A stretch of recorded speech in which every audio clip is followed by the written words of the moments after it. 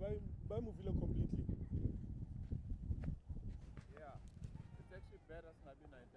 Ladies and gentlemen, welcome to it. The first of three 50-over games between New Zealand A and South Africa A. Both teams have been very active this year. Perfect. South Africa A going to the West Indies, and then New Zealand A playing against Bangladesh A. This is the squad that we have, with South Africa A coming in. Rivaldo Monsami, Ruben Herman, younger brother Jordan Herman, Marcus Ackerman, the captain, who had a fantastic stay at the West Indies, alongside Sinetemba Qeshile as well. Jason Smith had great contributions, which are Mihlali Mpongwana coming in after that, which completes your all-rounder. You might as well say Gerard Kutsia is also an all-rounder as well, having good shows with the bat. Peter Ngqaba, Peter, Tsepo Moreki, and Okuhle Cele. That will be your starting 11 for the South Africans. And next to me is Phila Siqaba, who's going to take us through the New Zealanders. Yeah, very good morning, Pendulo. Also very settled New Zealand A side that did duty just a couple of months ago in Bangladesh. Rhys Mariu, Dale Phillips, very strong opening pair. And Nick Kelly will be the glue at number 3. Ben BJ Jacobs has done really well in domestic cricket down in New Zealand. Muhammad Abbas is a very, very talented young player who's already played on one-day internationals for New Zealand. Mitch Hay also very, very dangerous wicket-keeper batter. Strikes the ball very hard and very far. And Eddie Ashok, who will provide some really good spin option later on in the piece for New Zealand. It's a very settled lineup, this.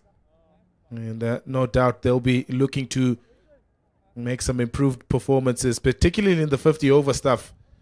After they struggled a little bit in Bangladesh, of course, conditions very, very difficult there. And this pair, they'll be facing a very stern test from Tsepo Moreki first up. The New Zealanders winning the toss. The New Zealanders winning the toss and choosing to bat first. Tsepo Moreki will start the proceedings for the South Africans. He bowls to Rhys Mariu to start the game off.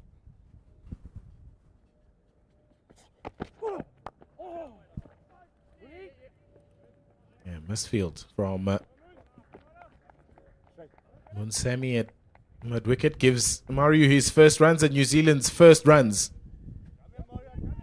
Nice start though from Moreki. Ball just angling back into the right-hander. It's going to be interesting, this series. I mean, both sides have had quite a long layoff since their last assignments in A cricket. I made mention of the fact that South Africa went to the West Indies and they did really well.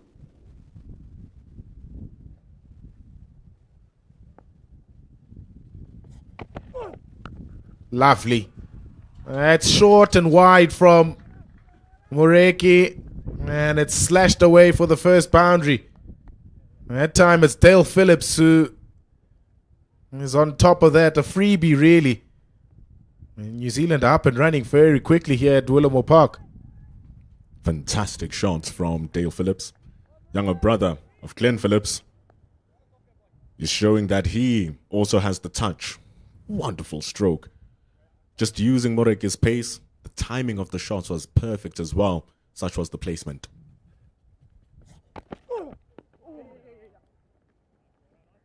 Moreki here seems like he's just searching a bit. 3 deliveries, all 3 of them in 3 different areas. Second one, a little bit wayward, short and wide.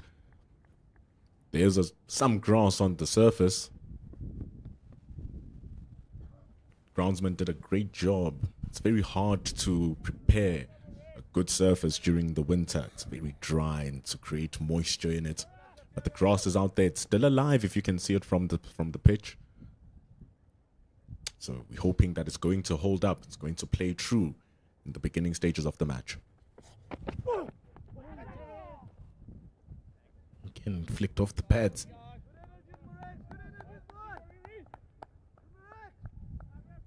Another leg by to the New Zealand tally. Yeah, it's an interesting pitch as well because it's had a bit of foot traffic. I mean, the under-19s played here a couple of months ago, not too long ago. On the local side, the Easterns have also been hard at work preparing during their off-season right here at Willamore Park. So it's had a bit of foot traffic, this square.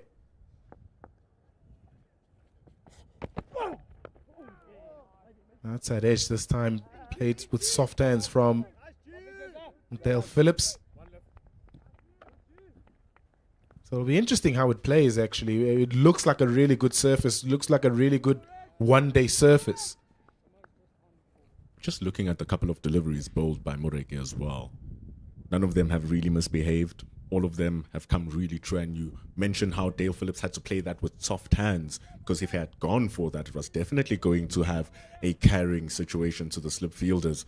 So it's all about the bowlers right now hitting the correct areas to make full use of that first new ball and making full use of the life inside the surface. A better finish to the first over from Tsepo Moreki. 8 done. 1 down, rather, and 8 on the board for New Zealand. Strong start, a really good steady start from the pair of Mariu and Phillips.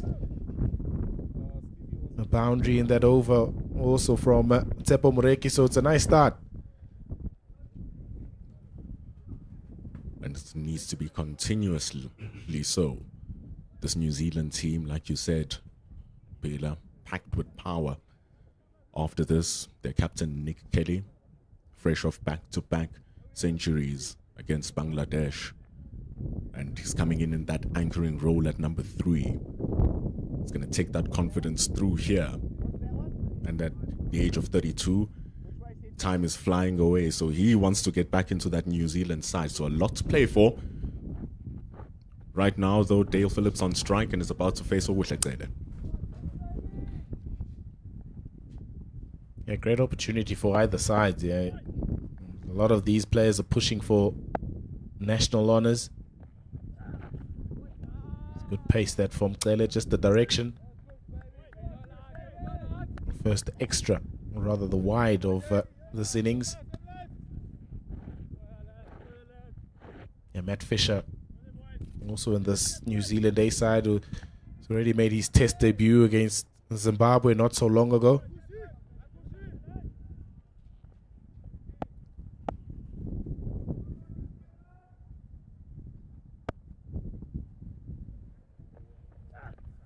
Again wayward. That's an even bigger wide. It's good keeping from Snatemba Glashile. So yeah, when you look at this New Zealand side and you look at some of the personnel that it has, Muhammad Abbas, who will never forget that dream debut he made in one-day international cricket, a very fast 50 against Pakistan, his ancestral land. Play 3 ODI, so there's plenty of potential for him. That's a big swipe from Phillips. Just outside that off stump from Oguhlekele. You also look at the likes of Zach Fox in Zimbabwe. Debuted in that second test match. Took 9 wickets for the New Zealanders, and that's the best return for a debutant for New Zealand in Test cricket. And he's going to be here, Zach Fox. Outside edge and just past that second slip. Making use of the feet early on is Dale Phillips, making sure that he unsettles Oguhlekele. Unfortunate enough, it was very wide from that second slip. I was actually having a conversation with Ayamyoli, who's going to be one of our commentators. Just look at the shape of that delivery as well, moving away, just zipping through the line. Good carry, good pace, like you said, from the first ball of Oguhlekele. And what Ayamyoli said was played here a couple of times, we may say. First couple of overs are going to be surprisingly good for bowling. And it's all a matter of taking a full advantage of that. And he said he would bowl first if he had the opportunity to do so.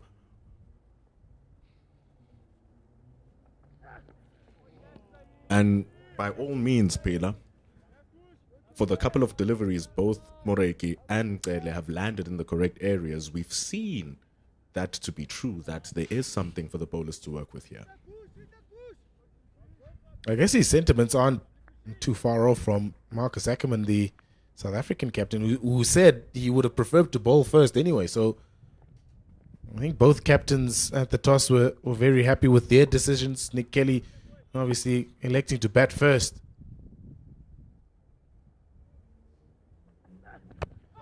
Inside edge onto the pad from Reece Mariu.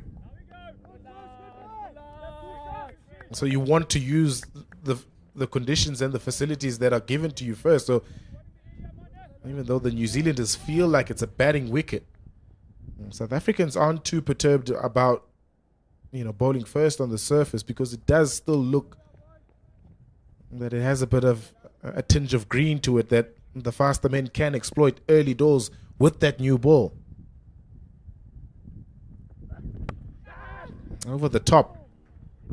Not timed perfectly well from Mario. Long chase from one of the Ackerman brothers. Holds it in nicely.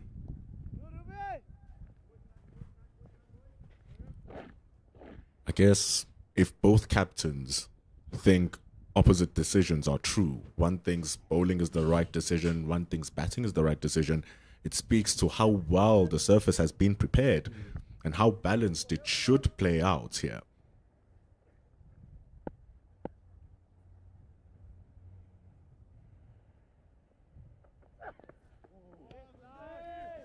Lovely finish to the second over. 13 without loss. Then you continue looking at the bowling options that South Africa have after here.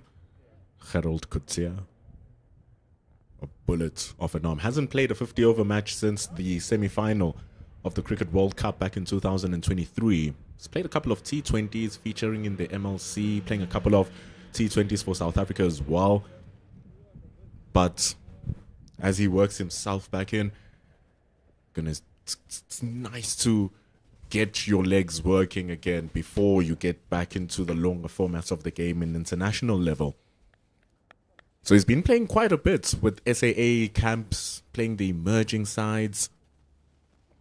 So he's really hungry, and it's very nice to see players eager to come down to just get game time. There's a big shout here. There's a big shout, and he's given him. I think he scooped it right back to the keeper here as Dale Phillips. And it's a smart catch from Sinek Themba Qeshile from behind. Moreki strikes in his second over. And New Zealand lose their first wicket. It's Dale Phillips who has to go. Oh, you really question the decision of playing a shot like that so early in the innings. Straight delivery. If he had missed that, that looks LBW. If not, if it hits, it's still a catch. Just shows that in all ways and forms, it wasn't a good play from Dale Phillips. He wasn't looking too good either, so just maybe take his time in. But that's how he falls. Great take from Themba Qeshile behind. He's gone for 6 runs, and it's 13 for 1. The anticipation from Qeshile, the wicketkeeper behind. Excellent catch. The movement also. He would have thought that this is scooped fine. Look at that. The footwork really good from Qeshile, and then the dive to boot. Excellent wicketkeeper's catch there to dismiss Dale Phillips. That is center. He's been in good touch with the bats, Themba Qeshile. Yep. It's very nice if that confidence can transpose to all other forms of your game. You just saw with the first couple of whites that Uguhle bowled in his first over, the takes were far from where you'd think they'd be. Second square even, in the second line of the pitch, that's where he's diving to. So a catch that looks difficult made to look ordinary by Themba Qeshile from just pure wicket-keeping ability. Taking lessons there, Pila. Oh, absolutely. It's always great to watch the professionals do it.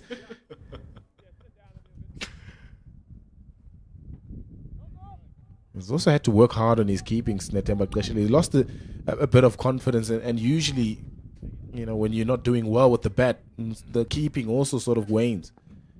He's come back nicely, and the confidence that he's got from making runs in the West Indies is also just translating into his keeping. Right, Nick Kelly. There'll be a no ball from Moreki following up the wicket. The New Zealand A captain is off the mark. First ball. Just going to be something that needs to be ironed out. Bongani Jele, the umpire, showing that it's not stepping over the line, but it's stepping across with that back foot. Your back foot must land within that furthest white line on the crease.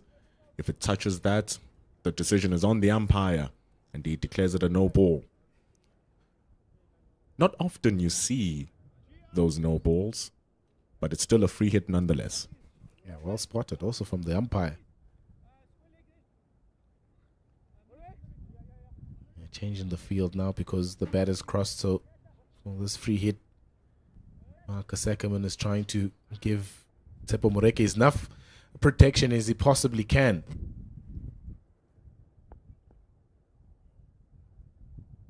Free hit for Reece Mariu.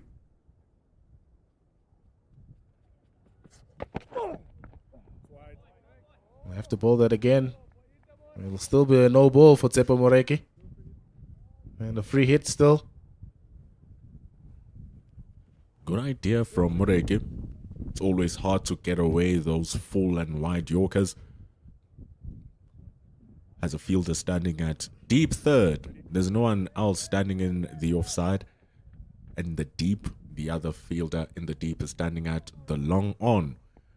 It's on again for another free hit.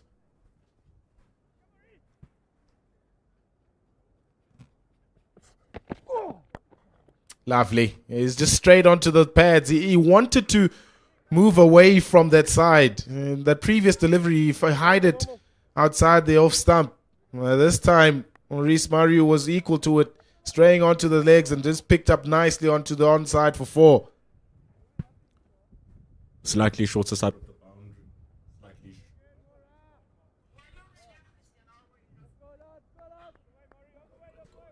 Slightly shorter side of the boundary as well.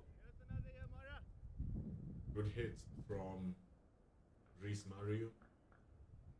No one defending there at the square leg.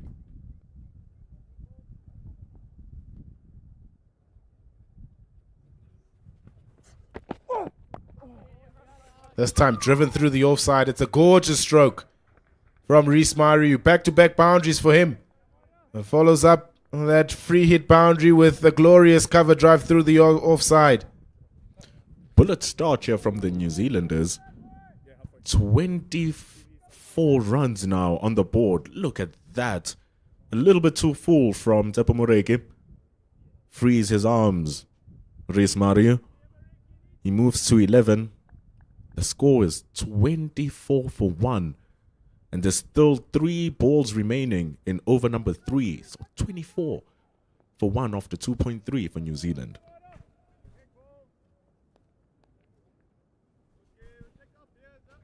Just struggling with inconsistency in terms of length. Here is Tsepo Moreki and line.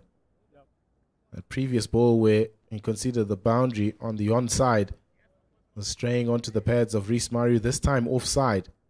And a lot fuller. Genuine half volley and a pair of Reece Mariu's quality. You'll never miss out on that. That's better. That's absolutely amazing in terms of line and length and where he wants to pitch. Is Tsepo Moreki. Umpire Jailer just checking where Tsepo Moreki is running through. Don't want to run within the line of the wickets. Can alter the game quite a bit if you're found doing that often. ball catches that area and it starts hooping around. But it's that thing you're talking about, Pila. The confidence in one thing translating into the next. Hasn't been finding his areas since over number 1. He's bowled 1.5 overs. He's gone for 17 runs. And it's a no ball on the sideline, which is so rare in the game. So you question yourself,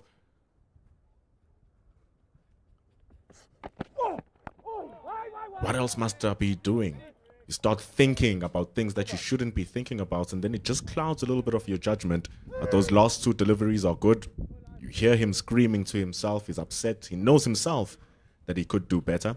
It's 24 for 1 of the 3. Yeah, and although there was a wicket in that over, it's still a little bit wayward in terms of line length and some of the extra deliveries that he's conceded. Can't be overly critical though as well, because a lot of these guys have come out of a long pre-season since their last assignment in the West Indies, so there's a long loading phase for them now to be able to really hit their straps. And then it just takes you going back and looking at their performances at the West Indies as well. Tepu Moreki getting 2 wickets each for the 3-day games, or for the 50-over games that he played. 2 wickets, 2 wickets, 2 wickets. Those are strong returns also if you're keeping your run rate below a run per ball. So like you're saying here, Bela, just letting go of all of that little rust.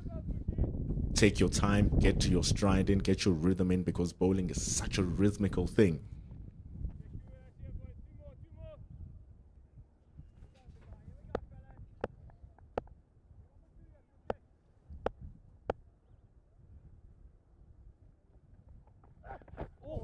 Lovely.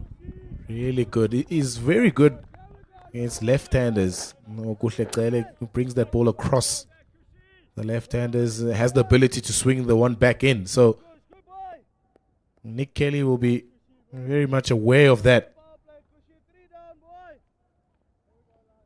Yeah, it is. It's a tough cricketing art, isn't it, bowling? I'm sure Ayamioli will expand a little bit on it a little bit later in terms of how long it takes a bowler to really hit their straps.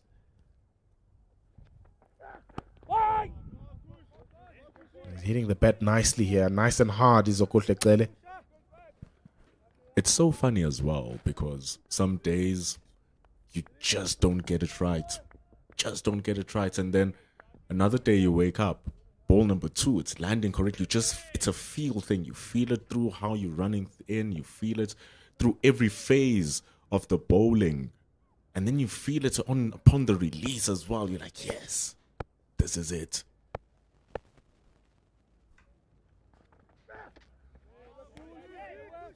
It's far too over in his head. I'd have spotted Nick Kelly just giving himself some room on that leg side. Was Okuhle. It's far too high. It's wide. That just speaks to the confidence that Okuhle is bowling with right now, because he is landing the ball exactly where he wants. There is a bit of grass right in the middle of the track, so you can expect some of that sponginess to come through. Upish and over, cover. Long chase for the captain, Marcus Ackerman, holds it in. It's good running between Mario and Kelly. They come back for 3. Promising for South Africa A and for Kuhle. That shot from Nick Kelly wasn't convincing. Speaks to the good areas that Okuhle is bowling at as well. You think that you can go out for the drive, and it's just not the correct length. It's just a little bit further away from you. You're not reaching the pitch of the ball, and all of a sudden you're popping it up into the air. Lucky to evade the fielder standing in the covers.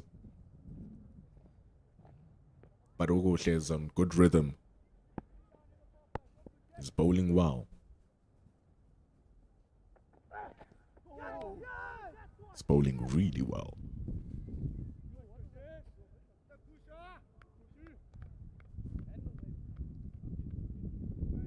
Yeah, but New Zealand batters are also looking to attack this first power play. You know, the positivity that Nick Kelly has come in and shown in the couple of balls that he's faced. Mariu's got a couple of boundaries to his name as well, so looking to maximize on this first 10 over power play. Well, the ball is still new and hard. That's an excellent delivery. And an excellent leave also from Reece Mariu. 4 overs done, 28 for 1.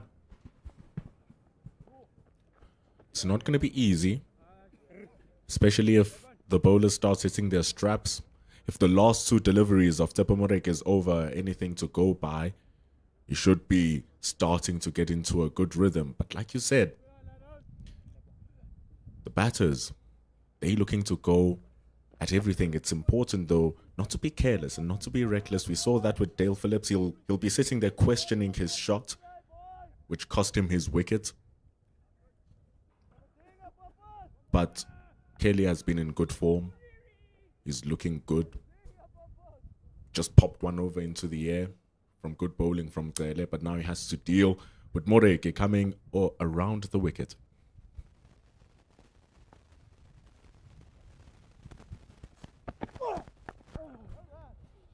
Driven straight to the man at cover. Now Peter does well.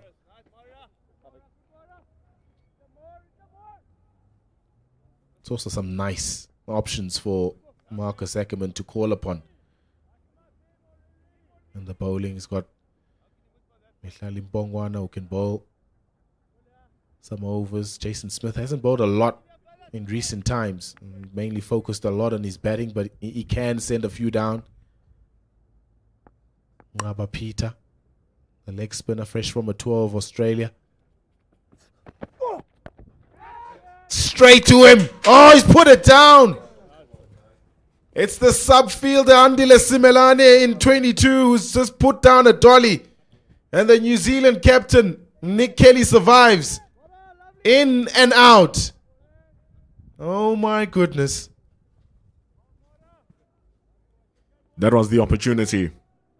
Dancing down the track, Nick Kelly hits it straight to Simelane. On any other day, he knows that he's gotten that. Maybe, just maybe, he knew that he had it. You just slightly lose focus.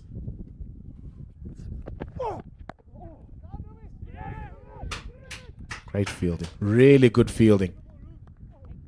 Ruben Herman at point. Yeah, it's a bit disappointing, isn't it? It really set him up nicely.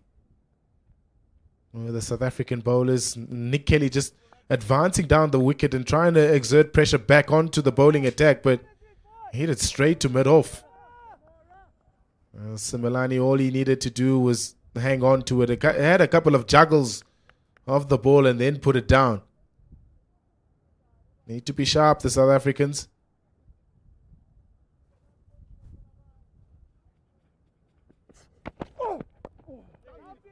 Lovely shot. Really good balance from Reece Mariu. Onto the pads and clipped away nicely to the boundary. A bit of salt to the wounds after that drop catch. Simelane with hands on his head.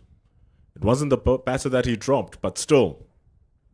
It's a classy shot that is from Reece Mariu. Not the best of deliveries from Tsepo Moreki. But it's very important right now that he just brushes off that drop catch. Goes back to his work. Beautiful. This time it's cut away offside. Back-to-back boundaries off the bat of Reece Mariu. And they're punishing that mistake from the South Africans a little bit earlier on in the over. Man. It's very easy to say he should switch it off and just come back to the game, is it?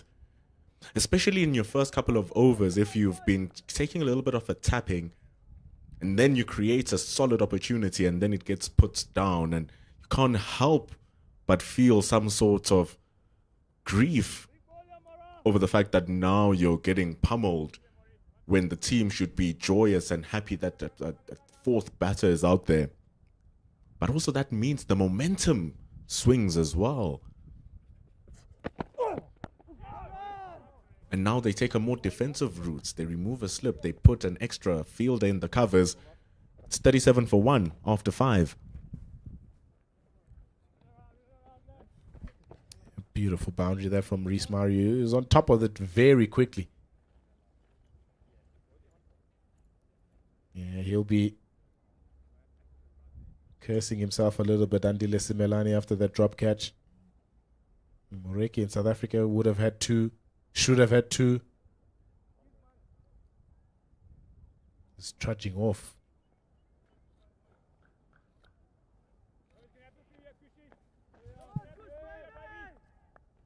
That sort of happens sometimes when you're coming off a long pre-season.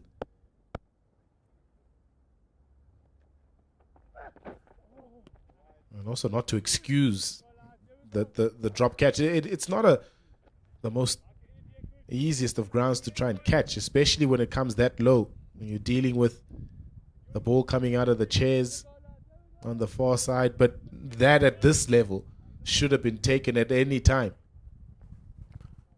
It's windy out there. So if the ball had to loop into the air, now you have to factor in the swirl in the air.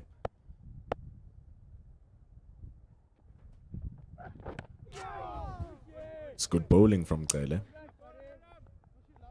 But also, if you had to ask for a catch to just warm yourself up, you would ask it flat, waist high, where you just need to pull yourself back and just grab it.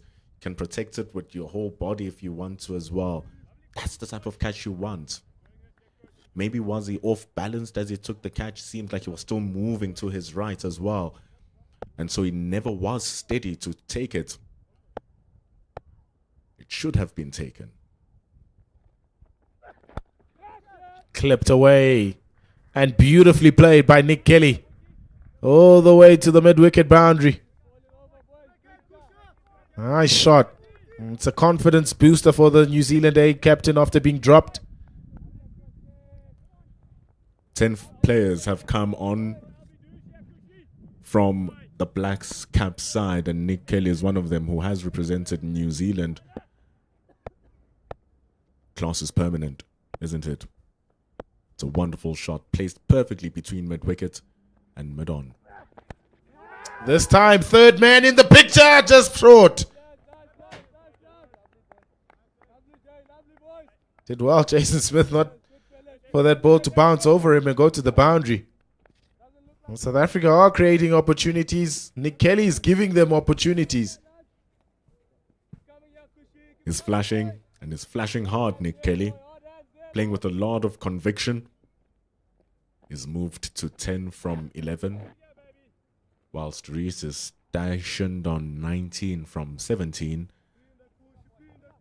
It was a hard slash, that from Nick Kelly. Jason Smith had to make a decision. Am I diving forward or am I preventing the boundary? It would have been a hard opportunity to try and grab that catch.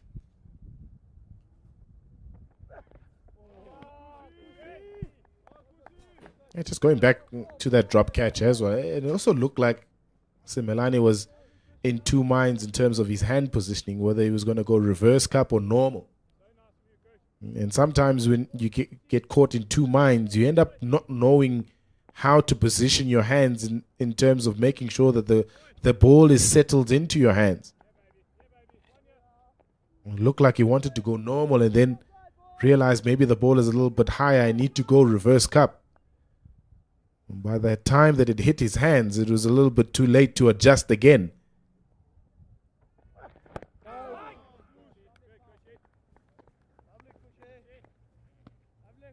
And he was standing pretty deep at mid-off, if we take a look at that.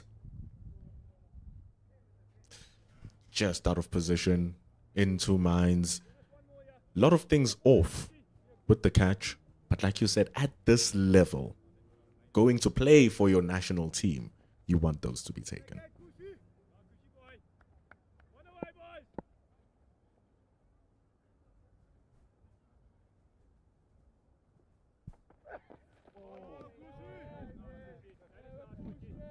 End of the sixth, 43 for 1.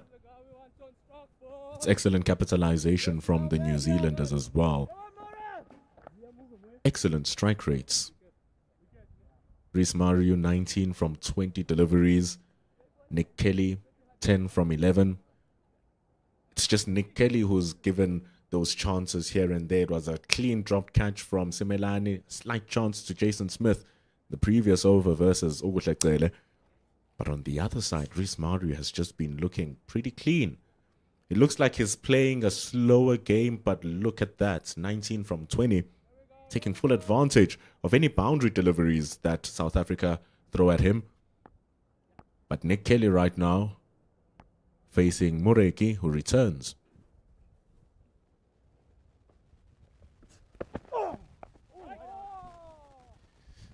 And just in the way that both Kelly and Phillips have played in their short innings so far, it looks like they're the ones that are going to be the ones that are advancing the game.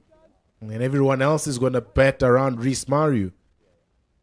He hasn't taken a lot of chances in terms of, using his feet or backing away and trying to access either side of the wicket. There's a clear blueprint and a plan here from New Zealand, eh?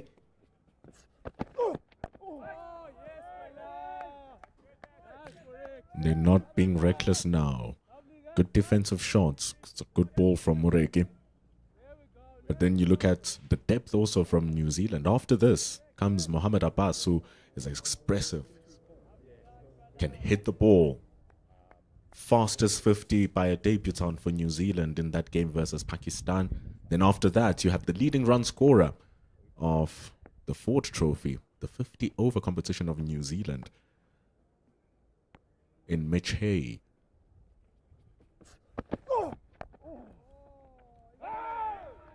Good work again from Herman. PJ Jacobs as well.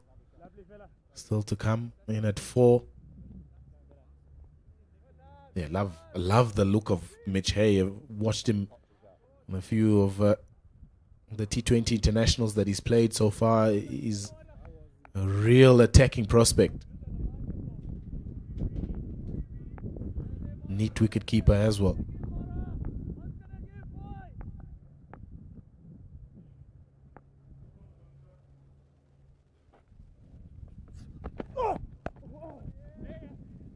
Lovely. Threads it. It's not a big gap that, backward point and point, and it's beaten them both. And they've pretty good fielders, Ackerman and Herman. And Nick Kelly gets another boundary. Ruben Herman, a wicketkeeper himself for his local franchise in the Northwest Dragons, dives to his left. It's an excellent shot from Nick Kelly. He didn't even try hard. The ball was there with the width from Tsepo Moreki. Sensational stroke making from the New Zealand captain.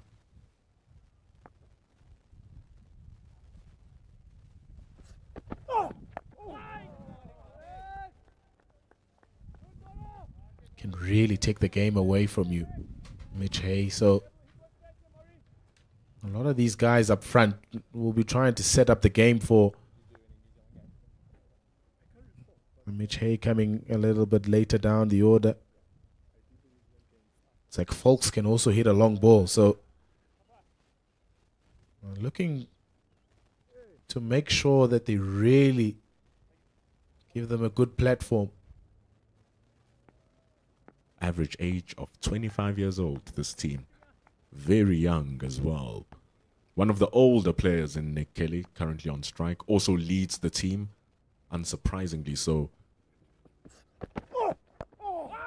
So young, talented, hungry, and here with an opportunity, this New Zealand A side, as we bring an end to over number 47. It's 47 for 1. We're going to have our first commentary change. I am Yoli, comes in to join Pela Sklaba.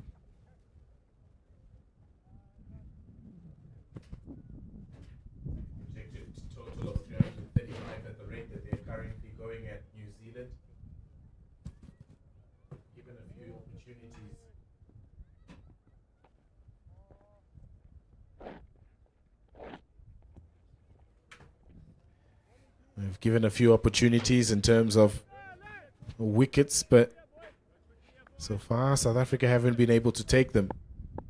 The partnership between Mario and Kelly is growing nicely. I haven't seen a lot of those quick singles. They've dealt predominantly with boundaries. I have the New Zealand batters. Aya Mioli's alongside me in the commentary box. Aya, good to see you. Yeah, well, good to see you, Pilar. How are you doing? Yeah, good. I'm keen to hear your assessment of the first 7 overs from the South Africans. Yeah, man, I think we haven't started. Boys didn't start the way they wanted to start.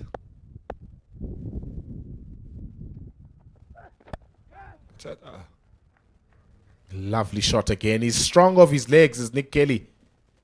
And they keep feeding him off those shots. That's his second boundary clipped off his legs. And South Africa again conceding a boundary ball every over so far. I think the bowlers have been not consistent with their length. I think this wicket, William Park. It's good for batting. It's also good for bowling. So I think discipline is very important. Get good bounce, good carry through. Wicket is true. It comes nicely to the batters.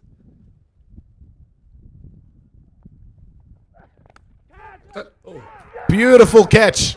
Excellent catch. He's thrown it away, Nick Kelly. He's given a couple of opportunities to the South African bowlers, and this time Sinetemba Qeshile, like he did with the wicket of Dale Phillips, hangs on to a cliffhanger, and the New Zealand captain has to go on his way. Great bowling there from Akokitleqele. I think the bowler was a bit wide. Then the line was not that great, but you take it. A wicket is a wicket. So we go.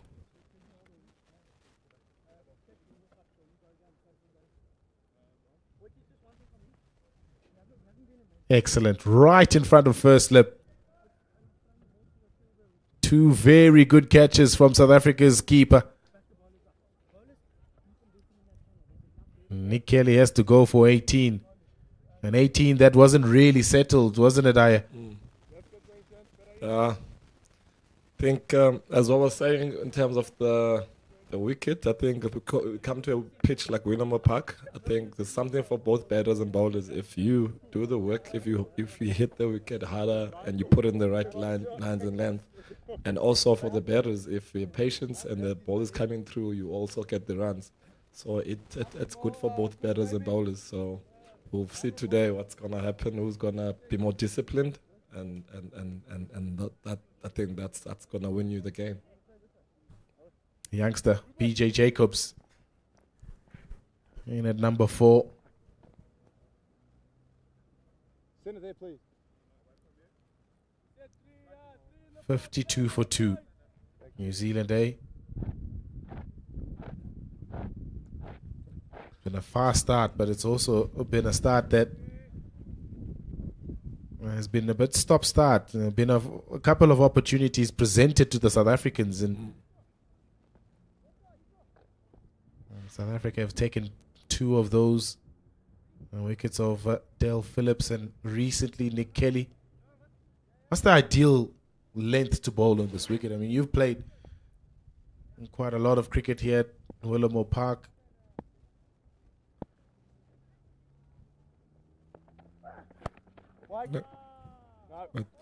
I think first early on, I think there's 2 different lengths. I'd say with the new ball, you have to be on the wickets, hit top of stump, maybe 4th stump, be at them. I think that's the main thing. And then as the ball gets older, you go back, you take your length back because the ball gets older and you'll get more, it gets softer. So you need to go a bit hard length. So hard length, you probably take it to your 6 more hip height. I think that's where you're trying to build dot balls, and then the guys are trying to hit you that length. That's the length there. You push the hard length, and then that's where you will see with the older ball. I think that's when you're trying to build the dot balls and then create pressure in the middle overs, and then wickets will take care of themselves.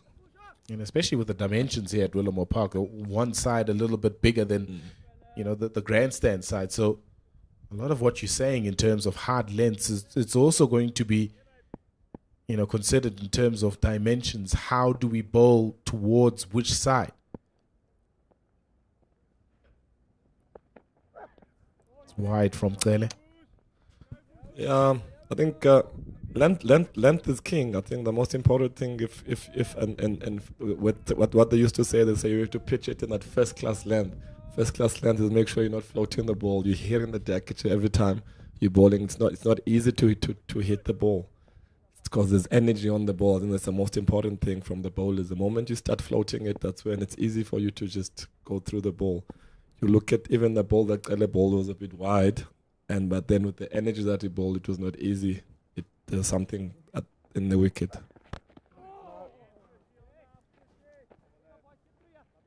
A wicket for Kuhle Cele in his 4th over. 8 done, it's 53 for 2. Loving the way these games have been, like South Africa A. Like usually they play 1 or 2 games in the season. Now they pushing more games into the SAA side. So that good competition also with the guys in the Proteas and having guys in the second team like the SAA. So just keep on playing games, and also not just playing games off season 1 tour, but also carrying on playing more tours during the season, so which is a great initiative from Cricket South Africa.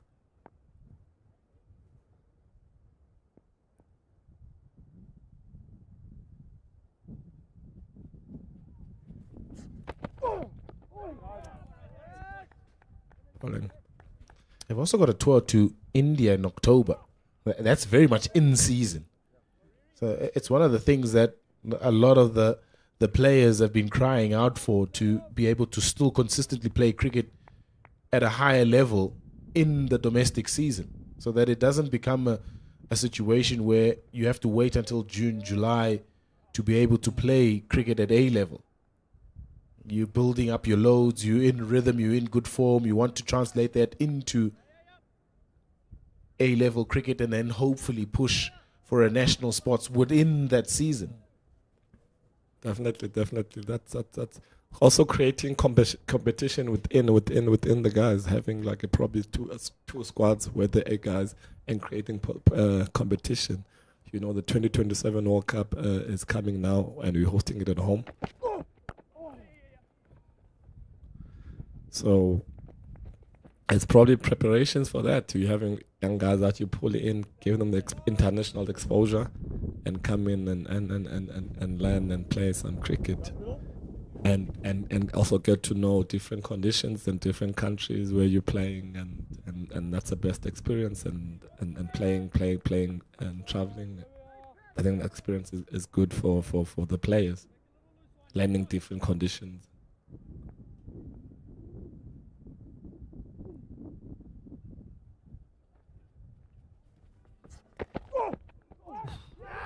Edged, and it's taken again. Kashile with his 3rd catch behind the wickets.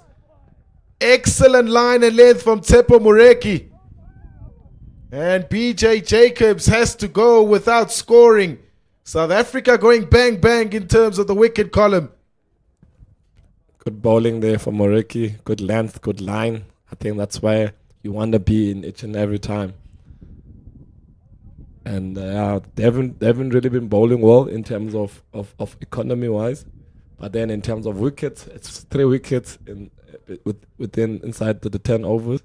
So which is we would say we on the half and half. Excellent, really good.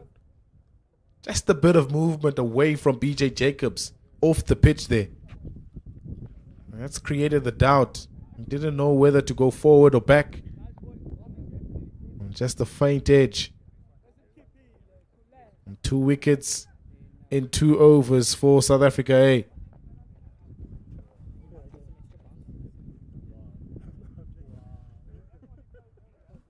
There was something there when you hit the deck, when you hit your length, you're definitely going to get something here in Benoni. So, and if you're putting it in the right place, you'll get rewards. But yeah, great bowling from Tsepo Mureki, the guy who just who is back in Cape Town now.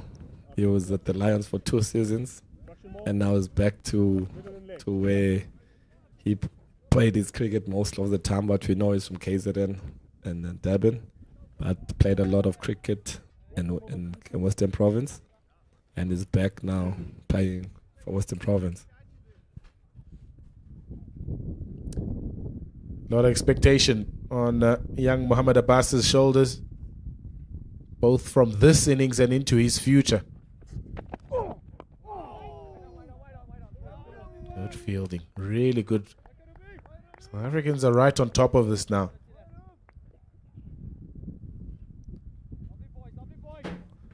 Three early wickets in the first 10. I think the bowlers now a bit at ease with how they started. I think now is just keep on hitting those length and being consistent and putting the pressure on the guys, and wickets will come.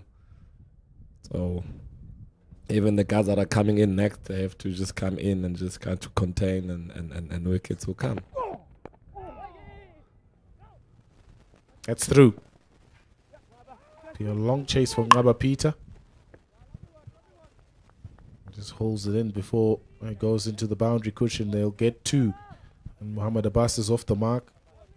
Do you put that down, that early inconsistent start from the South African bowlers to maybe just coming out of a pre-season? You haven't really had a lot of game time out into the middle.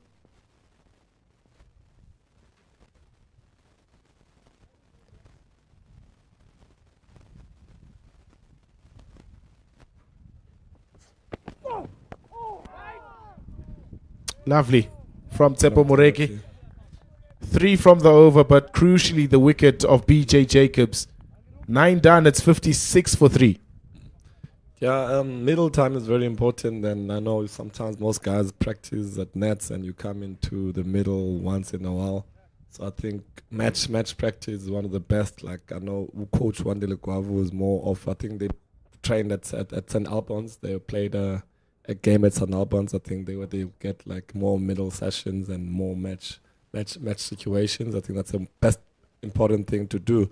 Then guys get into the nets and you're just bowling into the nets and rock up straight into the game. I think middle practice is match practice. Game preparation is one of the best practice, I say, in when you're preparing a team for games. And it's something that the coach, as I know, he coached me at the Lions, is something that he was big at. Make sure bowling.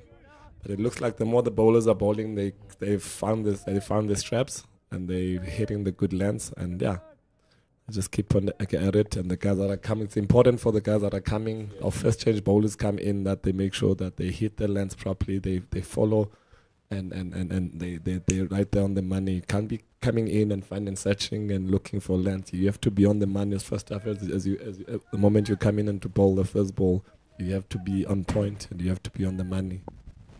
As they say, no warm-up balls.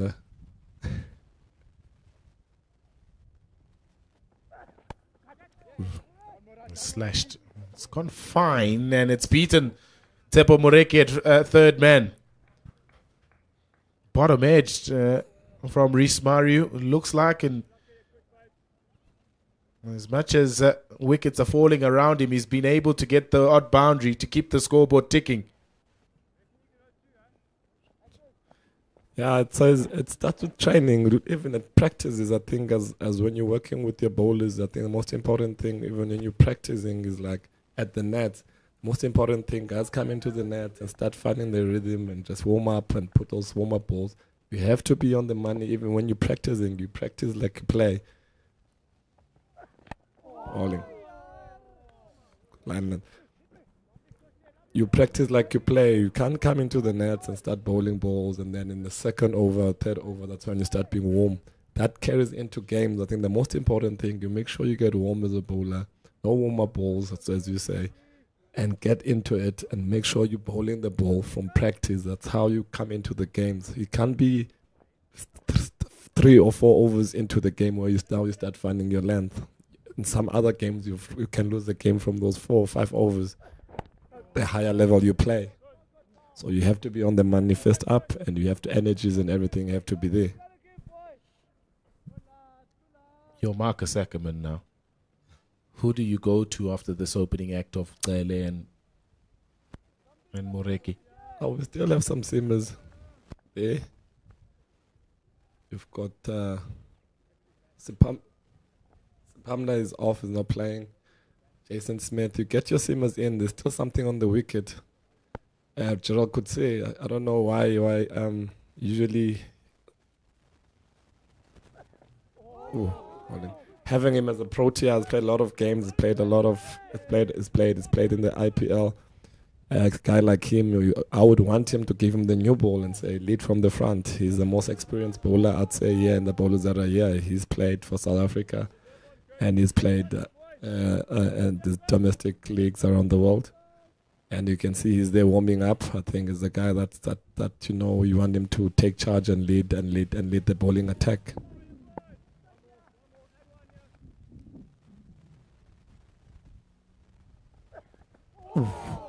Excellent finish. Excellent finish from Cele. He's just conceded the 4 in that 5th over of his. 10 done. First power play done at 60 for 3. And it's a bit up there on the SAA side. Guys are talking in the field. I think the 3 wickets are very important for them. Guys are motivating each other. There's a bit of chaps going on there. So great stuff, great to see. Yeah, Gerald could see it. The Karate Kid. Would you have been tempted to give him the new ball, though, given the fact that he's obviously coming off very little cricket, especially longer format cricket? He's played a lot of the league since he's come back from yet another injury, layoff. How cautious do you want to be as a coach and a player, and not looking just maybe for this series or this game, but also going forward in his future?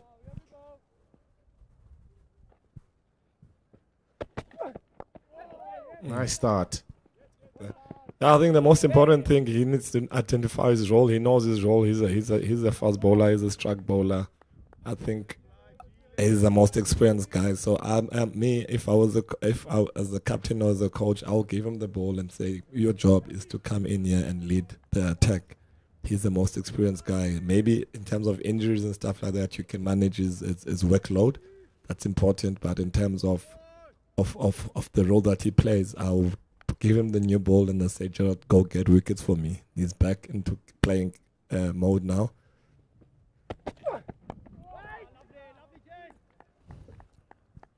First 2 balls on the money. And the first one a little bit leg side, which was clipped by Muhammad Abbas for 2. This one really on the mark. It's been a stop-start career for him, isn't it? It's been, one of those careers that start off with a bang. He's played almost every format of the game for South Africa, and then the injuries keep setting in. Difficult to really find a consistency when you have to spend some time on the sidelines. That's a nice quick ball, and he's already into the face of Muhammad Abbas. Yeah, a guy like Gerald, I remember when he started playing, I think it was in the SC Under-19 squad, and he started playing for the Knights. He was always he was a guy who was always got injured, but every time he came back, he never lost his pace. I didn't think that you knew. So he runs in hard, he gives his all each and every time, and yeah.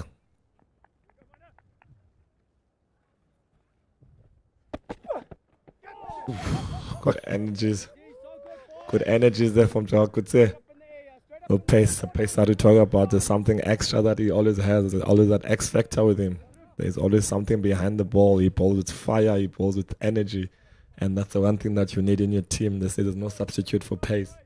And that's the guy that you have there, as Gerald could say. Straight from injury, coming back, still keeps on running in, giving his all for the team. And that's the guy you want in the team for you. It was very late on that Muhammad Abbas.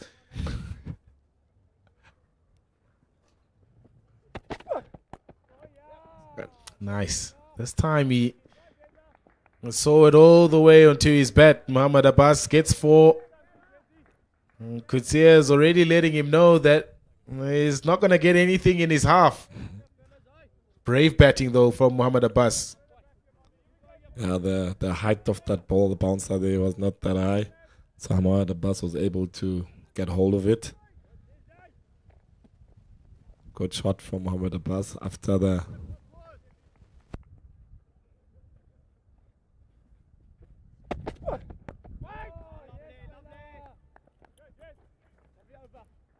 Solid return to cricket, especially at a higher level for Gerald Kutsia. Concedes 6 in his first over. It's 66 for 3 after 11. He's also at the Titans, Gerald Kutsia. So looking forward to this upcoming season. There have been a lot of changes and shifts and moves. And we're starting, what I like, we're starting with the four-day series, which is what I like. Guys will get more mileage in terms of bowling and batting, those all disciplines, 4-day disciplines, and then move into the T20s and the 50 overs, and finish again with the 4-day cricket. You mentioned the fact that every time Kutsia has come back, he hasn't lost any pace. There's no substitute for raw, genuine pace, and even though you have spent some time on the sidelines, how important is it to really continue to invest in a guy like that? Because you don't really find them too often. They don't come around too often.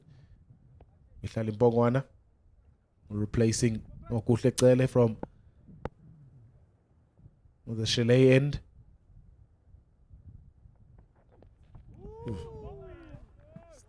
Start there from Mpongwana, hard length, not giving the batsman width. I think he comes as a container just to get there and just keep hitting those length and keeping the discipline. Yeah, Pila, I think, as we say, there's no substitute for pace. Whatever I tell my boys that I coach also, I always say to them, if you can bowl 140 consistently, I think you can play for South Africa. So there are a few bowlers that are doing that in the country. And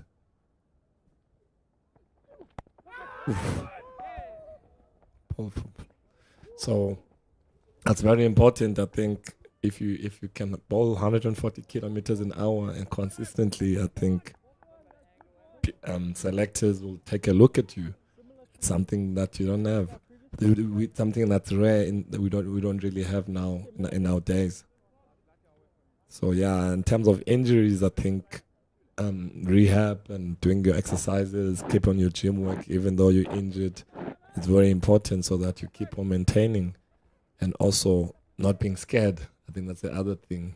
Fearlessness, I think it's very important as a bowler. You can't just come in and be thinking of injuries. Inside edge this time from Muhammad Abbas. He's got the ability to be quicker than you think, Mihlali Mpongwana, and it also just moves the ball off the surface, in and out. It's a very skillful bowler, not the quickest. Very skillful bowler. Mpongwana uses his height, quite a tall lad. Uses his height, hits that hard length, gets bounce. And one of the guys that have very improved for me in the domestic circuit. Mpongwana can play the ball, can bat, can also come in and bowl. Disciplined cricketer.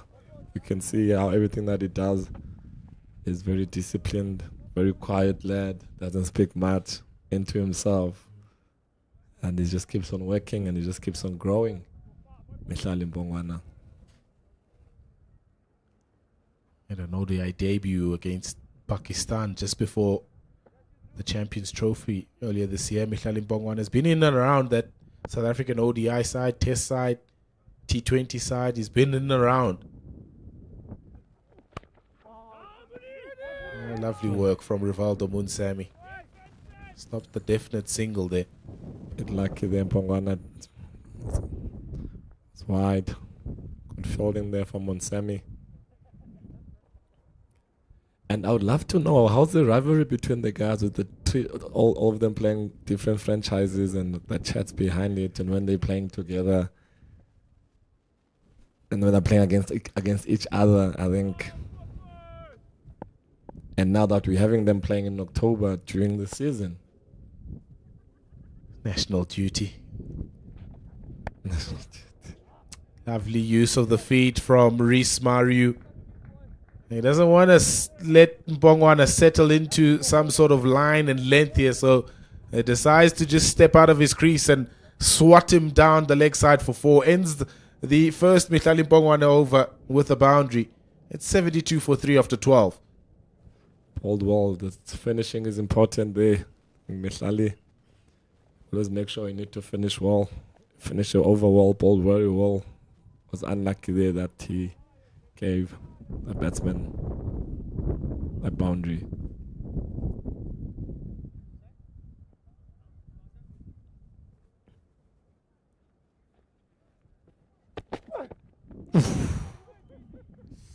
Ball there, but you could say it's a Jaffa. That's what you call a Jaffa there. Great bowling. It's looking good there, Gerald. Good energies, lines and lengths are there. He's been on the money since he got in. With the one quick bouncer that he's just bowled. So he's looking keen, he's looking fresh for the season. Let's hope that no injuries or anything will come his way this coming season. Yeah, it's a nice test this for Abbas and for Mariu.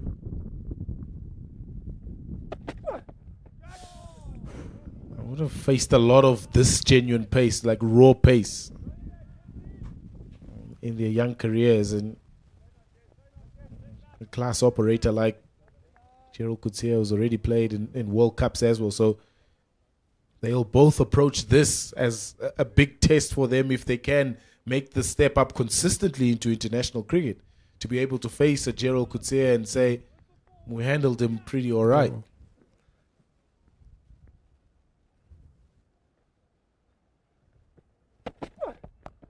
Pulled away again nicely in front of square. Lots of work for Moreki to do. Can't do it. He's fighting fire with fire. Mohammad Abbas gets another boundary off the Gerald Coetzee over. Good batting there from Mohammad. Good shot there. Not scared. Fighting fire with fire. I think for them also in New Zealand, they don't have quick wickets. It's always raining. It's always a lot of grass into the wickets. It's a lot of movement. I think for also them, it's a test for the youngsters that are coming into the likes playing in Benoni. It's more harder wickets. All this comes up. There's a bit of pace. Also, they came back from Bangladesh. So yeah. Great. I think it's a great stuff that you're having them to learn now, travel South Africa and come and face pace and face different conditions around the world. I think that's good preparation, as I say, for South Africa. Also, we know 2027 World Cup. We're hosting it, and these are the guys that will probably be representing us in that World Cup and having them playing a lot of cricket. This time, pedaling back and just over the head of mid-wicket. I think it's Herman, one of the Herman brothers, that is pedaling back. It's Jordan. Just caught up in the wind there, and those catches over the head, over the shoulder, so difficult. But yet another quick bouncer from Coetzee. Coetzee is running in. He's just coming here to strike. He's not.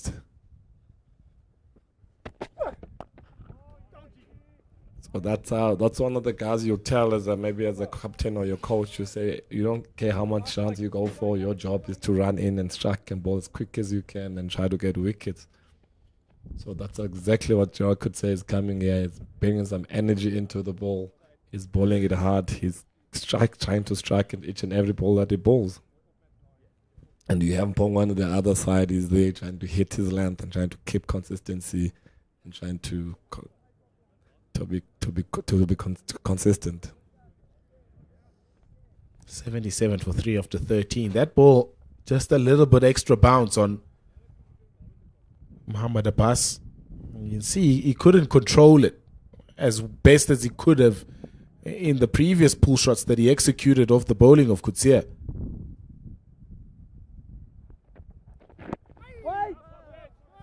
So that one just a little bit extra bounce, and the pace of Coetzee also makes it very difficult to try and control. Try to roll the wrists on top of that ball, but just got onto him a little bit quicker than he expected and bounced a little bit more, and then difficult catch for Jordan Herman peddling back. Was he going for a short ball there, or you think it was headlands, or he's bowled one good a short ball, Gerald? I think you'd rather have it head height. Anything, bowled, Bongwana. Anything underneath the shoulder width, it's easy to hit, but the moment you get it up into your chin or your head, I think that's where you start searching, and you might hit it up. So I think the execution of the bouncer is very important in terms of the height that you bowl the ball at. But he's also very keen on bowling that short delivery, especially to Muhammad Abbas. That is excellent. That's good. That's what you need to do. You need to know that there's one that's gonna come up. I'm gonna bowl at 1 or 2 bounces, but execution. Oof. Good tried. Good effort there from Edmonds. There, one of them.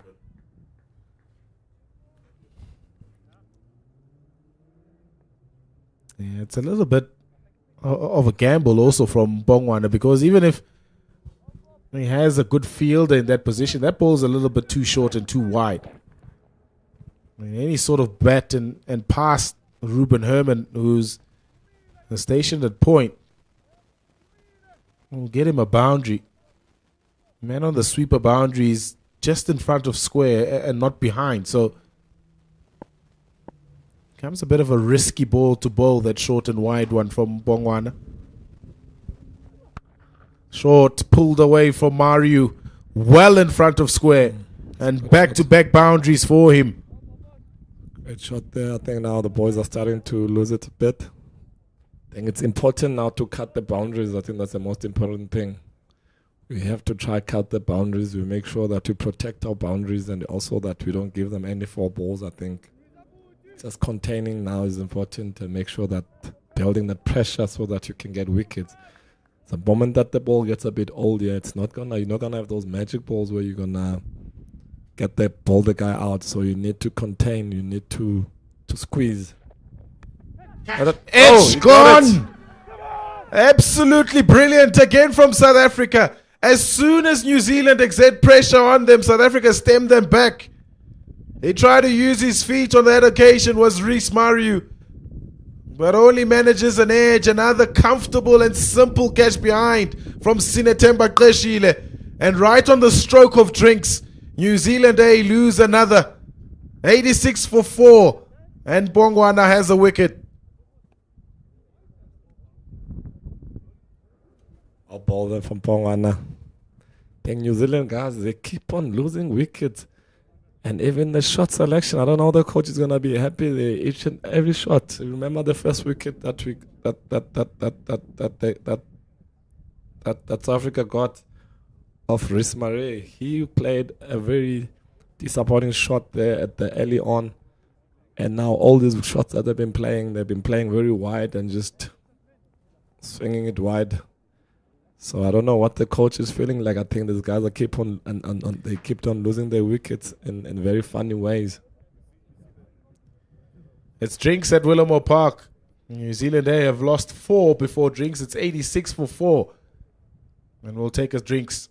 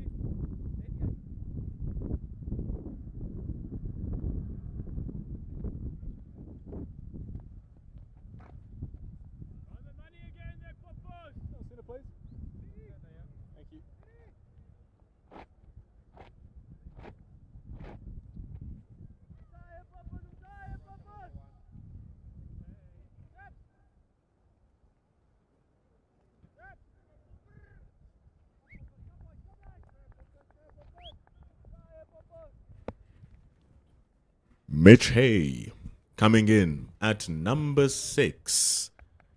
Danger man for New Zealand.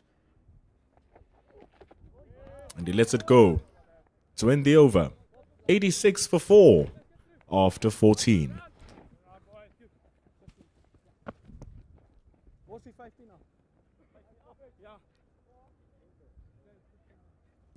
Every time that Gerald Coetzee comes in and bowls, always you feel there's something that he can bring. There's a wicket that he can come in and take.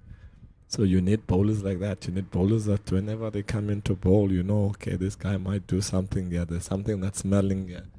So that's a guy that you need in your team. And he's probably looking forward, I think. He's probably one of those goals to go back to playing for Proteas. The Karate Kid. Can he chop them up? Starting well. And another thing, is the fact that you have this imposing figure of Gerald Coetzee who darts it in at 150 kilometers an hour. You know him because you've watched him play. You've planned against him most likely on how you're going to deal with his threats. And then all of a sudden, here comes Bongwana getting wickets. Here comes Moreki getting wickets. And already, Ogusheqele has caused problems. So it's a really good bowling unit that South Africa have here.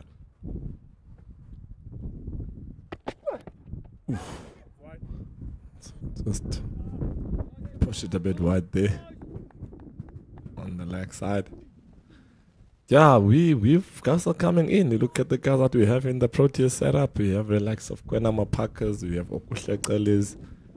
There's a lot of guys. Joe Coetzee, Elias, boys also very well young. So there's a lot of fast bowlers we're producing in South Africa that are coming up.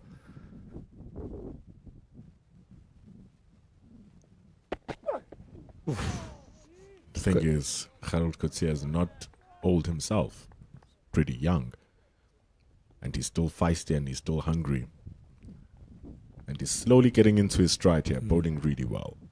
Good lines and good lengths from Gerald Coetzee.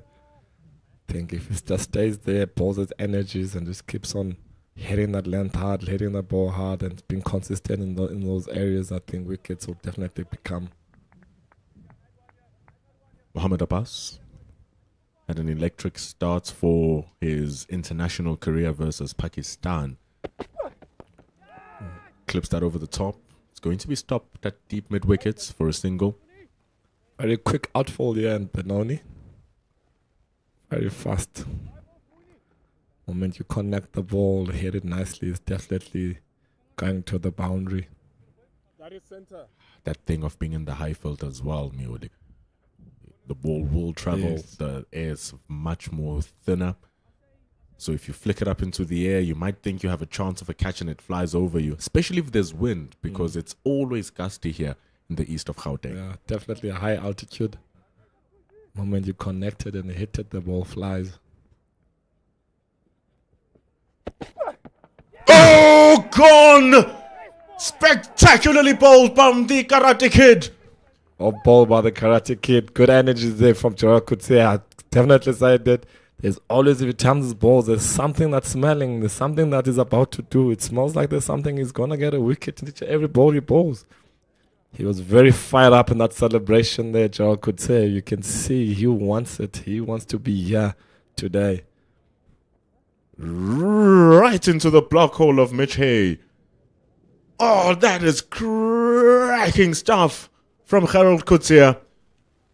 Had no feet. That is not the delivery you wanted to receive coming in on your first ball or on your second ball or even on your 50th ball. An absolute dart from Gerald Coetzee.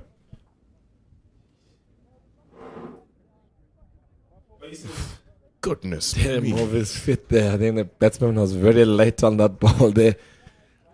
The Karate Kid, and it's also the bouncers that he kept on bowling. The batsman is not sure if it's coming up or is it coming down, and just pulled a full one straight Yorker there.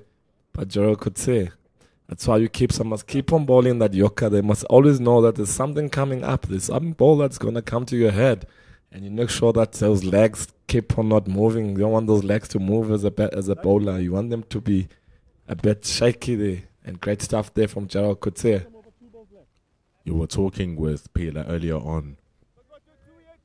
Nothing can substitute raw pace. And such has been the case. Clarkson, he's under fire. Oi, he's bowling like a machine. That's He's another bowling like a machine. It's brilliant bowling from Gerald Coetzee. It's absolutely beautiful that he's able to shape that ball and gets wicket number 6.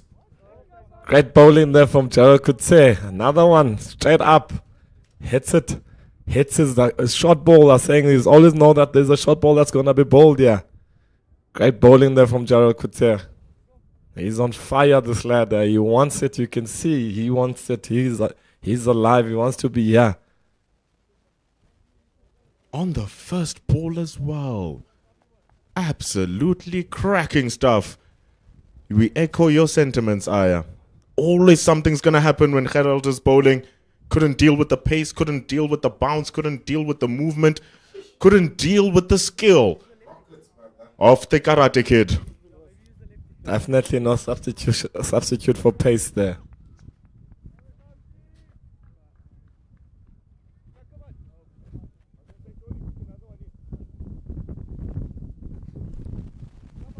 $88 for 6. Gerald Coetzee is on a hat-trick. It's going down here for the New Zealanders, especially after choosing to bat first. Not the return you would have wanted, as Zach Fawkes comes in now. He can bowl, he can bat as well, but boy oh boy do they need him to tap in to his abilities to bat. Coetzee on a hat-trick.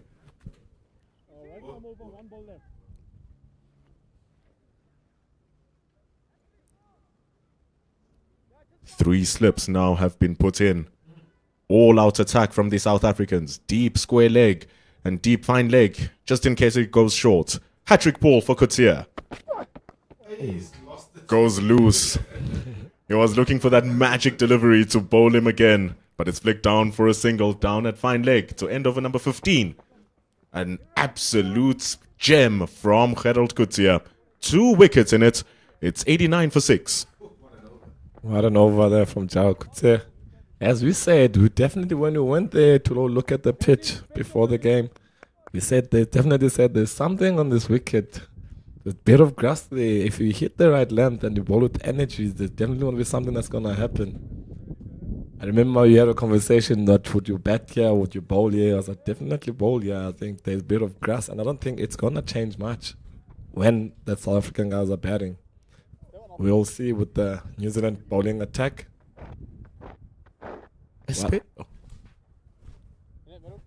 Especially, Mioli.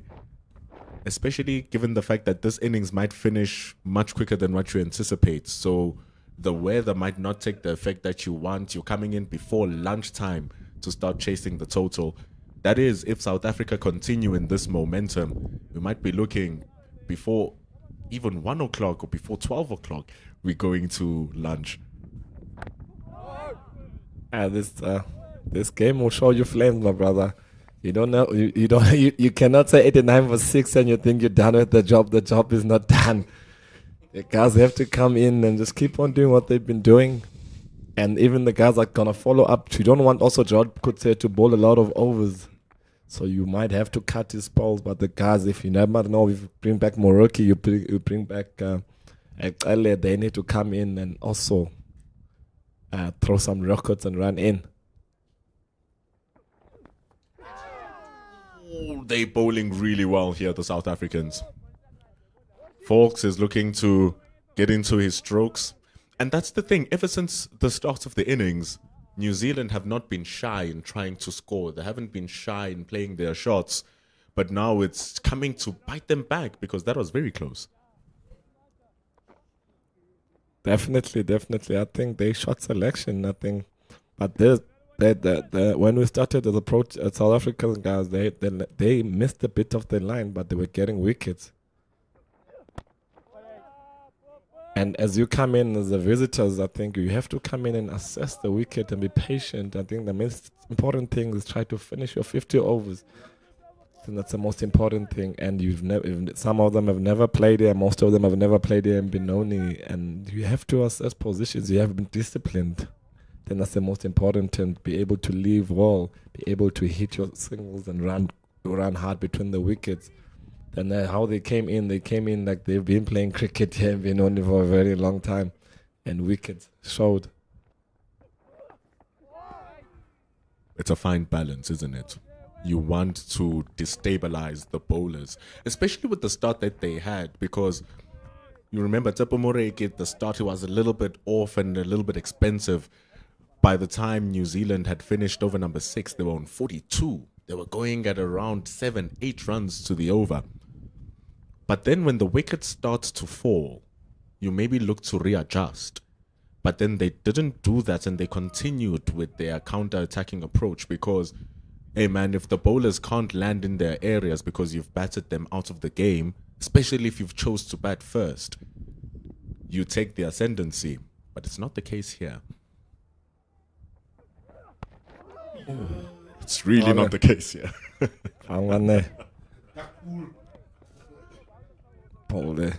Yeah, definitely. I think you definitely have to have, maybe you have one guy, you say, okay, he plays his game, but you in the top 3 of your batters, you need an anchor. The guy's going to say, you're going to bet almost the whole day. You're going to bet your 50 overs. You're going to bet your 40 overs. You're going to anchor the innings. I don't care how long, but just keep on batting. Now they've lost a lot of wickets. Everyone who comes in is a new batter.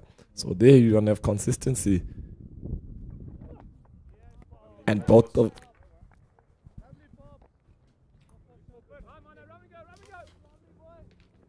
89 for 6 after 16.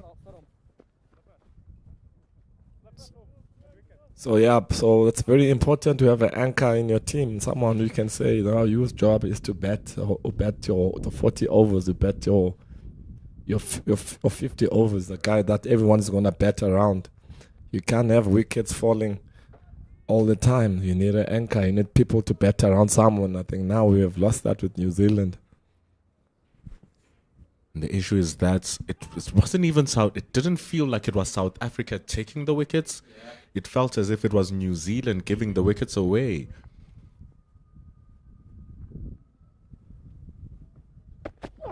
And look, the bowling from South Africa has been good, but it hasn't been 89 for 6 after 15 overs good.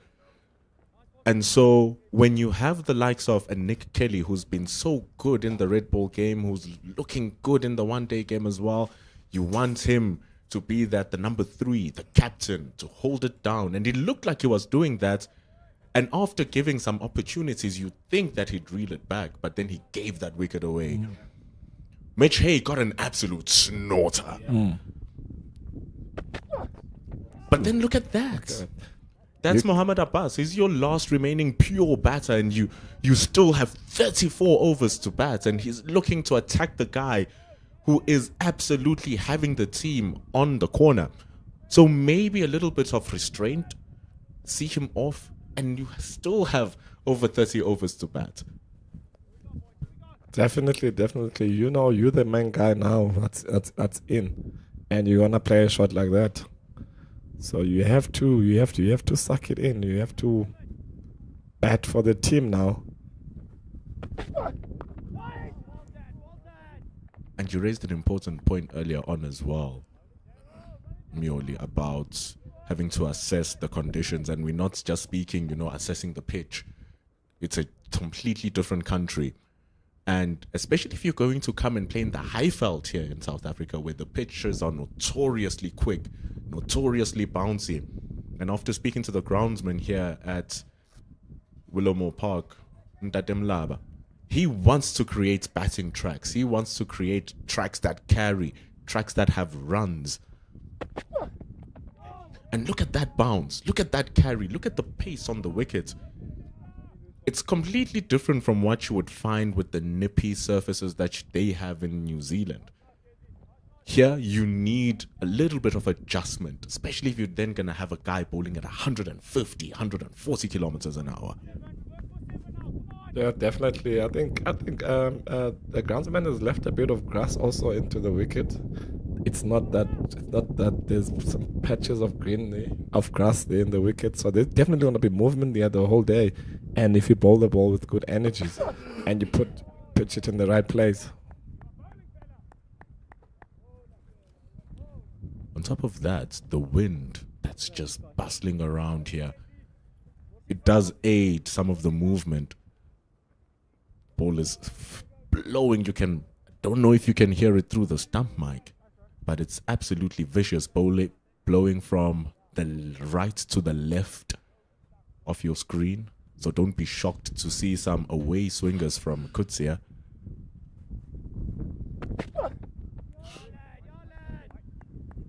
And it puts an extra test to Qeshile behind the wickets. After 17 overs, the Karate Kid still doing some magic. 90 for 6 for New Zealand A.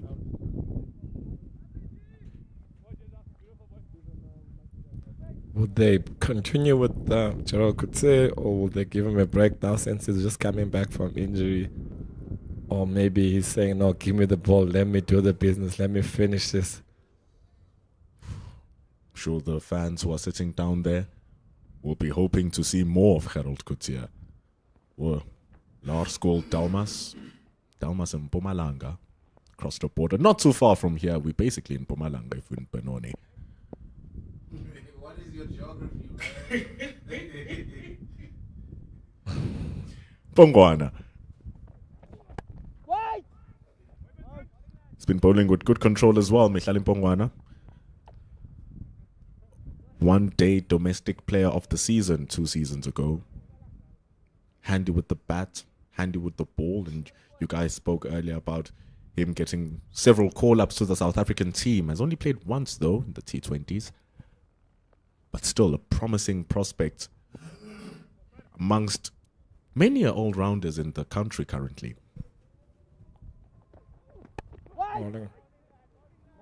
Came in Bongwana as a bowler, and he worked his batting with Western Province. Everyone was surprised that this man can bat. He came in domestically, he scored some hundreds, and he would be there. He ended up batting number 4. Usually was batting number 8, number 7, number 8, and he went up the batting order, and he's produced the runs. When you give him the ball, he does the job. You give him the bat, he does the job. He's also captained the Western Province a bit.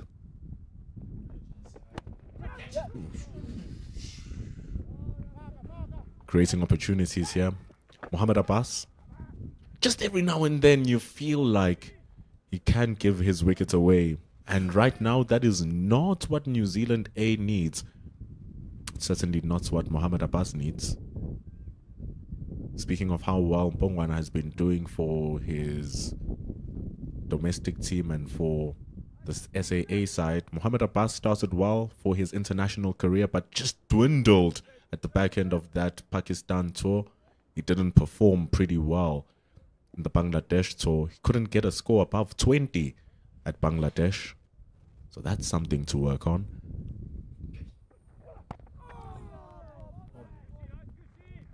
A ball there by Pongwana, Poposi, they call him. A ball there by. Of the same ilk as Jason Holder. Many also call him Jason Holder. He loves Jason Holder. Very much of the same ilk. Their batting style, bowling style.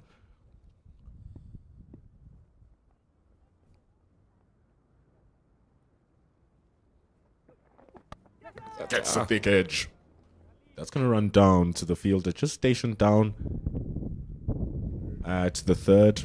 Gerald Kutse. Not an arm you want to take on. Do you think your spinners are gonna get a chance here today, or you just carry on, just give it to your simmers, or what? What would you do, Yampendulo? I thought about it for a bit. It's just looking so good for your pacers. Especially with a white ball, you think that it dies off. But like you said, the surface is just allowing the ball to have more life than what you would expect. And so maybe see and continue with your seamers, especially Gerald Kutse. Maybe bowl him 6 for his spell, given how good he's feeling. because he's terrorizing the attack for the New Zealanders. You can see that they are visually scared to play him as we end over number 18. 92 for 6 for New Zealand A. It's very important to balance your working load, your workloads. I don't know, but you know, if a bowler, when he's on top of it, he's not gonna want to stop. He's not gonna want to stop. But then you, as a captain, okay, now champ, our plan is for longevity. Now I think I want you to play for the whole season. I want you to play the whole series. But now here he comes again for his 5th over. Joe could say.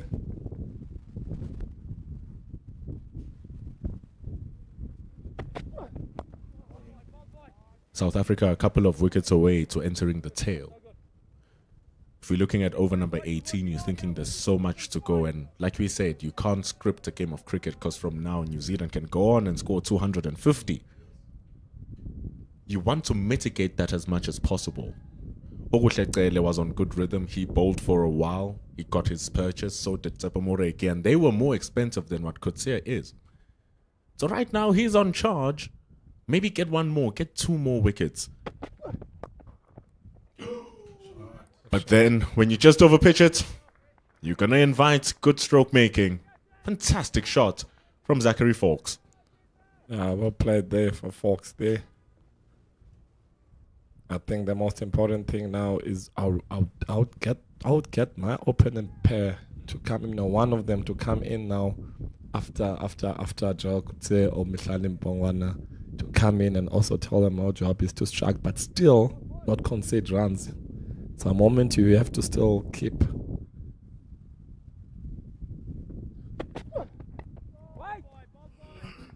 You know, another advantage then that Marcus Ackerman, the captain, can look at is the fact that the other bowlers are also just as threatening in their own sort of way. So not all the load is on Harold Coetzee, but not just feel like he'll want bowling like you said. But the idea is Ngaba Peter might be in the game. Ngaba is also definitely a strike bowler. His job is to get wickets. So he's the one you can also put and say, okay, I want you, Ngaba, you come in next, and your job is to get wickets while the other guys are still containing on the other end. He needs to strike. But the thing is, here's the funny thing. None of the bowlers are containing. All of them seem to be striking here. It's absolute madness for the South Africans. An excellent start. 19 overs. 6 wickets have fallen for New Zealand A. Mohamed Abbas on 18. Zach Fawkes on 6. They need to rebuild this. 97 for 6 after 19. Mind the graphic. It's 97 for 6 after 19.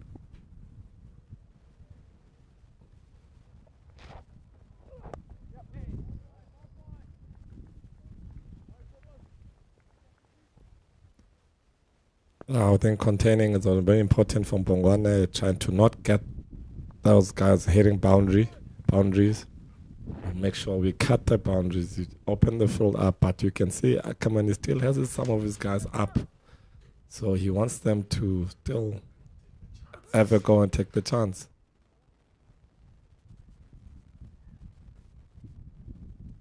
Haven't really let go much. The slip has been an ever-present threat for the South Africans. And you have your fine leg and your deep square is also still there. But in front, it looks like he's in front of square. So he wants to say, Mpongwana is also saying that I can still have that ball, I can pitch it up to you, that's going to come to you. And that's the thing. The South Africans haven't been afraid of using that short ball. It comes every now and then. It's got that extra bounce as well.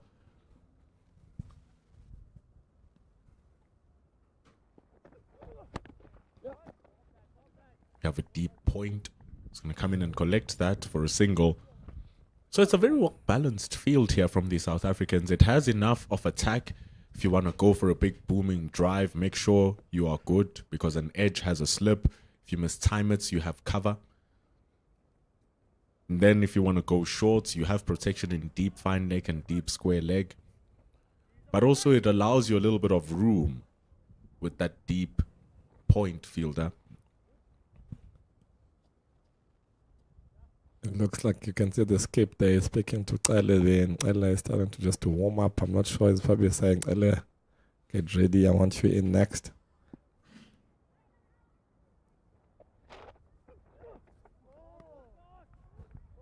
And South Africa can use a five-man seam attack if so do wish. Jason Smith is one who can also bowl a couple. Hasn't been bowling much, as Pila said earlier on.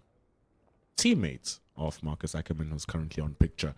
Jason Smith, both applying their trade down in Durban for the Hollywood Bets Dolphins. So he's another option that Marcus Ackerman can use, Jason Smith.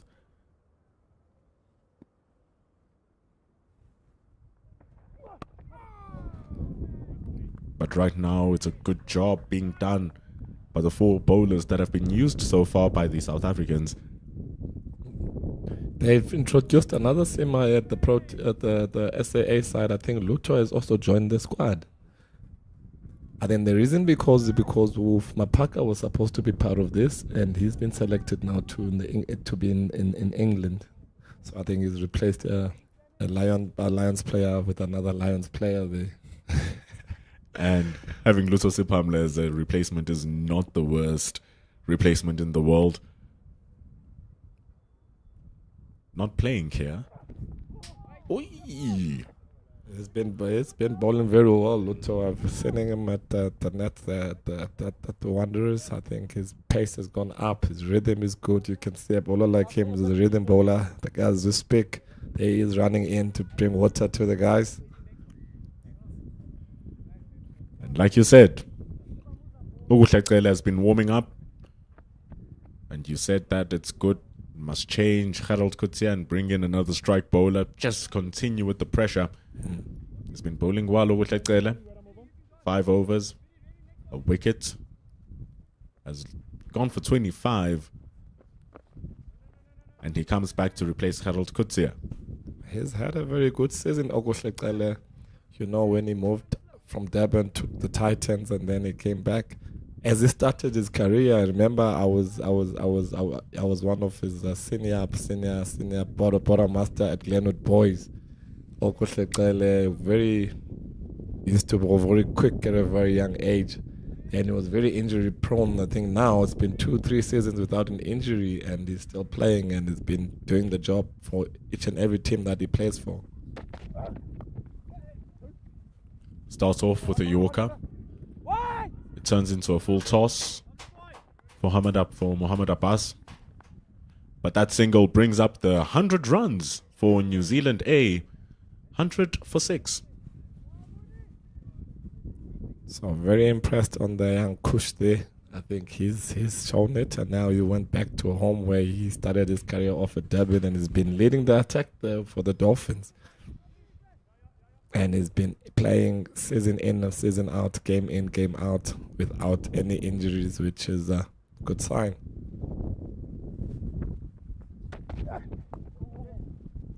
And he's definitely an identified player given the opportunities that he has been getting at the SAA level. So there's keen interest from the South African management on what Uguhlacele is producing. And so he should know this as well. Did decently in the West Indies. Had a game where he got 3 for 29 even.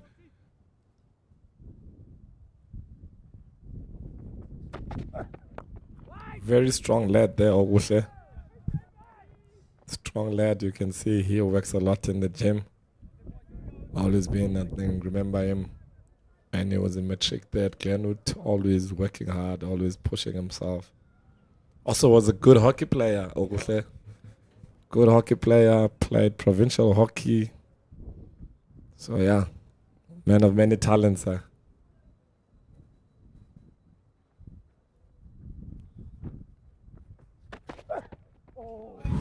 Speaking of a man of many talents, draws a shot from Mohammad Abbas.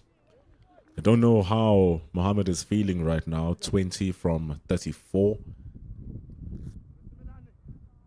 But right now, he should be happy over the fact that he still has his stay out there. He's played some couple of loose shots. None have created a clear opportunity, though. But having spent 34 deliveries, you'd be hoping that now he can just lead this innings for the New Zealanders.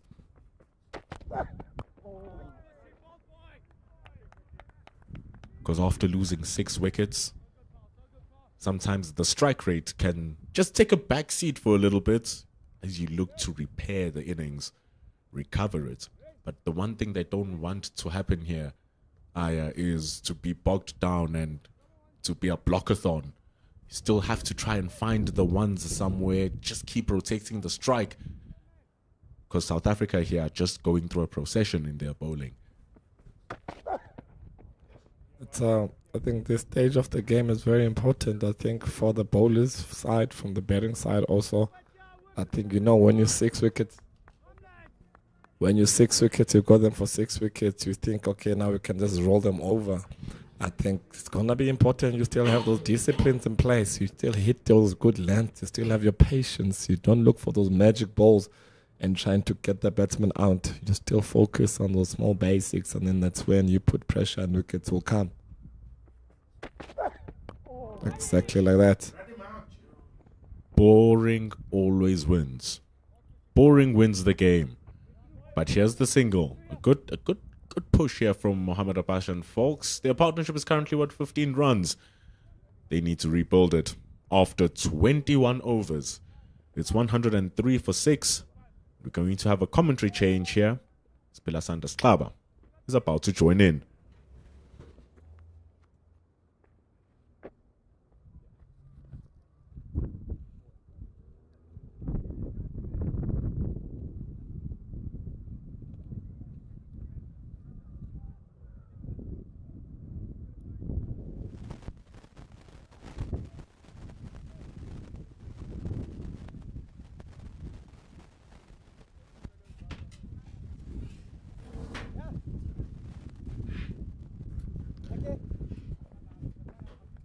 Peter, he comes in alongside Pilas Klaba, who joins us into commentary. Change of pace for a change.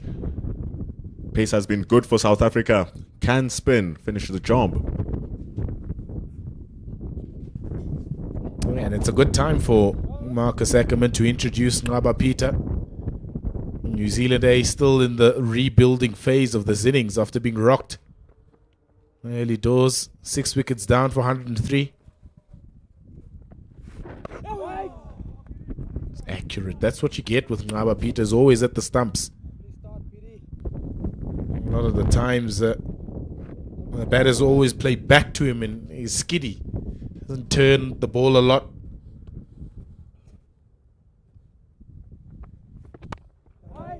Before play, a couple of the New Zealand A batters was just watching from a distance as Peter was going through his bowling warm-ups and trying to pick which one is which and how to approach when they do face him. So this is going to be a nice test for Mohammad Abbas and for Zach Folks. He started well here, Ngaba Peter. 3 dots. Very quick through the air, Ngaba Peter. And you can say it's something he's worked on over the years because he's gotten those slower deliveries now. He's gotten it to loop over into the air. Oi! That's the danger he poses though, Ngaba Peter. It's going to be a hard chase for Gerald Kutsia. It's a good pitch here. It's a very good ground in Benoni. It runs for 4 runs. Excellent delivery again. Hands on heads from the South Africans because they know that is an opportunity. It's an outside edge. Genuinely so as well. And also nicely played by Mohammad Abbas. Maybe just opening the face ever so slightly just to give him a little bit more credit. It's a welcome boundary for New Zealand A and for Mohammad Abbas. That's what they want from this middle period. Hit the sweepers hard, but also pick up that odd boundary just to keep that scoreboard ticking and that run rate a little bit higher than they want it to be.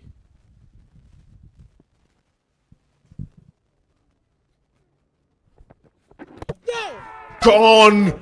Ngaba Peter strikes!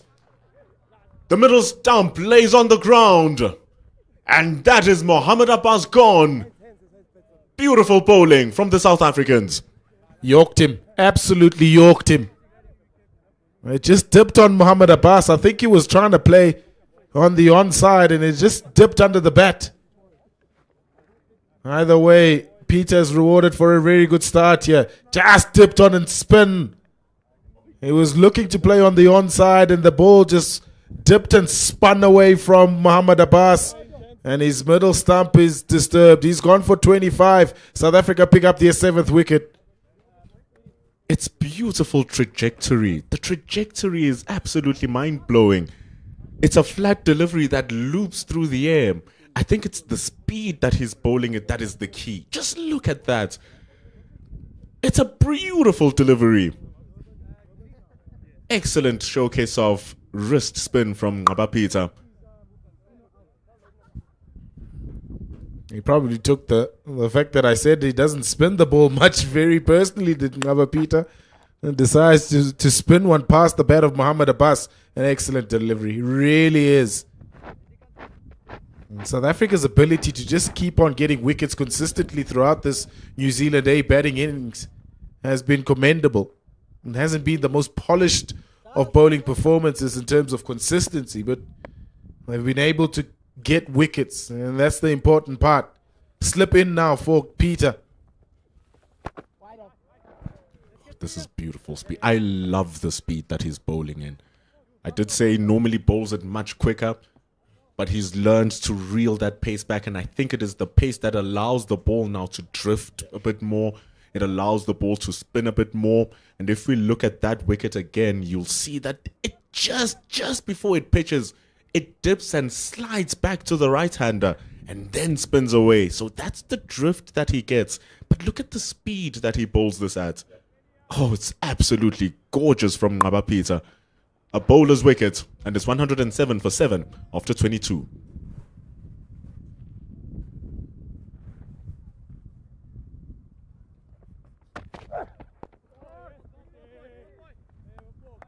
Now the issue for the New Zealanders is that the pace has been good and the spin is carrying on with the mantle. It has been, and credit to Marcus Ackerman. He's come off a really successful tour of the West Indies in terms of his captaincy. And of course getting runs there in the 4-day stuff. First up on the money here in this unofficial ODI. Some of these changes that he's rung have been absolutely spot on. Good running this from the New Zealand pair. And he's introduced the right bowlers at the right time.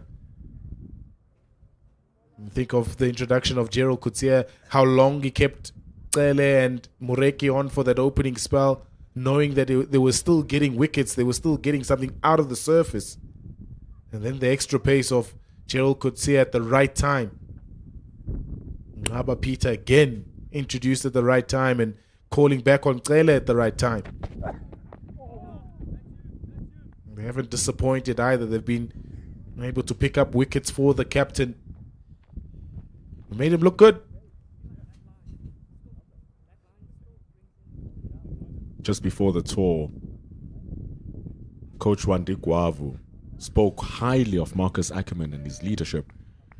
He spoke of the fact that the lads in the change room were playing for the captain, and it's really inspirational once the players back what the captain is talking. And I must say, it becomes much more easier when your captain becomes the batter who is the shoulder of the team. 200 runs for Marcus Ackerman in the West Indies. Performed well in the 50-over games as well, scoring 71. So he comes in with runs, he comes in with confidence, and then he comes in now with the leadership. So Coach Wandi Gwavu speaks very highly of his leadership, and it was a no-brainer to continue his captaincy coming into this tour as well and reaping the rewards. And Ogisha Cele is paying back his captain with some superb bowling. They are a team here, Ogisha Cele and Marcus Ackerman.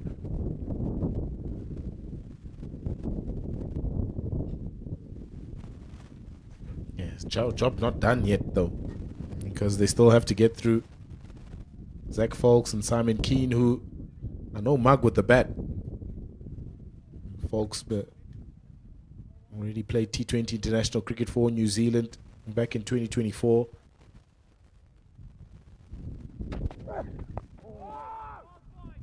Canterbury boy.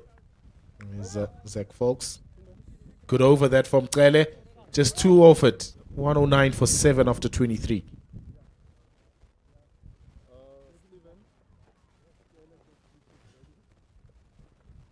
Ngqabapitsa returns. The New Zealanders are reeling. And Zach Folks is out there with Simon Keane. Excellent bowler, Zach Folks. Especially with the surface doing what it's doing here. Ooh, he's going to be a handful. Probably ideal to bowl coming when Ngqabapitsa is bowling so that it can aid those invasive in-swingers that he bowls. But right now he needs to do the job with the bat, standing at the non-striker. Simon Keane has to deal with Ngqabapitsa. And the thing is, it's Simon Keane's first appearance in A-level cricket. So he's never played for New Zealand A before. So he would want to perform in his first outing. Yeah, one of the lesser knowns of this New Zealand touring party, Simon Keane, by the sentiments of some of the New Zealand 20 international side back in 2024 after a very good season in the 2022-2023 Super Smash season back at home in New Zealand. Paddled fine. I think this will beat Gerald Coetzee. Yeah, he's already given it up. Just now and again, he just loses his line and length. That's Ngqabapitsa.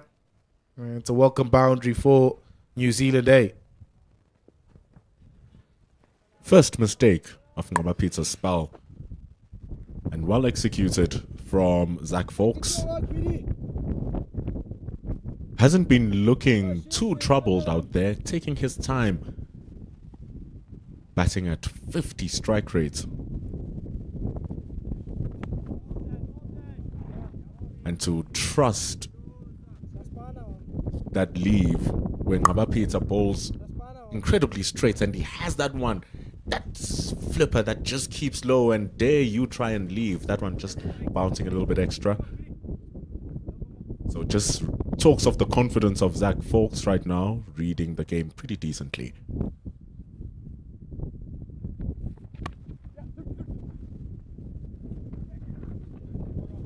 That's going to run away. It's going to be a hard chase for Tsepo Moreki, who doesn't finish. He signals 4, and so does umpire Duma. A free B that from Ngqabapitsa fails to pitch the ball, and it's well worked from Zach Folks. Yeah, because Marcus Ackerman has employed himself at slip, they moved everybody just behind square on that offside. So Tsepo Moreki was slightly in front of square before that ball was delivered. And he had no chance once that ball was in front of square. But it's important for Peter here not to be thrown off and tries too hard. And his first over was a perfect example of what he needed to do. Just keeping it simple. Pitching it where he needs to hit it on that good length. Tried a little bit too hard in this particular over and got hit. 119 for 7 for New Zealand after 24 overs.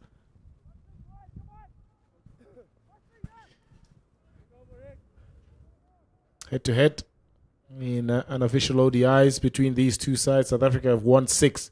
100% record. Yet to lose against New Zealand, eh? So a proud record for Marcus Ackerman and his men to try and uphold here at Willamore Park. Nice contest, and they've already started well, the South Africans. 119 for 7. Almost halfway through the innings. They continue being relentless in their attack. Tsepo Moreki has already taken 2 wickets. You got dropped once. Could have been 3. And he returns now, bowling to Zach Folks. The key with Ngqabapitsa there, Pela, was taking the wicket of Mohamed Abbas. slowly starting to work himself into the innings. And this might be the case now with Zach Fawkes, that South Africa are just sensing that he's starting to get comfortable. And once he gets comfortable, it's going to be easier for Simon Keane on the other side to also start playing with more comfort. I think it also goes back to the point that Naya Mioli was making a little bit earlier on about New Zealand's approach to this batting innings. Yes, they wanted to play their style of cricket, but sometimes when you're faced with foreign conditions, you still want to get into the groove of conditions, assess, and then employ your blueprint in how you want to play. I think early doors, some of the dismissals that we saw from Dale Phillips, for example, trying to paddle sweep early doors, maybe it's a shot for later rather than the second or third over of the game. So for them, it's also a learning curve in terms of how they want to approach. Yes, they want to play positive attacking cricket, but when and how, when you're faced with foreign opposition's early doors.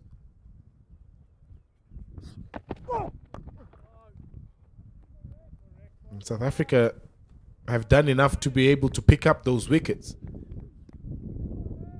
But you can't say definitively that South Africa have bowled well to earn those wickets, apart from maybe those 2 wickets in the single over from Gerald Coetzee, where it was absolute raw pace and the New Zealand batters had no answer to. Everyone outside of that has really gifted their wickets to the South Africans.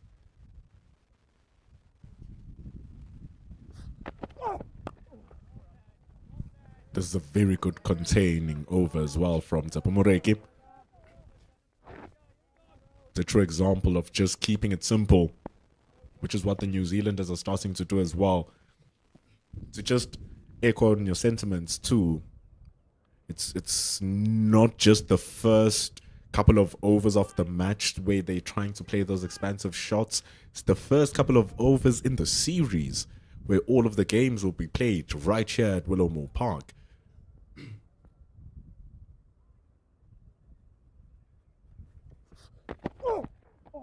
So it's not just setting a base for the match that you're currently playing. You're setting the base for the rest of the series. You can either play the rest of the series from a point of, oh, snap, now I need to prove my point and why I'm here after you've lost the game. Or you can play from a point of relaxation and comfort, knowing that, okay, now I understand the conditions and I've defeated the home team.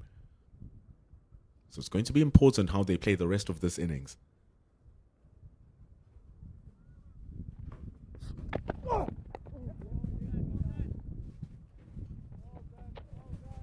You've got a long batting lineup also. I mean, you want to give it enough time for it to show its ability. If you have guys like Zach Fawkes and Simon Keane coming in at numbers 7 and 8, you want to give them an opportunity, the best opportunity, to be able to come in and play with freedom. So the responsibility from the likes of Dale Phillips up at the top of the order, Nick Kelly, the captain, they need to find someone to bat around and give these guys an opportunity. Good fielding from the man coming in from fine leg. It's a tight over from Tsepo Moreki, 1-2-2 for 7. Just a single wide from that over from Tsepo Moreki. But apart from that, those last 2 deliveries is what New Zealand need more of, those ones. We haven't seen a lot of 2s, funny enough. And especially with South Africa having expanded their field after the power play, allowing for more gaps for those 1s and 2s, you just feel like after those wickets, they went into survival mode, New Zealand. And maybe their idea of what offense was a little bit skewed, because you'd think offense is boundaries, hitting hard, showing that I'm here. But that dot ball percentage, keeping that dot ball percentage low, frustrates the fielding side.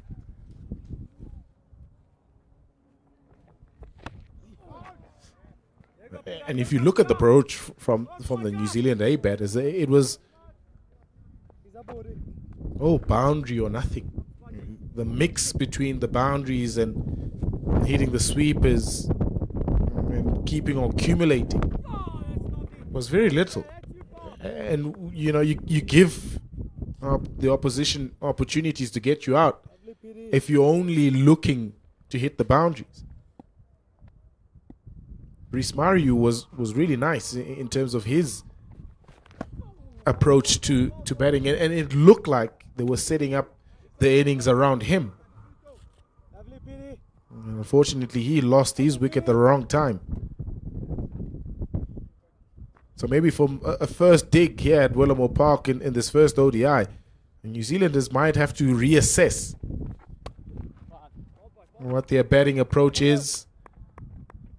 Who takes on the responsibility of batting those 40, 45 overs, 30 overs, batting through the innings? Especially if you have a guy like Mitch Hay, who's an excellent striker of the ball, still coming in at number 6. You want to give him an opportunity, a platform to be able to express himself.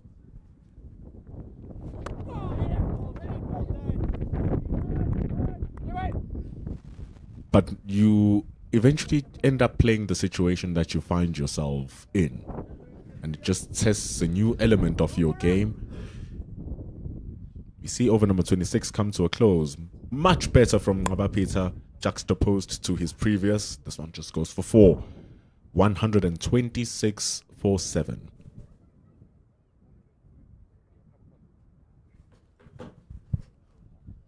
Yeah, it becomes a bit of a tough ask now to ask youngsters like Folks and Keane to bat 25, 26 overs.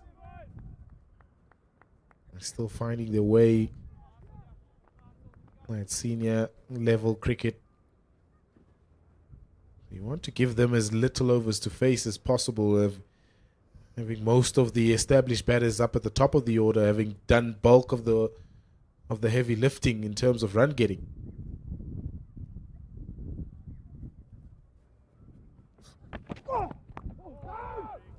And the thing is now, even though this partnership is starting to grow a bit of legs, it's going to be 5 overs old soon. You, as a South African player down there, you don't feel too far off from the next wicket. You feel like it's just around the corner. And breaching that wicket opens you up to finishing this innings much more quicker. So it's a whole lot of to do for your lower order against the charged up South African attack where each bowler is contributing.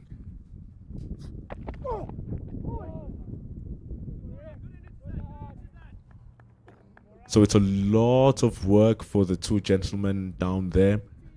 Keane hasn't faced much deliveries either, which shows the work of Fawkes now that he has to take over the innings. And South Africa need to actually find a way to bowl more to Keane. Maybe it would be the key for them getting wicket number 8.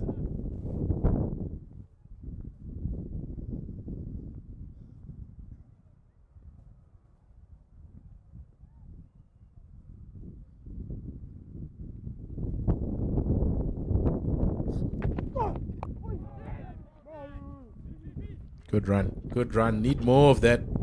This pair. Good call also, and the response from both Zach Folks and Simon Keane. South Africa didn't make that easy. They really didn't make that easy. Great charge from Ngabapita. A great take behind to follow and cover up from Snetsemba Qeshile, because that's easy 2 runs often than not. So also South Africa are not giving them much room. They're standing quite close in the inner ring. They're not hovering at the edge of the ring. They're right in tight, close.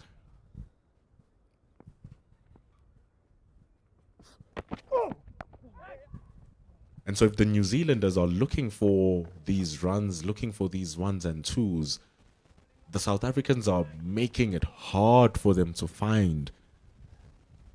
And since the 1s and 2s have been so scarce, the ones that we do see look hard. They look labored. And that just speaks to good bowling and good fielding. He needs to finish off well here. Tsepo Moreki. He's only conceded the 2 runs off his 7th over. 2 for 38.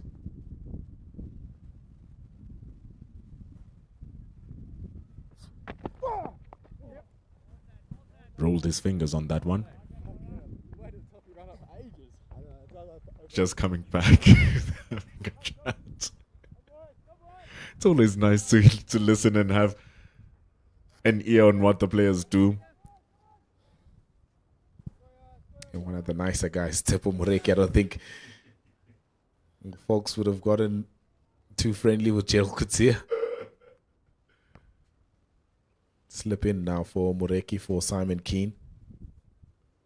Saying his run-up takes ages. Zach folks. Does take a while to get going. Bowls this one a little bit short. It's going to be work for Andile Semelane. They're going to keep that to 1. It's good work. 130 for 7 after 27. Yeah, nice work. And this doesn't hurt South Africa. These ones will be something that Marcus Ackerman, the captain, will be asking of his bowlers. Lessen the boundary count in these middle overs. And then there'll be a time for a strike. Gerald Coetzee still has plenty of overs up his sleeve. Kuhle Cele has also got a couple of overs up his sleeve, so plenty of options for South Africa. They will get too easily here. It's behind square on the offside.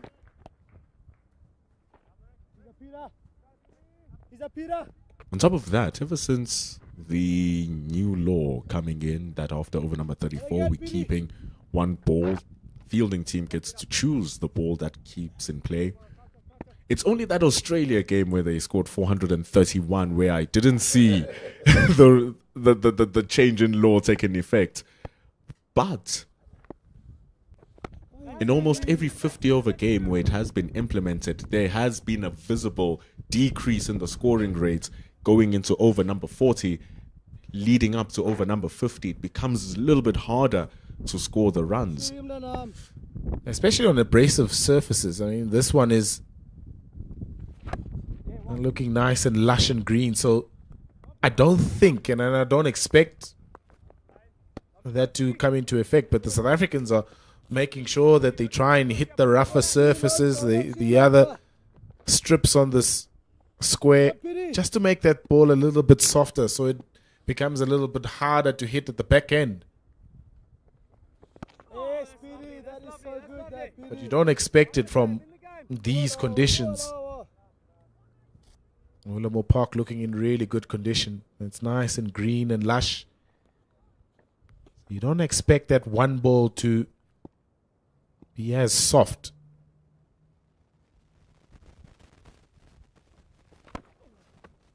And the thing is also, there hasn't been a lot of boundaries because the field here at Willowmore Park is surrounded by a concrete wall.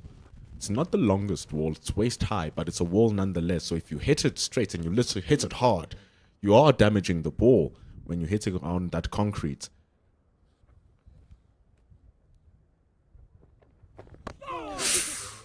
Nice, neat delivery, straighter with the arm there from Peter.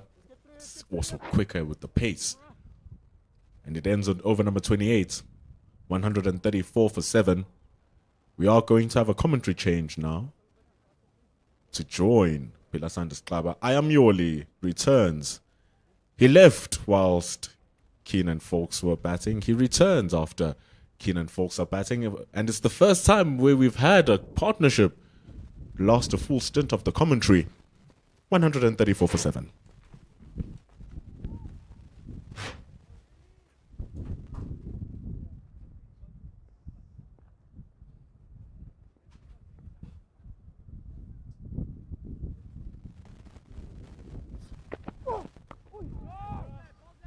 And the partnership is nice and growing now between Keane and Folks. It's worth 27.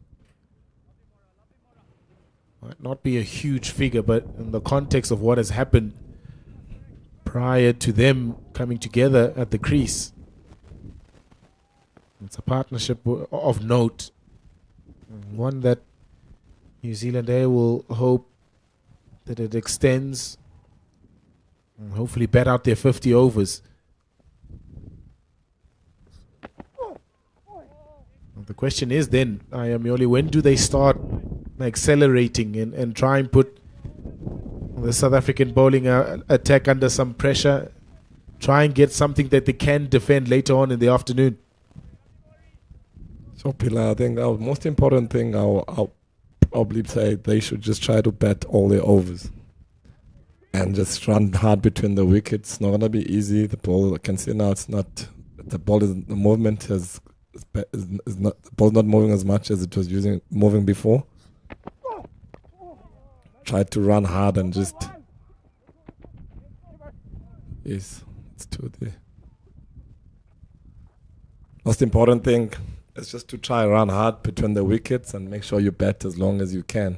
Have the guys that are more matured batters, you want your tail in here early on before your 40th over. So you say, have these two guys here bat as long as they can, and they'll probably see the ball like a soccer ball later the longer they bat. And that's when they'll start executing and hitting those boundary balls, maybe in your last 6 overs or 5 overs.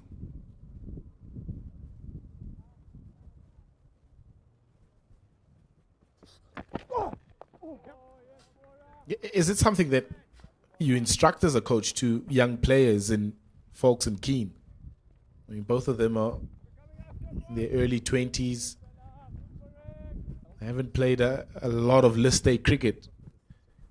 Is it something that you keep on emphasizing to them that in this last sort of 15 overs, this is what we're looking at, and then you let them figure out how to get there? Yeah, you just tell them to. I think now they came to fix a little bit of a damage, yeah. So now you just tell them to bat as long as they can. So you wouldn't really want to instruct and tell them this is what the plan is, what to do and do. Just say the plan is to just bat your 50 overs and then watch them just display their talent and execution, and then that's when you really see, okay, these guys. But just let them bat. It's a big learning curve for both Folks and Keane. I mean, having to come in this position and try and work out a way of getting runs against a quality bowling attack. The inside edge shall steal a single of the final delivery. 1, 3, 8 for 7. You can hear the guys, the South Africa guys, you can see they're a bit quiet now, not like earlier on. I think that's when you always want a team, like in this kind of stages, there's going to be a stage where the opposition is going to take a bit of control. And that's when you should still put on that fire. You should still be loud on the outfield. Guys should be still speaking. You can see guys are starting to drop their neck. They think, yeah, maybe the job will be done soon. So cricket is a funny game. There will be stages where in the game where the opposition is gonna have a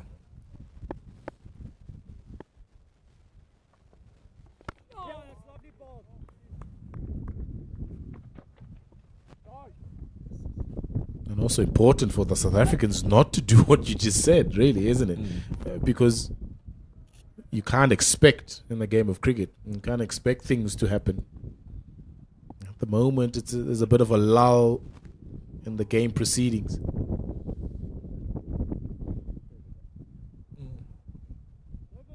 So you need to be a little bit more proactive now in terms of getting the next wicket, trying to break this partnership before it gets into the prominent stages, 50 and above. So this will be the next sort of test and assignment for Ackerman and his bowling unit.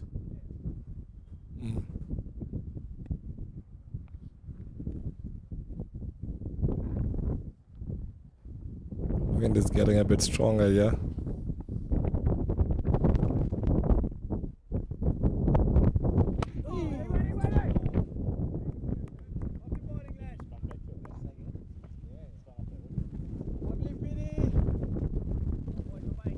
think patience is the key, for the guys, the South Africa guys. I think they should be patient and just keep on bowling and building those dots.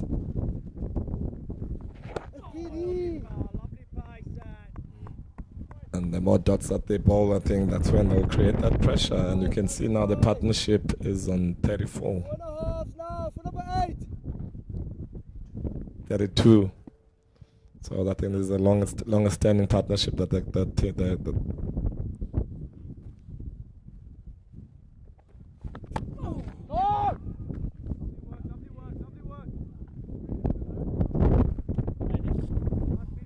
Good from Peter.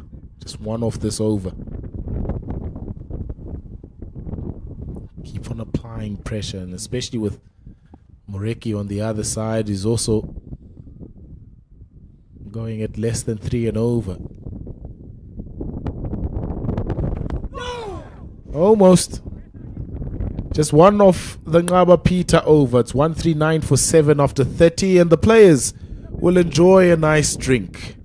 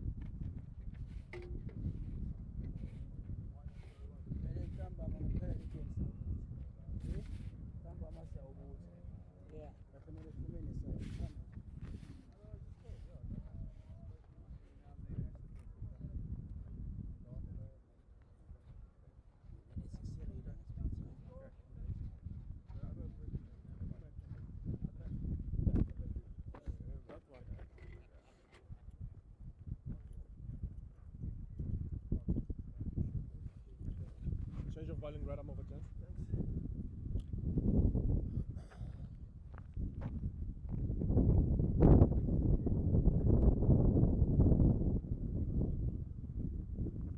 Thanks, Steven.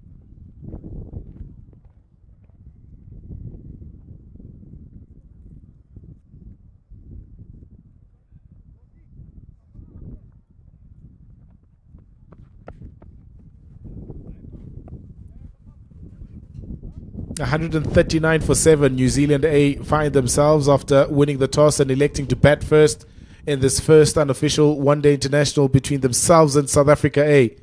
Willowmore Park in Benoni, that's where we are. All 3 of them will be played at this venue before we move to Potchefstroom for the start of the 4-day series between these two sides. They'll play 2 unofficial test matches. Gerald Coetzee back. Devastating first spell where he picked up 2 for 19 in his first 5 overs.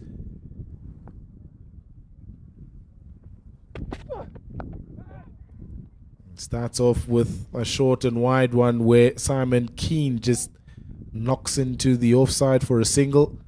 A good move to bring Gerald Coetzee back to try and wrap up this innings as quickly as possible.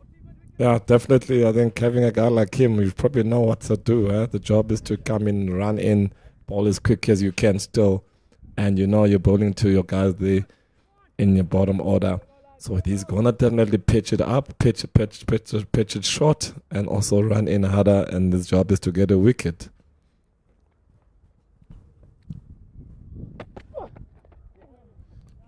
Pace was up also in that first spell.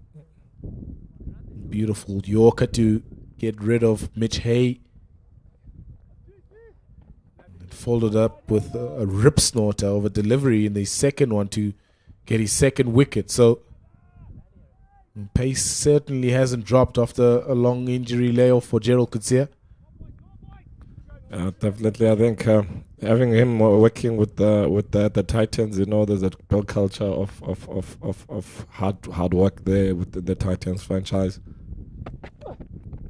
Oof. Lucky there. Working with the Titans are very big in their fitness. Looking at their team, always working hard. I'd say one of the most hard-working franchises in the country. So he's in good hands there, having good guys there, good physios and good SNCs. So you can see that he's been working in this off-season. He's not been just chilling around, and there's been some work that's been put in, and there's been a lot of preparation that's been going on in his career. You can see that pace that he's bowling at. Always hard to tell with his body structure, Gerald Coetzee, whether he's fit or unfit, but he certainly looks strong. He's always looked like a strong guy. Even from early doors, he's under 19 years. He's always been a big, tall, strong guy. So that added work onto his body will really ensure the durability of his body. I think that's the important part now for him, to have durability going forward in his career. Injuries will happen, so you want to minimize the times and the frequency of those injuries. Yeah, definitely. I think with working with the SNCs, I think the most important thing for a fast bowler, you're going to be in the field for the whole day.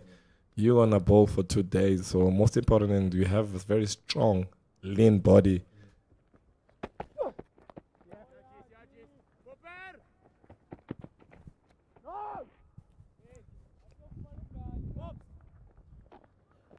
So definitely, so the moment you're landing in, it's like 10 times your body weight there. So you need to have a very strong and lean body. You don't want him to be too big and too puffy. I think he's looking in a good shape, and he's always maintained this, but he's definitely looking a bit stronger now.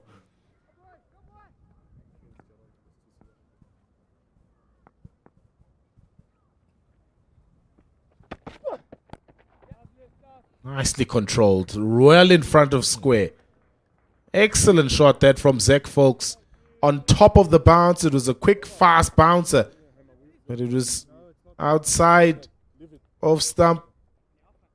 And controlled well enough from Zach Folks to end the Gerald Coetzee over with the boundary. 14747. Great shot there from Zach. Beautiful shot.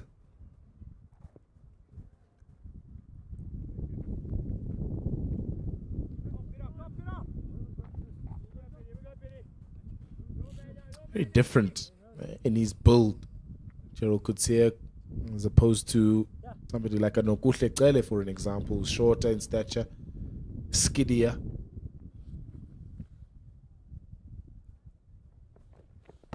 So for him, it's a different sort of workout and how to be able to be durable, strengthen your body. He's also had a lot of injuries in his career with Kuhle Cele, but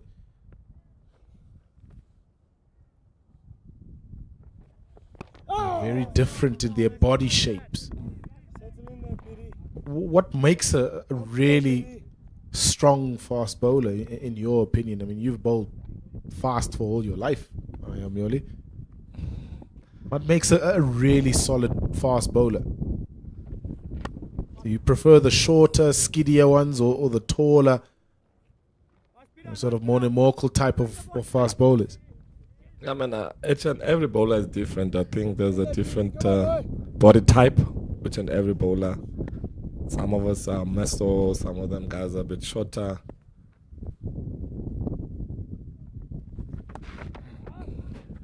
That's a bad ball. It's a rare bad ball that he's delivered in this innings, Ngaba Peter.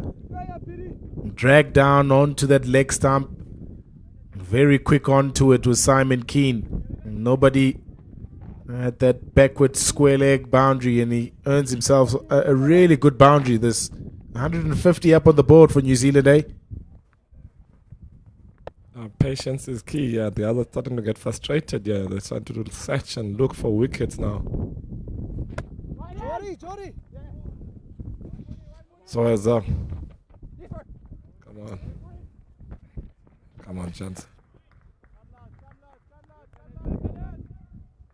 Guys up here are starting to just chill a bit on the field. That's when you need to wake them up now. This stage of the game, I think, on the 30th over.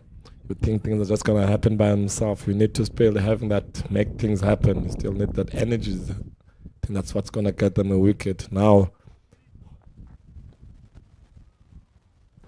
Come on, PD.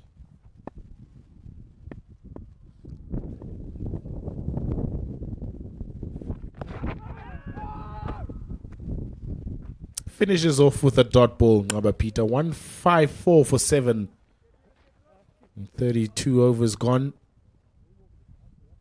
What's really hurting South Africa from this partnership is that it survived long enough for it to now start to flourish.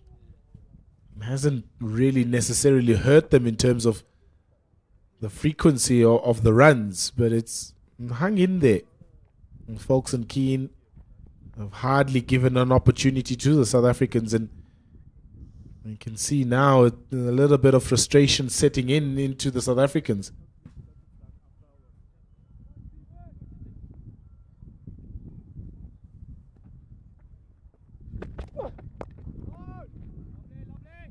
yeah, as I was saying, Pila, so every bowler is different. I think that's the most important thing, and every bowler is unique. So you have your skitty guys, you have your tall, bouncy guys, you can have your guys that swing the ball. So it depends on how you work with the bowler in terms of how they train. And I think you have your way of training. I think agility is important.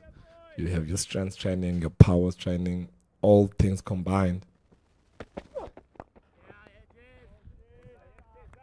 So you have to combine everything. I think you have to. You don't train to be a bodybuilder. I think that's the most important thing. You train to be able to carry your body, training like an athlete, that you can be able to jump, you can be able to turn, you can be able to sprint, you can be able to bowl for longer periods and be able to be on the field the whole day. So all of that has to be combined in your training for you to be the final product.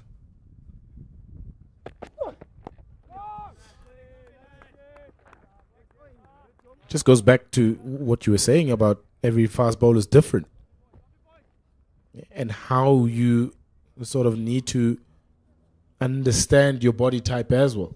What kind of things your body can and cannot do. I had Kamane, for example, in South Africa's domestic circuit, got injured a lot during his earlier years. Played with a lot of back injuries. And once he changed his training regime, that's when he got used to how his body operates. A lot more banded work and less weighted work. More calisthenics than actually working out in the gym and picking up heavy weights. Since then, he hasn't been injured a lot. And that's how... it's probably a perfect example of somebody that has extended his career because he understood his body, what it can and what it can't do, and the rigors that it goes through, and what it needs to do and train and change from his regime to try and make sure that he lessens the times that he is out injured. Yeah, definitely. I think also the huge help that helped us in South African cricket, we have introduced physios and SNCs in the team. It has to happen. Each and every team.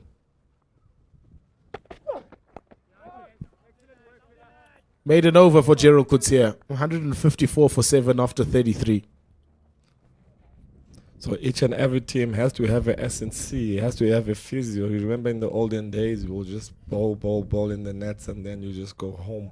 And then if you want to do your own training, you'll just go to the gym alone, and you get there. You'll be gymming your biceps, you'll be gymming your chest, and you're not really training. You're not getting trained by people that have studied this, who understand this. So now I think with introduction of physios, the introductions of SNCs into the team setups, I think that has helped a lot of guys not get injured in teams, and also for performances, and also for maintenance, and just being able to play and play season in and season out, having those guys as SNCs. Would you like to see it? And I know it's a difficult thing to try and filter down to school level. At some schools now, they do have some SNCs. I think most schools now that we work with, they do have SNCs. They do have guys boys will be maybe on 3 times a week. They'll go gym with the personal trainers at the school. It's mostly private schools now that have all of that, but it's probably also filling. We have your kids. They also have those guys that work. You have 4 staff. Like a school team now has got more than 4 people that are staff that's in the team. Lovely shot that from Simon Keane. Brings up the 50 partnership also.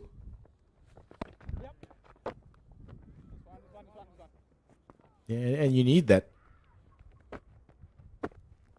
Maybe the schools, the more public schools, can't afford that many people working in the cricket department in making sure that everyone in that cricket department is fit and firing and playing almost every game. But it's an essential part of some sort of modern day sport now. The amount of cricket also being played, a lot of T20 cricket being played now. So there's a lot more demand on the body at a younger age.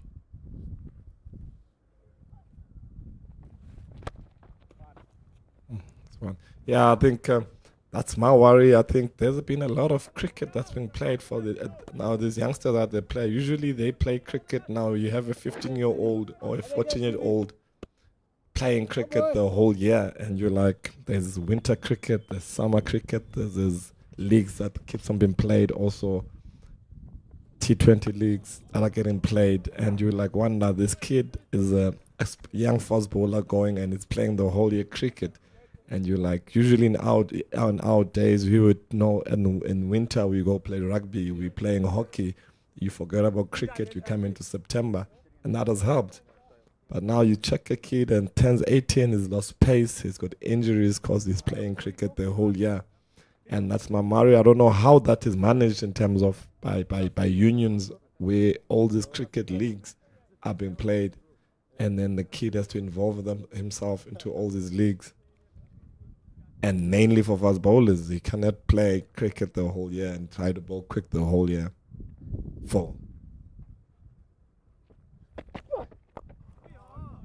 One ball now in operation after the 34th over.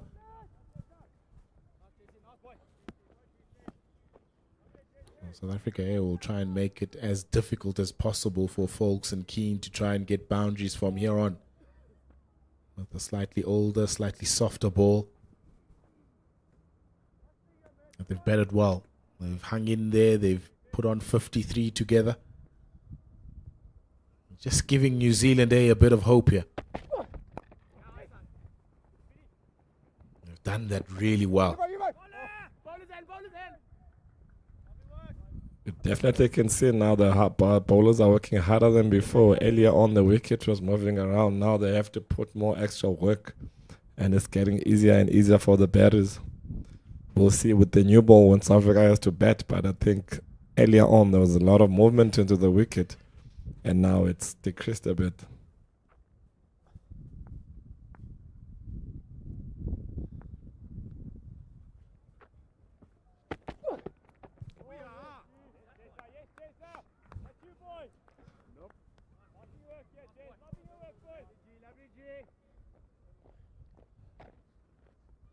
This is when also the variation of pace comes in. Gerald Coetzee does have that very effective slower ball.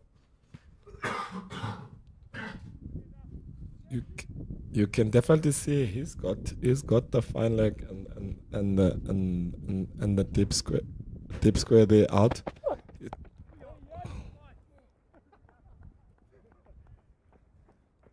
So he's gonna keep on bowling that bouncer, trying to bowl on that bouncer. But outside, the most important thing here, Pillar, is just being patient and stick to those lengths. You bowl your length, you bowl that hard length. Now the ball is getting older. You know it's easier for them. Now you just bring it a little bit, touch back of the length. You keep on hitting and try to look for dot balls. And the batsman will try to create runs, and that's when you'll find wickets.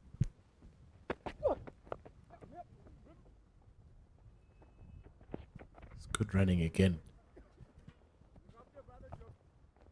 But I would love to have to just share a bit of more energy on the fielding sides, where the guys will be more just diving around, trying to look for those run-outs and trying to cut those singles or trying to cut those twos into ones.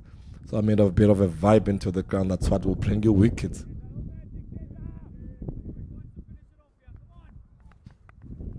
Yeah, far too easy at the moment. It's a bit of a drop and run.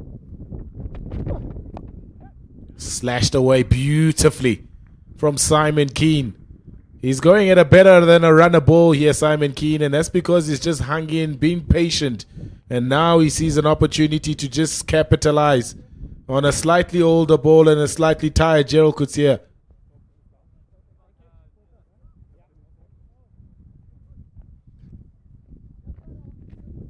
One 6-7 for 7 after 35.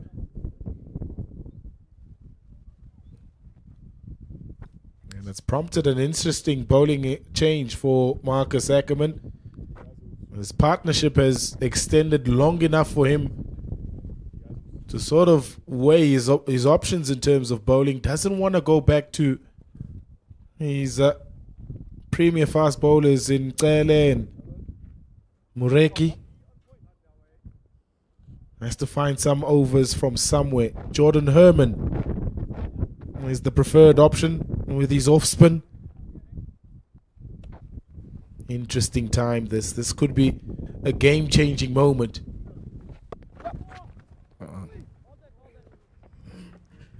Probably decision to have him just to go through the overs and just to contain.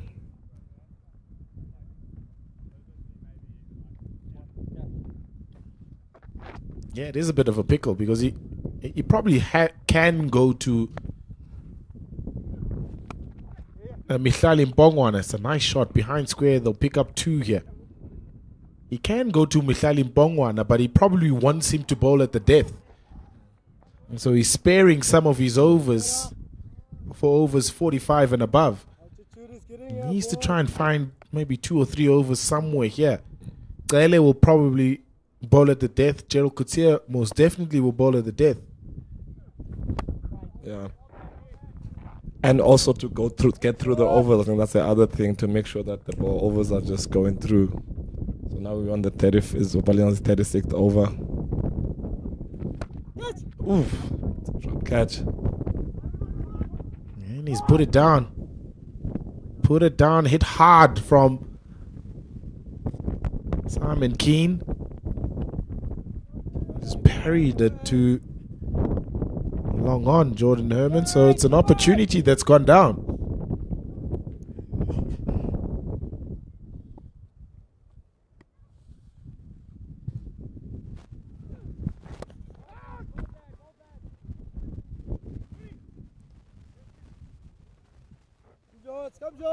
You remember the old Dale Steyn? He used to say that whenever if he's bowling with the old ball, he'll bowl quicker with the old ball than the new ball. That you always say as a fast bowler, you have to try. When it's tough, that's when you have to pull in. Maybe the last hour of the day, where you have to be running in harder than how you run the whole day. So what you can see now, guys have been playing a lot of cricket. You check now, Gerald's second spell is not the same as the first spell. So, but the more games that you play, I think there's also a big difference in gym fitness and running fitness than bowling fitness.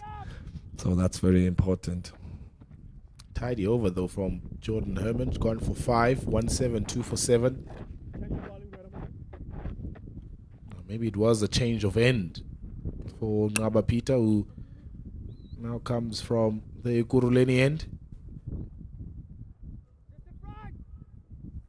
Yeah, Makai Ndini also used to say that a lot.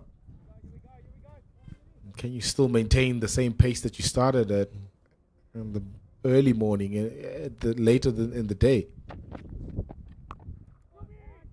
Worked a lot on his fitness and making sure that his third and fourth spell were as quick as his first spell.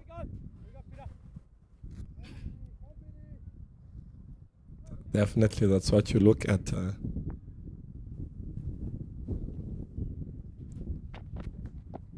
Oh, that is close. That is, finger goes up from umpire Jele. Another breakthrough there from Ngaba Peter. He throws his head back in anguish. Is Simon Keane, because he knows that him being there for long could have taken New Zealand A to something very competitive. He's gone across the line and it's hit him bang in front. He's played well, the youngster. He's gone for 37. New Zealand A lose their 8th wicket for 173 on the board.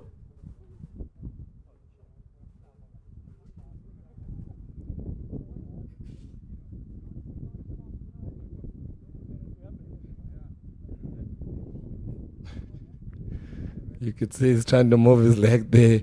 Simon there, after the ball hit him.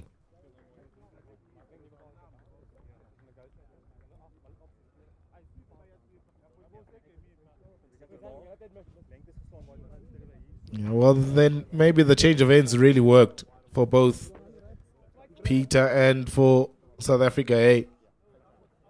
And literally with the second delivery of him bowling at the Kuruleni end, gets a wicket.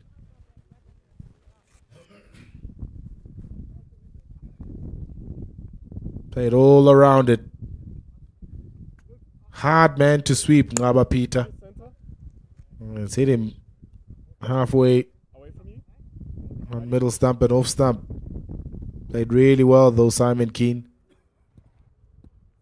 The partnership was well over 60 runs between himself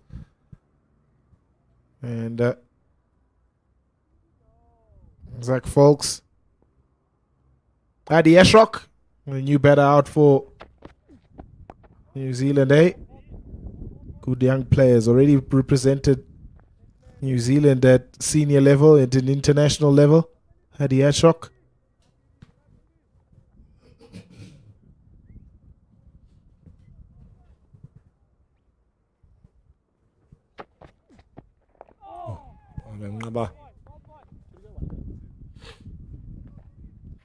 You always say the same ball that can get the top order. You still always, when you try to bowl, when you start bowling to the tail, guys start searching.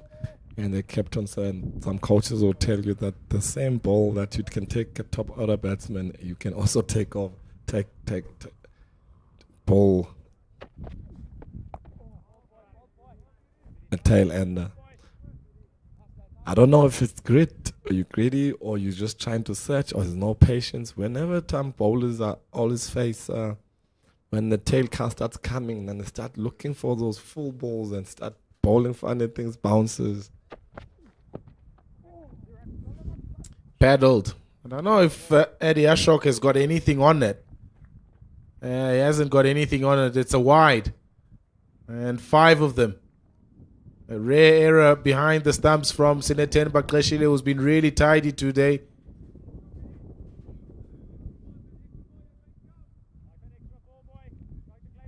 interesting, a fast bowler's mind. I think you're the best person to try and understand it. Why does that happen? Why do you go searching when the tailenders are in? I think there's a lot of factors. I think when you're looking for wickets, you know, okay, maybe I can get this guy out. Then you start to bowl full, and you start to bowl full and straight, and not keeping your line and length, and just being patient. And also, as you spoke about fitness levels, maybe the more you bowl, the longer you bowl, then you get tired, fatigue starts creeping in. So you never know what it is, I think. But it's something that we always try to tell the youngsters, that keep it simple, basics. Whatever stage of the game you're bowling, you keep it still. And that's what the pros do very well.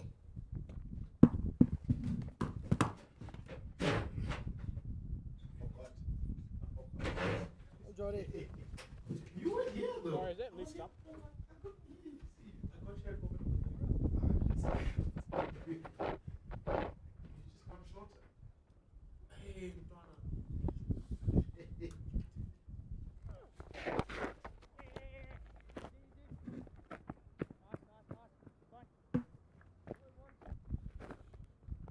Again, boys. Again, boys. Come, George.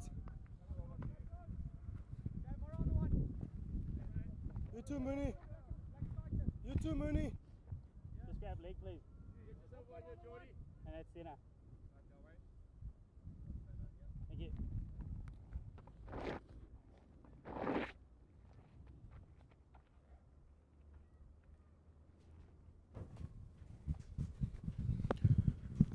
Jordan Herman continues. And he's bowling to Adi Ashok. Man, what a big partnership that has been broken by Ngaba Peter. What a valuable wicket.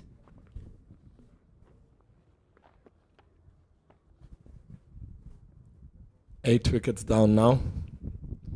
2 more sticks we need there. Nice, Jordy. Come, Jordy.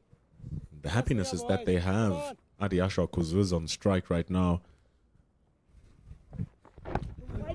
Bowling straight at the stumps. Jordan Herman making sure Marcus Ackerman that it doesn't escape.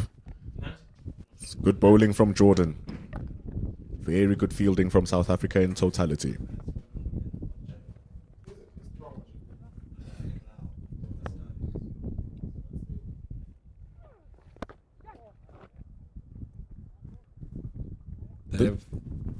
They've cut some boundaries now, the guys. I think that's the most important thing. We're not seeing a lot of boundaries that have been being scored. It's just been them running between the wickets, 1s and 2s. But that was such a great partnership between Simon and Zach, because there was a point where you thought getting to 150 would be a great achievement, just given where they were. 96 for 7 wickets down. But we said that can never really write them off because they can always return. Look at them now. 181 after 38, having lost 8 wickets. But man, breaking that partnership was so key. And now Zach Fawkes has to take the mantle because he's been out there for a bit.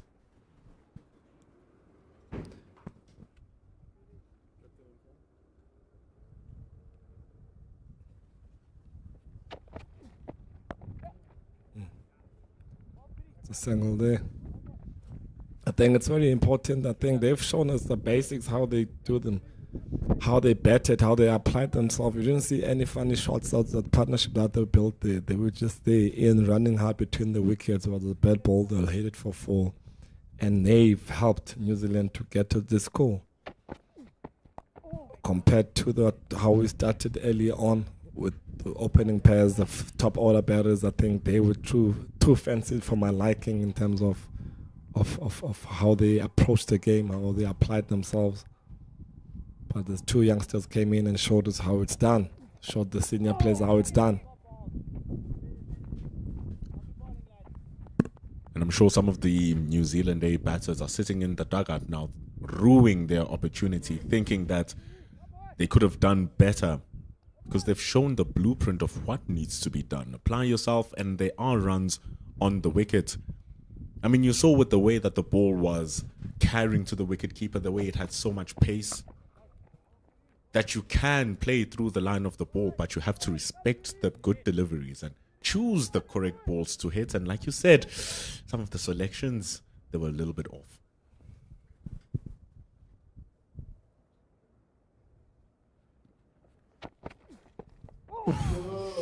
Gets the outside edge. Mihlali Mpongwana, let's go off the chase. Quick outfield here in Willamore Park. Welcome boundary for Zach Fawkes. 187 for 8. Oh, ball Lebanaba. If he had a slip there, I think the ball went straight into a slip folder. But I still want having them in them still more attacking. They still on the upper hand. I think if you can have a slip there and still attack a bit and know that you still want to get those wickets. Especially after you've bagged a wicket, feel like you can just continue a bit more and just end the onslaught. Peter, though, has one more over remaining. Some of the boundaries he's conceded, a little bit unfortunate and fortuitous in terms of New Zealand's point of view. But right now, 188 for 8. There's still 11 overs in the innings remaining. And you know what the crazy thing is here, Aya? If they had the same total of 188, but it was 188 for 4, in the very same time that they are in now, the innings becomes a total different picture. And all of a sudden, you might even think a high 280 score is in the horizon. But right now, 2 wickets left.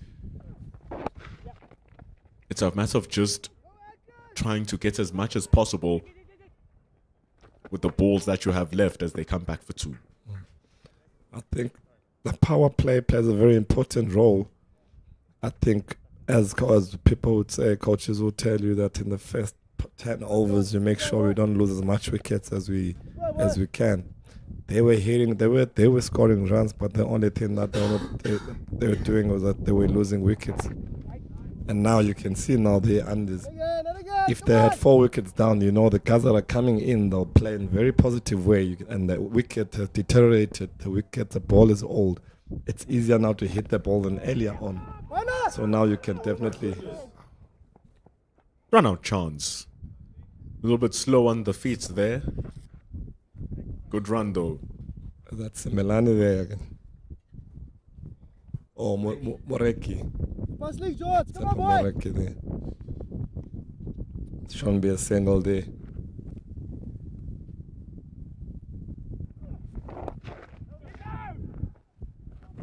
And the fielding has been good for South Africa. The New Zealand have really had to earn those 1s and 2s, which is why they've been so scarce. And we're just reiterating this point. And it was in that partnership that we, for the first time, saw South Africa's body language not being sparky and not being high as it's been. But still, they have good control here. And Jordan Herman creating a surprise spell. Not really expecting him to take 5-6 wickets, but you'd be hoping that he keeps it at around 4 to 5 runs to the over, which is what he's doing. After 40, 193 for 8. He's doing a very good job there, Jordan. I think he's dotting it up. He's not giving opportunities. He's not giving away boundaries, and he's just going through his overs. The issue there that we saw from that scoreboard, only 3 scores being double figures for New Zealand. One of them right now, Zach Fawkes. What a mighty half-century it would be if he is able to cross that mark. He's batting at a snail's pace, but right now, the speed of a rat and the speed of a Ferrari has gotten New Zealand to this position of losing 8 wickets.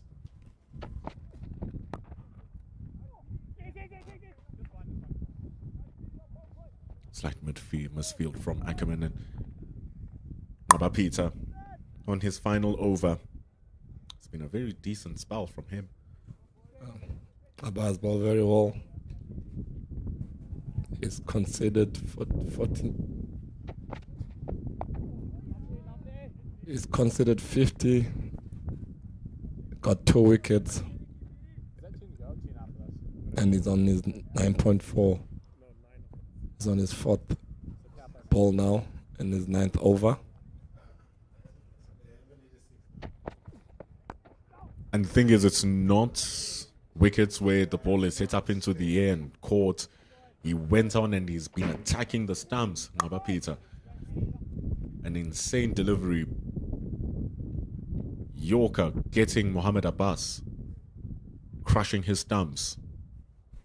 Then the key wicket of Simon Keane to break that partnership, getting him LBW. So attacking the stumps has been the name of the game for Ngaba Peter. Some boundaries conceding from outside edges. So a full array of his skill sets as he bowls his last ball of the match. And it's going to end with a single for Ngaba Peter. 196 for 8.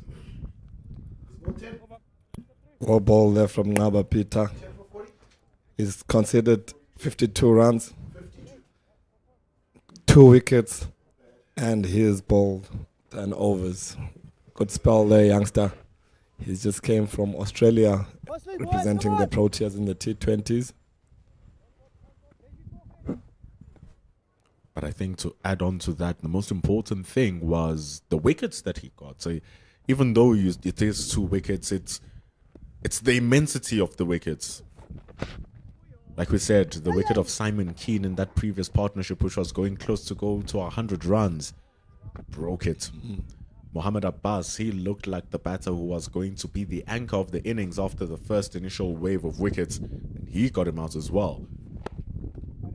So it's a very good spell from Ngaba Peter. And Jordan Herman continues with his job. Very impressive. Great work there from Jordan, just dotting it up. Just doing what the skipper asked him to do. Come in, get me overs here, ball me dot balls. And the youngster is definitely doing exactly that. It's so important to have a secondary skill in the game. You always have to do 2 things when you're playing cricket. Fielding is always the constant. Then it's either you bat or you bowl. So if you sharpen a secondary skill like a bowling, he's already a sensational batter. Leading run scorer of the 4-day series, Jordan Herman, has been amongst the runs for a bit. New Zealand get into the runs. 200 up for them. Hard toil. And most importantly, Zach Fawkes crosses 50 runs.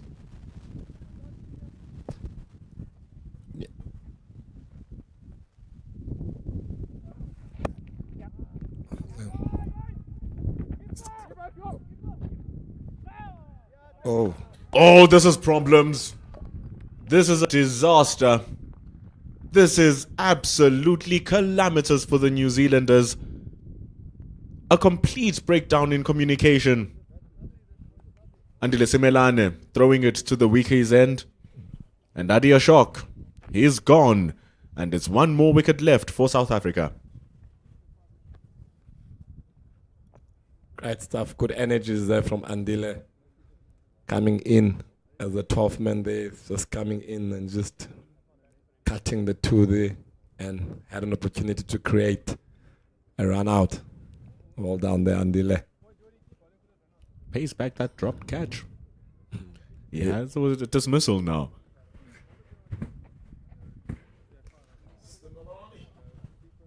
$200 for 9. It's very important, as you're saying, in terms of having a secondary skill and a third skill. So now I think the cricket that we're playing now is more leading to that. Now it's nothing like more having one guy, olden days where you're a bowler or you're a batter only. We have your T20 cricket. Now we look at as an all-rounder, you're always a bonus to the team. You can bowl, you can field, you can bat. And you've always, in selection, you always have the upper hand also when you like that. Because you're giving extra to the team. Just like the man who threw that ball, Andile Simelane, bats, bowls, dropped catch, but he's a lively fielder. Brings in Matt Fisher. Oh, that was close from Jordan Herman. Absolute scorcher. That just missed the stumps.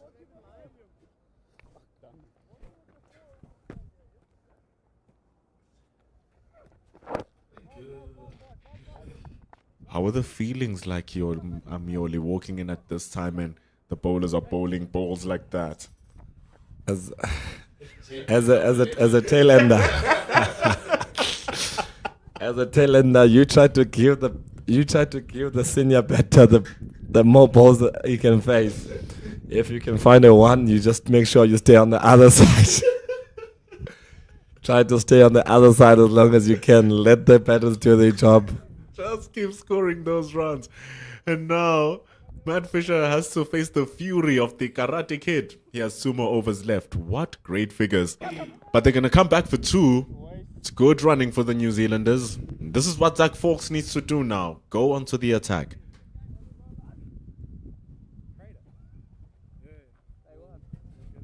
But you know, the truth is, you never truly know how good a surface is until both teams have batted.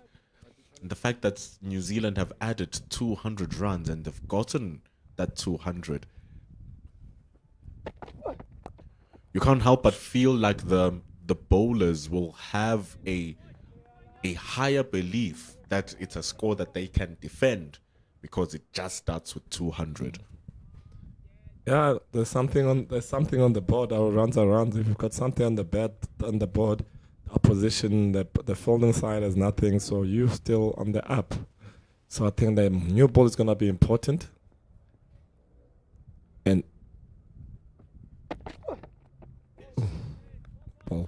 And the new ball is gonna be important. I think from if South Africa is batting, they have to apply themselves. They have to know it might move a bit earlier on, but then the more time you spend on the wicket, the pitch is gonna deteriorate. The ball is gonna get older.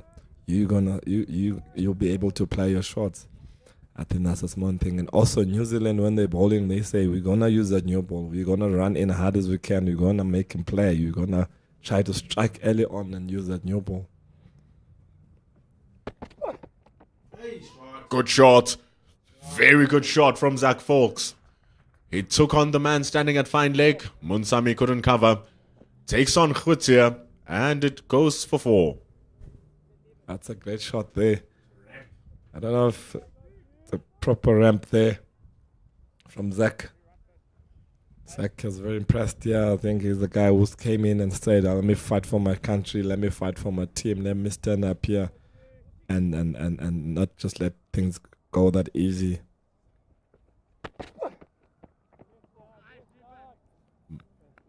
That's exactly what you need. You need someone who can put his heart in, who can say, let me stand up, let me fight. You look at character, I think that's the most important thing. And then Zach has shown that. He has shown character in his batting, how he's approached this game today.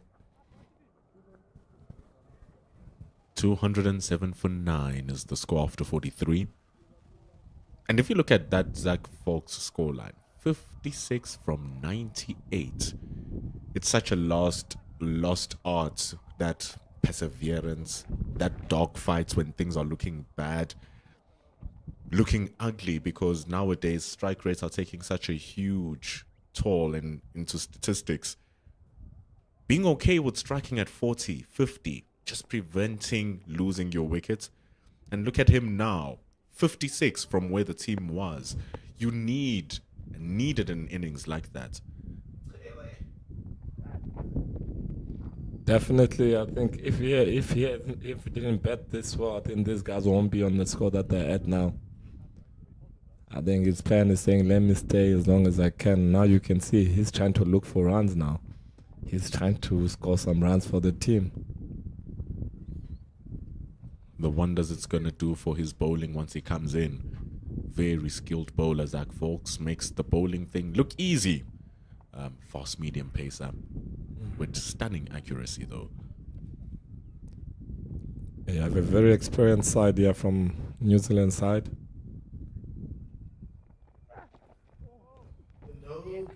First time we see the ball not really carry, just keeping a little bit low from Ogutlekele. But most importantly, it gets Zach Fawkes onto the strike.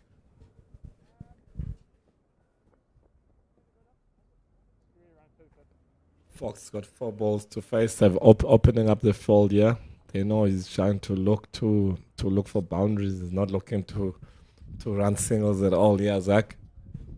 So the guys are just open the field, and the fine leg is just coming up now.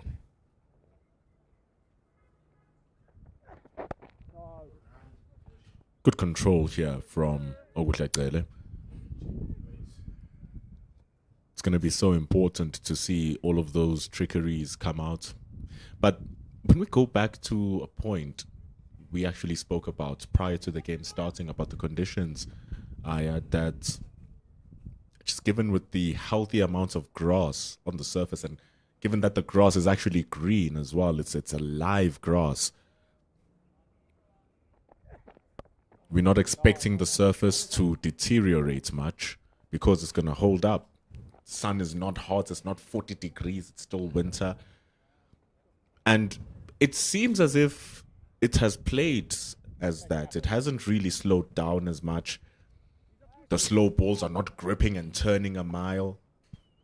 Peter's bowling at a good pace, which allows for the spin. So far, it has been a really good surface that has held up. Yes, you can see there's some balls that Gerald was bowling now. They just also take off.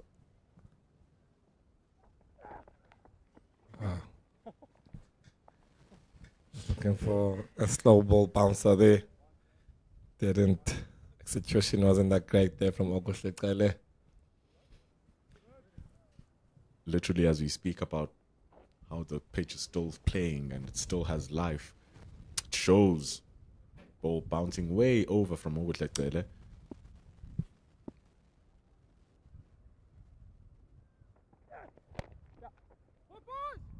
And with the change of the ball in over number 34, it makes the slower balls and all these different variations so much more valuable at the back end of the innings, because the ball will get softer because you use it so much more, which is going to help those slower balls that you're trying to bowl grip up on the surface. Yeah, with as we remember the conversation that we were having, like we've got 8 wickets now, 9 wickets now. With the run out there, we haven't bowled one slower ball, but now we're starting to bowl all the slower balls now. So betting to we are on our last wicket. So when I say we keep our basics correctly, we still keep on with the same plans that we were executing earlier on with the bigger guys. Now why are we bowling those slower balls? There's nothing. When you hit the ball in that good area, you're still not getting hit. You're still bowling well. Unless when you start getting hit, then you can have those variations where you start changing and bowling your slower balls and bowling your Yorkers. But we haven't seen none of that, and we're bowling our slower balls and trying to look for Yorkers and all those things. I think simple is best for me.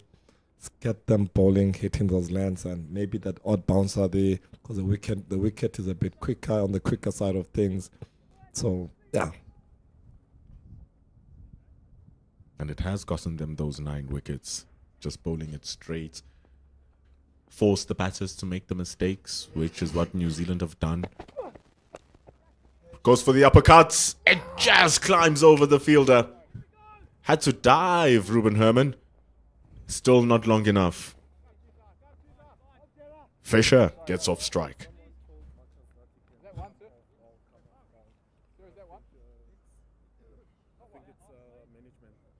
Fisher has been very lucky. Is able to rotate, to get off strike early on there.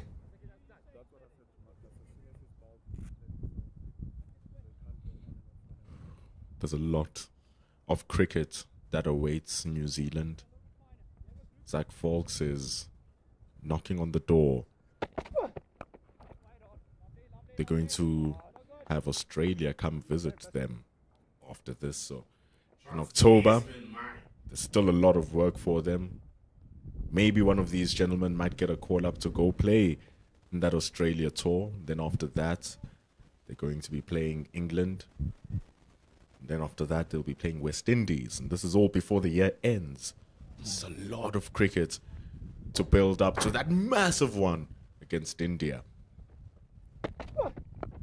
where New Zealand will be traveling to India and playing there. And it's always big numbers when you go and you play India. 5 T20s, 3 ODIs.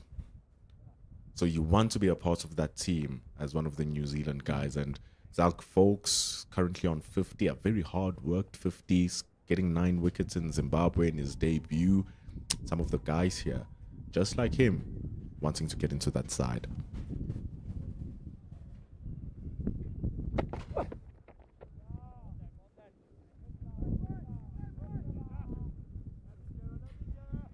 So it's good. The coach here, Daniel Flynn. There's a bit of a limp there from Joe. I could say. I hope there's nothing serious there from the youngster. He's on his bowling his last over. Because I saw him earlier on, he was changing his boots.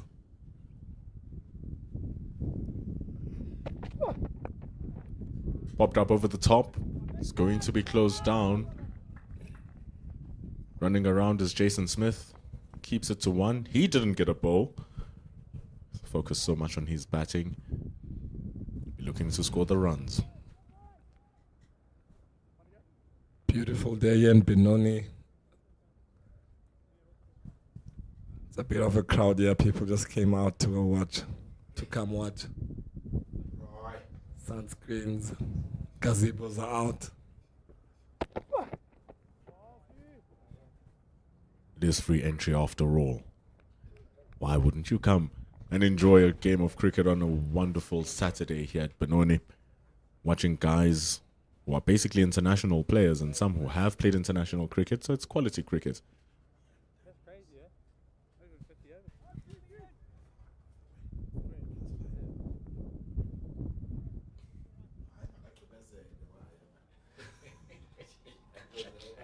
over. Smartly played from Zach Folks. Come on, boys. This is fine, Dad. This is gone. Keep going. Over number 45. It's 214 for 9.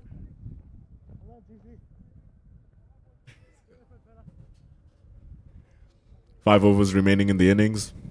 214 runs. If they continue batting at this rate, projected score of 230 will be reached. And you might think 230 might be a chaseable score, but you'd never know how the surface plays until both teams have batted.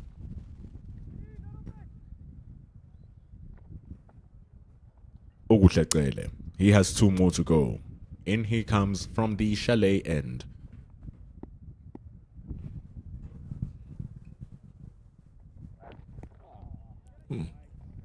Ball doesn't pick up.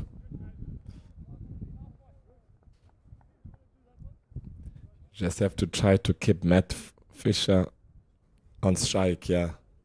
If you're trying to make him maybe face 5 or 6 balls, that will be great. You're definitely having a chance here. And also, Zach is also trying to look for boundaries now. I think he's also going to give guys opportunity there.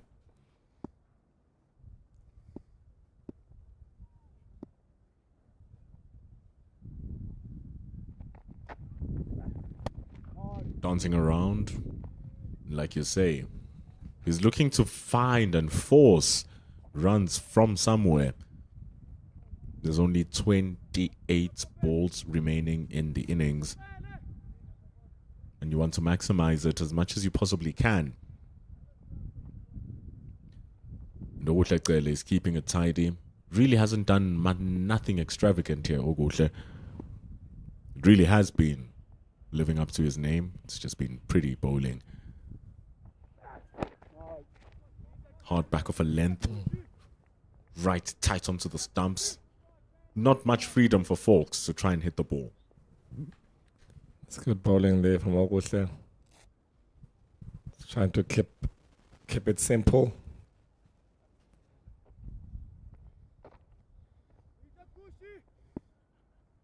1 wicket to go, yeah. This can be frustrating as a fielding side when you have that number 11 and Bang! what a shot there. What a beauty from Zach Folks. Really just climbing into it. And over the fine leg for 6. And that's the first 6 of the game, eh? From a number 11. From Zach Folks there.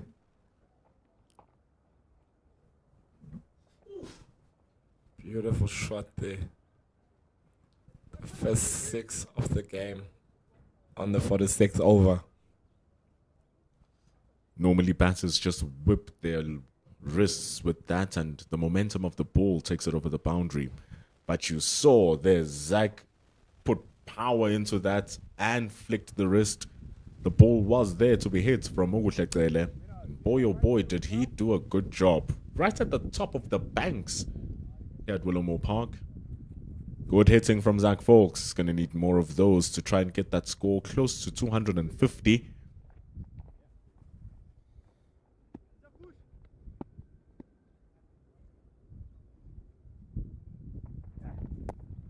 Oh, shot. Beautiful shot there from Zach. Giving Matt another two balls to face there. Make sure that you face. Make sure you don't try to go out there, Matt. That's what Zach is saying there. Just the last ball from Ogusle for this over. Just one more ball to survive for Matt Fisher. So folks can continue doing the job.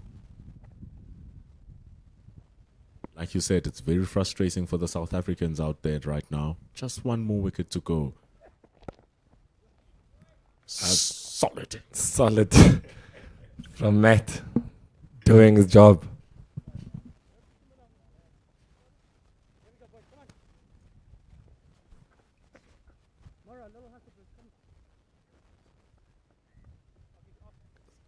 $221 for 9 and 46 overs there. Change of bowling. Tsepo Moreki, the experienced Tsepo Moreki, coming in to bowl. He's taken 2 wickets, Tsepo Moreki. He's gone for 44 runs. He had a really tough start in his first 2 to 3 overs. Was going at 7s and 8s. And he's really drawn it back to keep that to 44. And he's also taken 2 wickets alongside a dropped catch of Nick Kelly. So he has bowled well, Tsepo Moreki.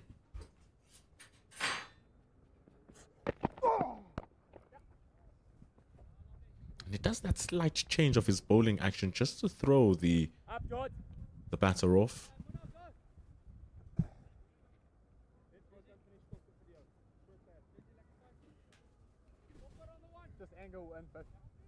Yoli next to me signaling that he maybe rolled his fingers on through that one.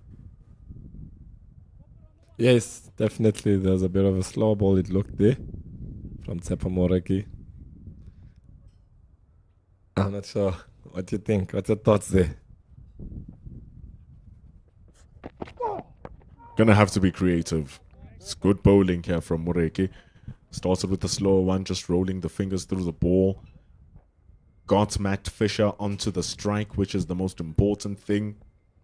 He has Matt Fisher on strike with the score on double Nelson, 222. South Africa just need one more to close off the innings.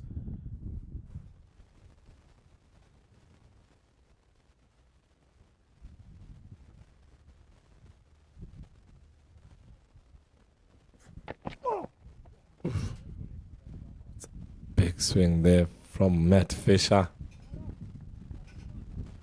It's what you want him to do. You want him to try to hit you. I think you want him to do that as a bowler. I'll be happy when I see that from a number 11 batter. Then him blocking and looking solid. Then I get worried. I'm like, hey, how am I gonna get this guy out here? When he starts swinging, and that's when I get happy. That's the smell of a wicket.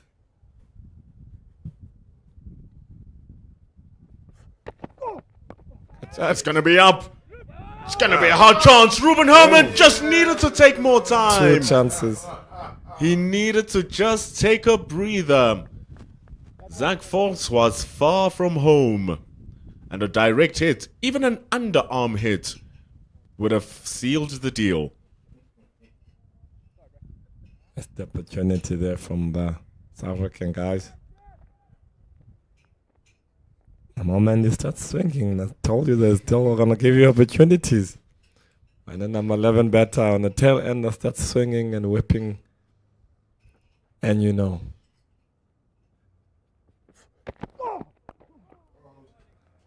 Looked solid. It's amazing. It's bustling hard, Tsepamoreke.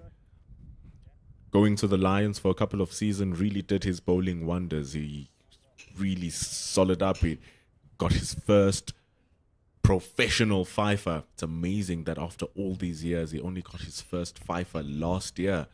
Tsepamoreke, working with the likes of Alan Donald, getting a call up for the Proteas whilst playing for the Lions. He's going to go back to the Western Province, a much more mature bowler, much more polished bowler, a much more resilient bowler as well, given how he's come back in this spell. He has 1 more over remaining in his. It's 222 for 9 with 3 overs for the innings.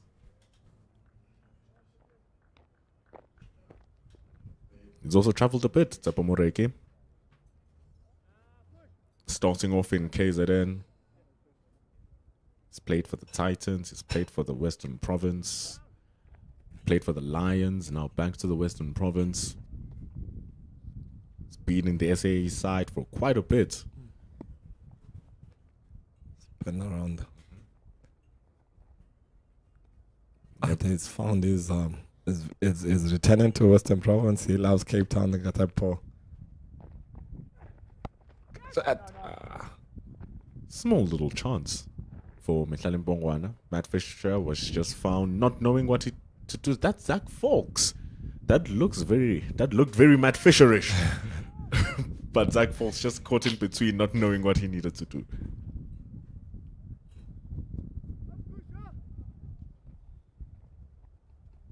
He's looking for runs here, Zach. He's trying to put New Zealand in the best position as he can.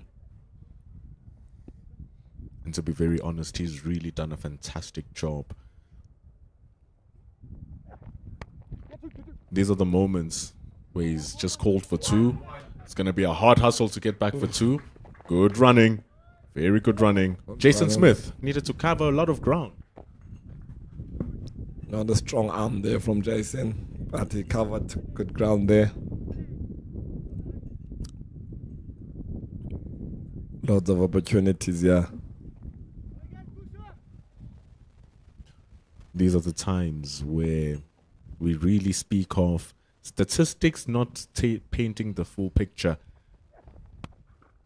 Cracking shot from Zach. My goodness, that sounded like a gun. Into the cow corner for 4 runs. Great shot there between the fielders there. Well placed there by Zach. Folks, very matured innings there from the young lad. Showing the senior players how it's done. Batting till the end. Waiting. Batting till the end and batting smartly too. Take 1 now, So powerful of a stroke. If you've got good hands and you've got power through those hands. Normally you expect a wristy player to have that finesse and just use their wrists. A power player to head through the line and smash it over the top. Here we are with Zach Fawkes, who's putting both together, power and the wrists. And they're going to push for runs here. It's going to be a single. Folks is going to ask Fisher to face one ball. It's a misfall there from Okosleqele. But ultimately, as South Africa here, they'll also feel like if they bowl, it'll feel like the way they've started their innings, they shouldn't be bowling now at over number 48. It should have been done quite a bit ago.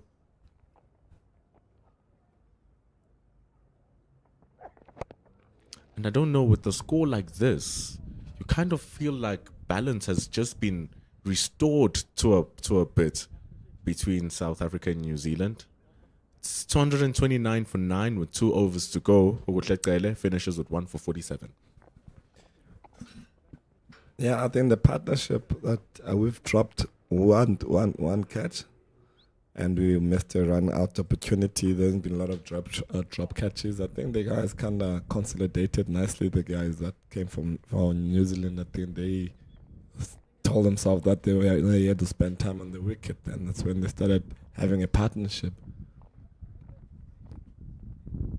So, which is important. I think the South African guys can see. I think those two guys that came to bat, they show them how to bat on this wicket. You're not gonna come in here and try to dominate. Then you have to come here and be disciplined and play the ball on merit. I think it's important, and then the runs will come.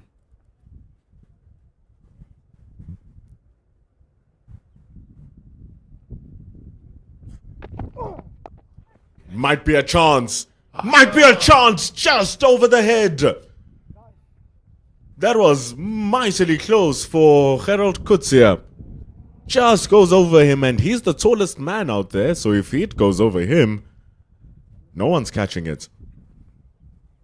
Missed opportunity there. That's a tough one. He tried to drive it as it was rising. It was a really hard shot to go for Zachary Folks.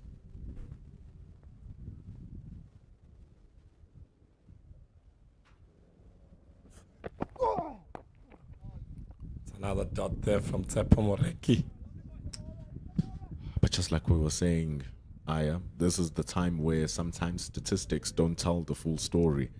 You look at 74 from 116, and you wonder why he's not wearing whites. But then when you really look at the situation that he finds himself walking in, the fact that he was able to face 116 deliveries in itself is amazing. And so to help with 74 runs as well in the middle lower part of the order, you ranked this a very good innings from Zach Folks. Might be coming to an end. Ruben Herman makes sure that it does come to an end. Coming across from long on, takes the catch of Zach Folks, which closes the innings for New Zealand. He played brilliantly for 74 from 117.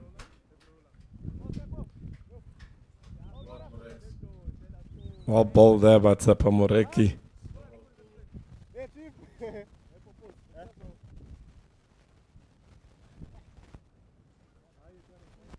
Just trying to really attack that.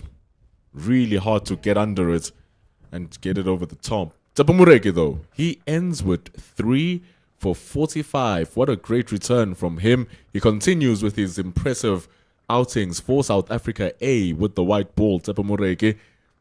And so South Africa will need 230 runs to win from their 50 overs. But Zachary Folks saving the game for New Zealand on what could have been a very calamitous total. But the players here will go and take lunch.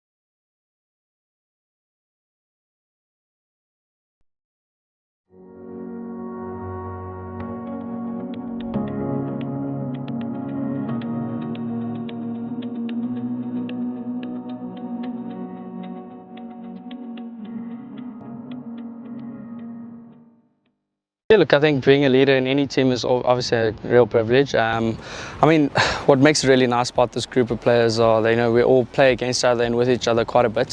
So, you know, the cohesion's quite good and makes my job a lot easier as a leader. And yeah, it's just building that trust with the players, you know, especially, you know, playing for different domestic teams. But I mean, this is our second tour now in a couple months. So yeah, the guys get along really well, and yeah, I'm looking forward to a really exciting series.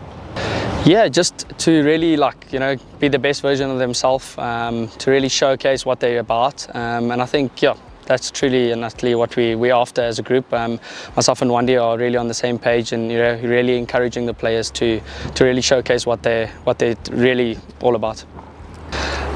I think it's just I think the older you get, the more you play, you start figuring out your own game. And I think, just to be nice and free and to really showcase what I'm about and back my own strengths. It's quite a difficult one, but I think everyone's really starting to click. I think we've all come from a bit of a pre-season, so slowly but surely we're getting to where we want to be. But I think everyone's looking really good, to be honest. I think it's just like I said earlier, just the cohesion that we have, and we have a lot of fun. And just really showcasing everyone's talents, and I think the main goal for us as a team is to win. We want to play and win, and just give a good performance and show the amount of talent that is in this group.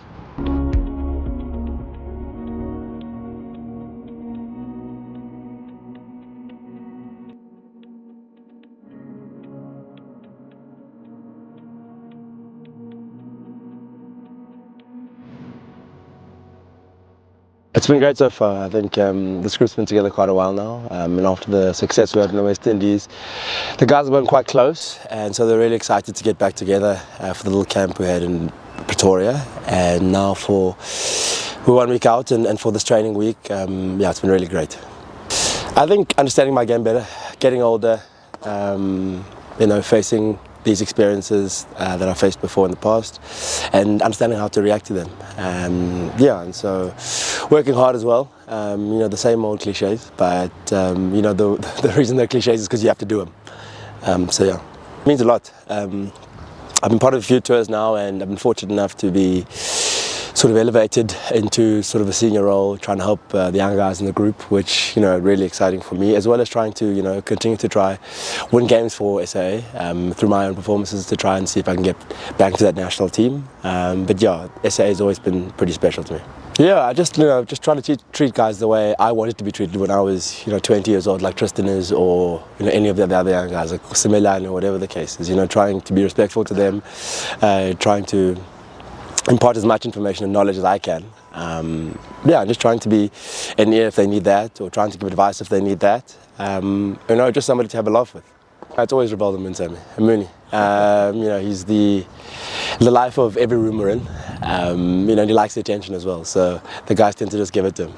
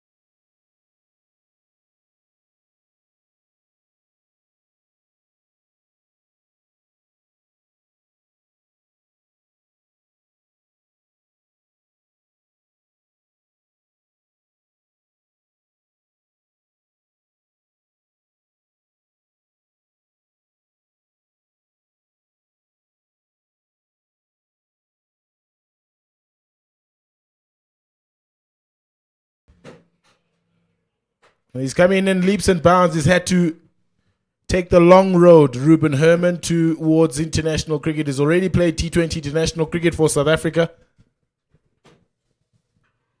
He finds himself opening the batting for South Africa A here in this first unofficial ODI. He's played first division cricket. He's played second division cricket. And the last 12 or 18 months or so have been the most profitable in his career. He's done really well for the Northwest Dragons. He'll be accompanied by somebody that has done really well also in the colors of the Titans. Well, here's the first ball. Nice start for New Zealand, right on the money. And joining him will be Rivaldo Munsami, who had also had a really wonderful tour of the West Indies in the early winter. Zach Folks opening the bowling for New Zealand did incredibly well with the bat. He was the reason that New Zealand were able to get to somewhat of a competitive total here at Willowmore Park. Lovely. Early swing, but it swung onto the middle of that Ruben Herman bat. And the first boundary belongs to Ruben Herman through a very, very wonderful cover drive through the covers. Welcome and good afternoon to Mpendulo Makubane. That's how I want to get welcomed. Extraordinary shot from Ruben Herman. He does this so often for his local team, the Northwest Dragons.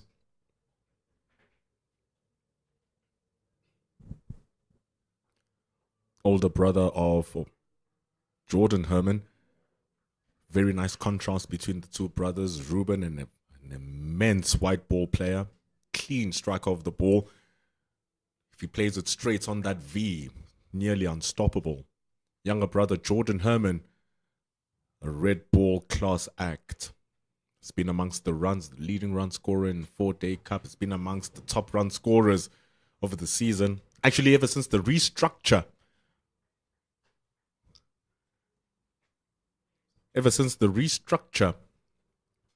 Ooh, good ball from Folks. But ever since the restructure, no player in South Africa has scored more runs in the 4-day series than Jordan Herman.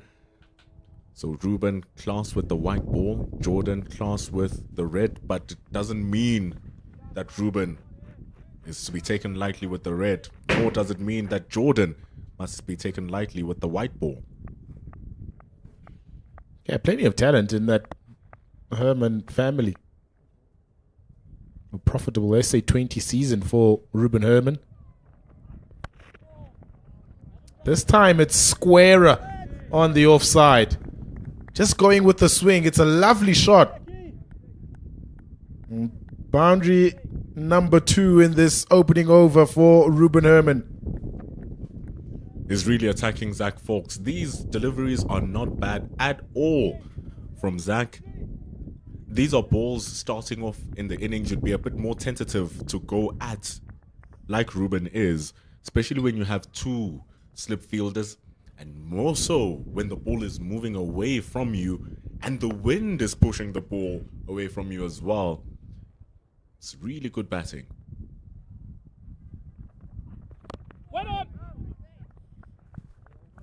Good start for South Africa, 8 without loss of the 1.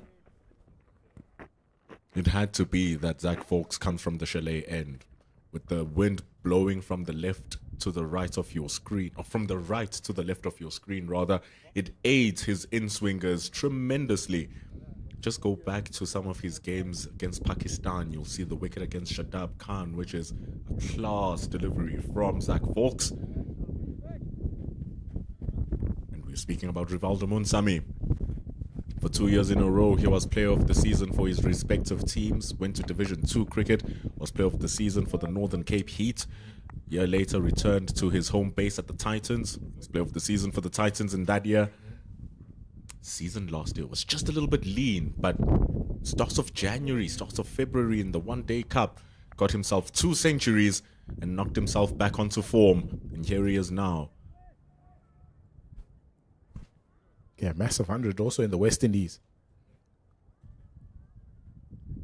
There's somebody that South Africa are looking forward to further development. Matt Fisher, Test debutant just last month. Matt Fisher in Zimbabwe. Cut away on, he's taken it on the second attempt.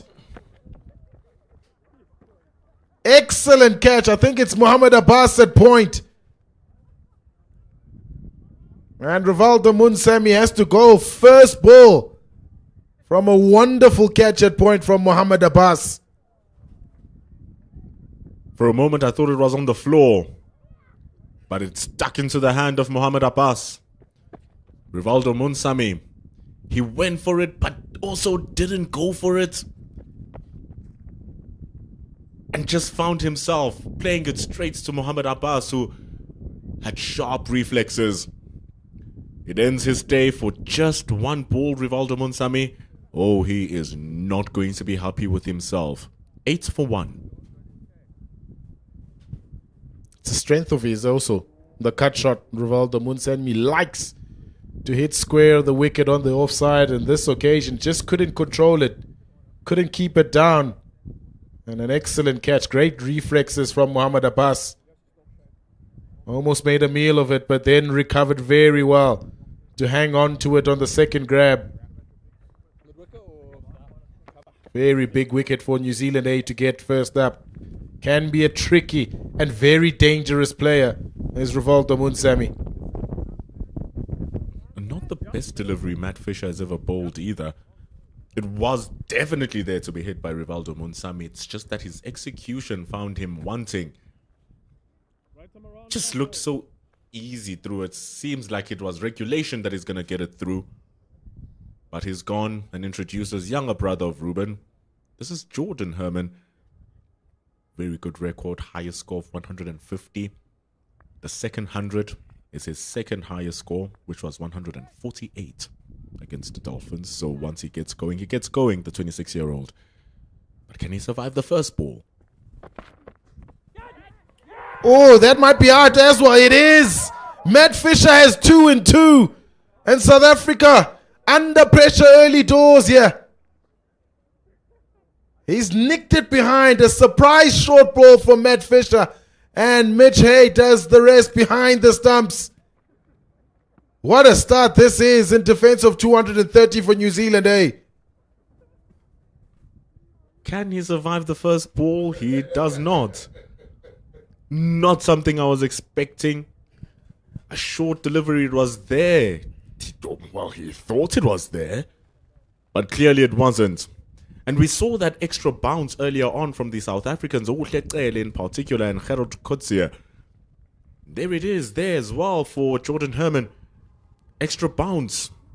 And a good take from Mitch Hay behind the stumps. The ball was already taking off and he had to jump with the wind blowing around. He cleans it up. 8 for 2 for South Africa. And what a start from Matt Fisher.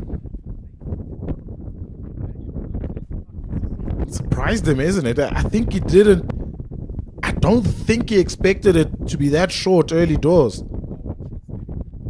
Granted, it's not great deliveries from Matt Fisher in the first 2 balls. I mean, the first one short and wide, cut to point. This one, a strangle down. The direction of it is going leg side.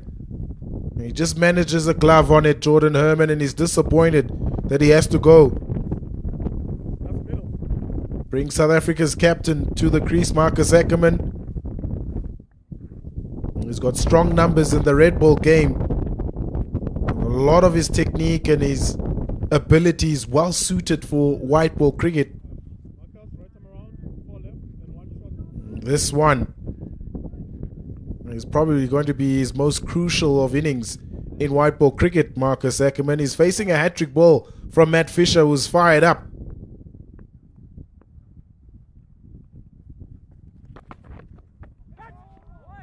That's wide. What a start this is, though, for Matt Fisher. 2-2 and then a wide.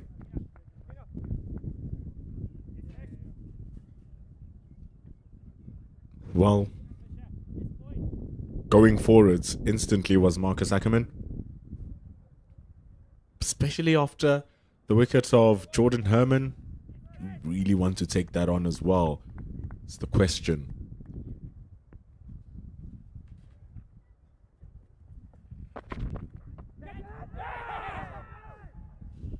That one's gone off the pads. New Zealand is up for everything here. They needed to be up for the fight because their batting innings probably not the most authoritative of scores on the board, but it is competitive.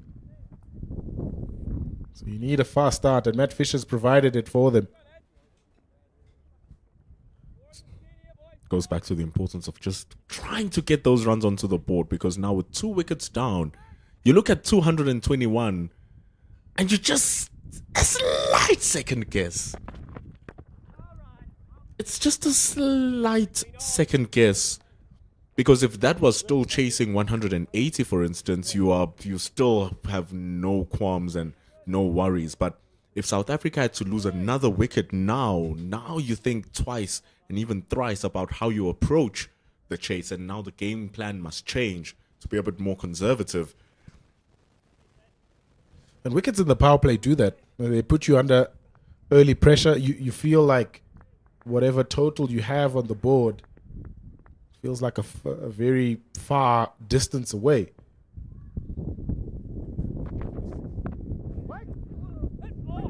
That's gone through, so we'll steal a single here. Marcus Ackerman is off the mark. That's what wickets in the power play do. They put you under pressure, and you feel like you have to sort of pull back the gears now. It'll be interesting how Ruben Herman now approaches it after a very good start in his first over, getting those 2 boundaries. Just a fraction. Yep, that's off. And inadvertently, it brings Zach Fawkes back into the game now. Ruben Herman did so well to nullify his threats because he crunched those 4s from pretty decent deliveries. The second one being a very good ball.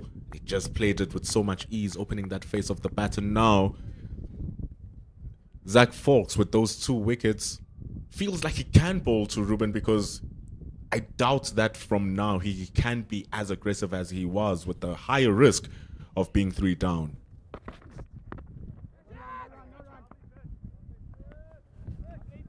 Good start from Matt Fisher. He's got 2 wickets, 2 crucial and 2 very big wickets from South Africa A. 10 for 2 from 2. Speaking about wickets, did you just see his air shots there? Ruben Herman is flicking it over the top. But if you've lost 2 wickets so quickly, you think twice. And so 229 falls into one of the highest runs scored by New Zealand A against South Africa A. Oof, that 292 back in 2004. All of those happening earlier in the 2000s. So it's going to be a hard chase here for South Africa. 229. Yeah, small sample size. They only met each other on 6 occasions before this. So 230 becomes the 4th highest score that New Zealand A have put on the board.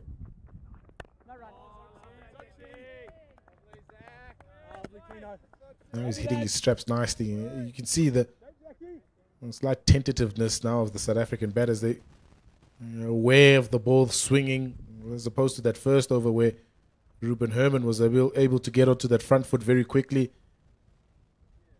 and hit those 2 boundaries. So those 2 wickets just also stem momentum.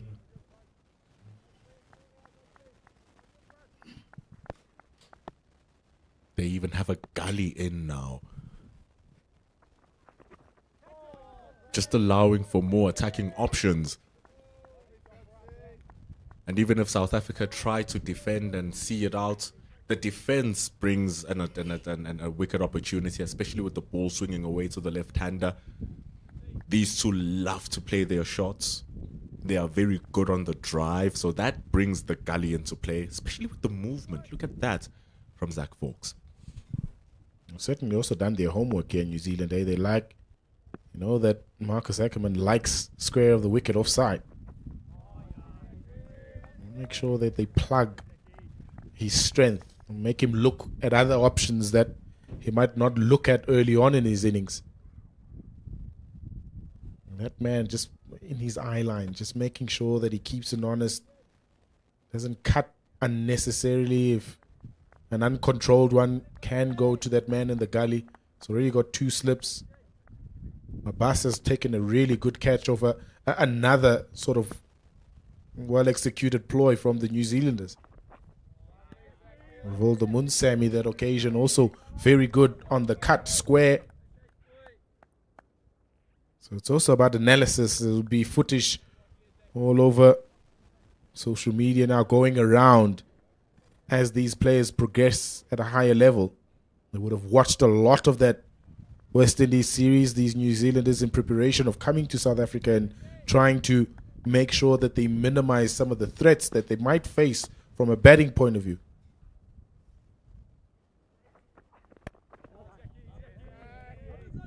And you have scored 200, you have scored 70 odd, you have a couple of 40s.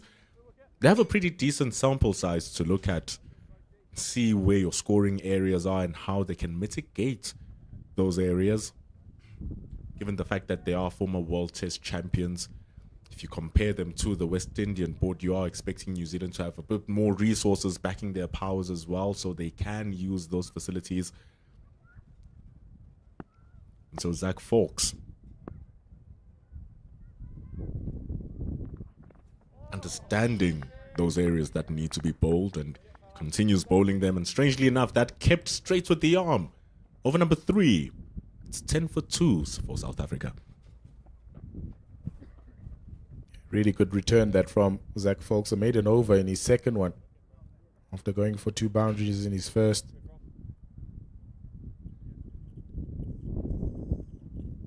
Such an easy action also for Zach Fawkes, to uncomplicated. Doesn't have a big skip as he approaches the delivery stride and sort of glides through the crease. Fisher definitely faster. He'll look to be the strike bowler in this pair between himself and Fawkes.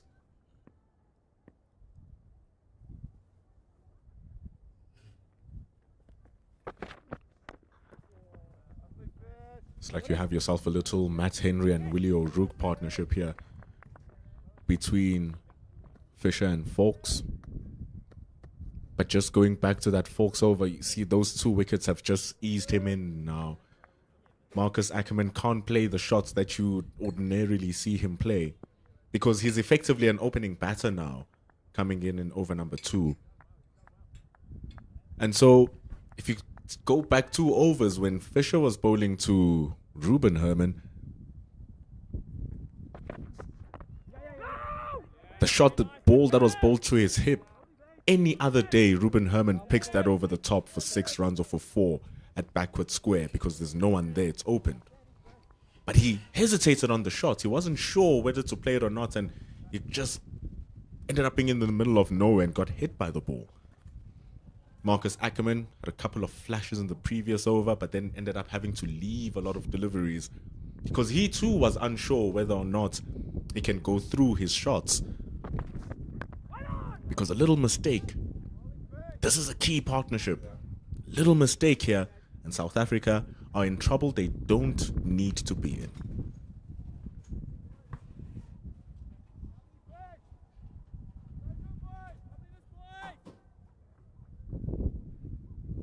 It's also important for them to still remind themselves that the equation still favors them in this run chase. 220 still needed from 279 deliveries. So they can afford to take their time here, the South Africans.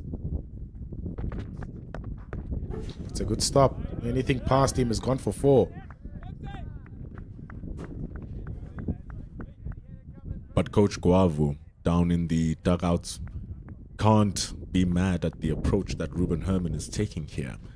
And the style in which he's doing it, it's not like he's playing every ball and trying to hit it out the park.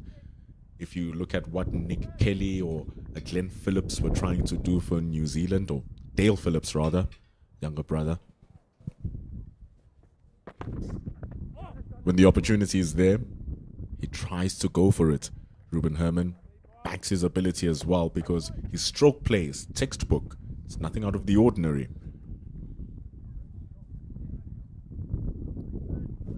And still power play overs, so the restrictions still allow the South Africans to still find the odd boundary mixed with the singles within the inner circle. So no panic stations as yet, even though they've lost 2 very quick wickets.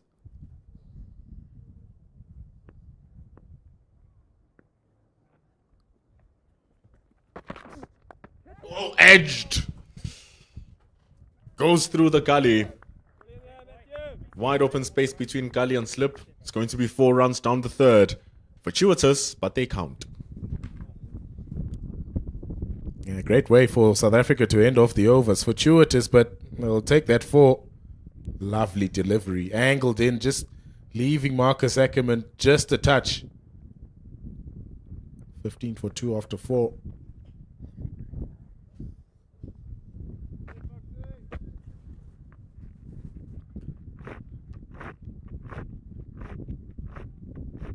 To be very honest, it feels like New Zealand's Matt Henry has brought back your standard medium fast bowler and showed that they can still be a threat in the world stage.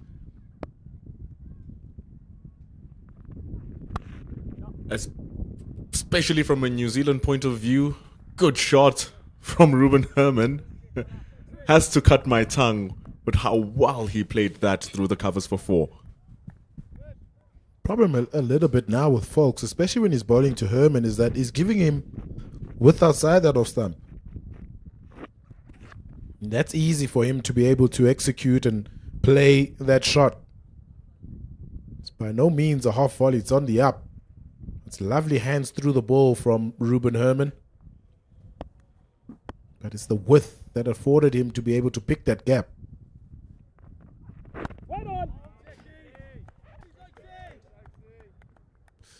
Seems like those wider deliveries are to draw the drive. And more often than not, when batters are settling into their stride, have a tendency of mistiming or edging the ball or completely missing it, which brings those 2 slips, the gully, into play, especially with Falk swinging the ball away from the left-hander. But Ruben Herman is right at home with those types of deliveries, and these are the challenges playing in different conditions and different players of other countries brings. Lovely shot. It took New Zealand right until the 46th over to find their first 6. South Africa are very quick in finding the boundaries. This time Ruben Herman finds 6 over fine leg.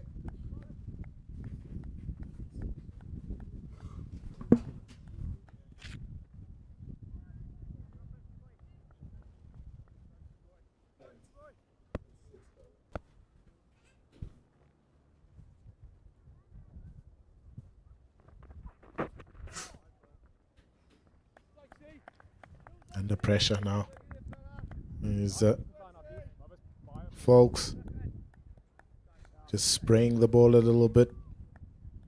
He's tried to swing the ball outside that off stump of the left-hander. He's been put away to the boundary. Tried the short delivery. That's gone over the boundary. Now he's searching for that in-swinger. It's gone for wide down the leg side.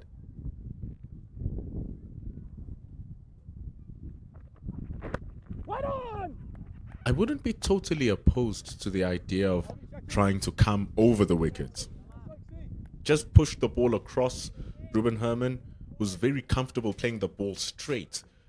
So it might lead him to think that a ball is straight and he'll play straight, and it's just going across the line. With the ball moving away from Ruben Herman, it even makes that outside edge even more deadlier. It's just that it almost removes the LBW out of play because of those outswingers, but it might be a better option. Well controlled this time from Herman. Straight to the man who was up in the ring at fine leg, who's now dropped down. Yeah, well, I think that's a great spot, that, because coming around the wicket, Ruben Herman has got the measure of him coming from that angle. Maybe just the change of angle coming over the wicket might give him a little bit something more here, folks. Try and push that across him. And then the one with the surprise one coming back into the left-hander. Lovely shot. You might think that he overbalances, but he's always in a perfect position, is Marcus Ackerman, to be able to play that on drive. And with 3 boundaries in that folks over, South Africa redeeming themselves on 31 for 2 after 5. It's there to be hit. It really is there to be hit, because even if he hit that squarer to the man standing at mid-wicket, you don't have anyone standing at backward square or deep backward square. You have a fine leg who's relatively square, but he would have never stopped that. Not a good ball from Zach Fawkes to end the over. Punishing over from South Africa. 16 runs from it. But that could have been a better delivery. Yeah, just look at that shot. It also just advanced a little bit. Marcus Ackerman, he probably turned that length into a half volley.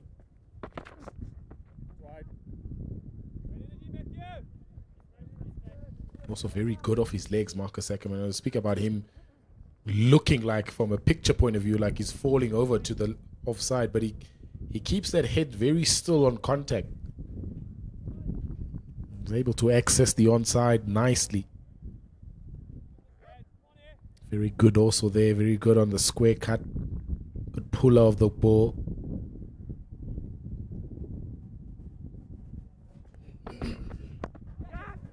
Oh, burst through the hands. An opportunity for another wicket for New Zealand. It's hit very hard from Ruben Herman.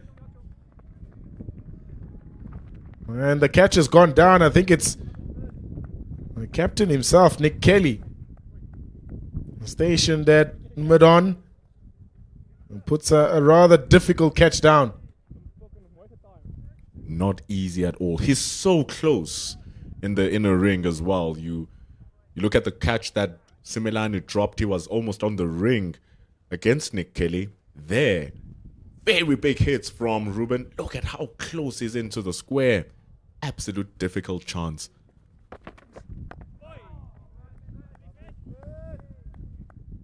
But maybe seeing the pace of Fisher here when you compare it to Fawkes, that could also be a difference maker.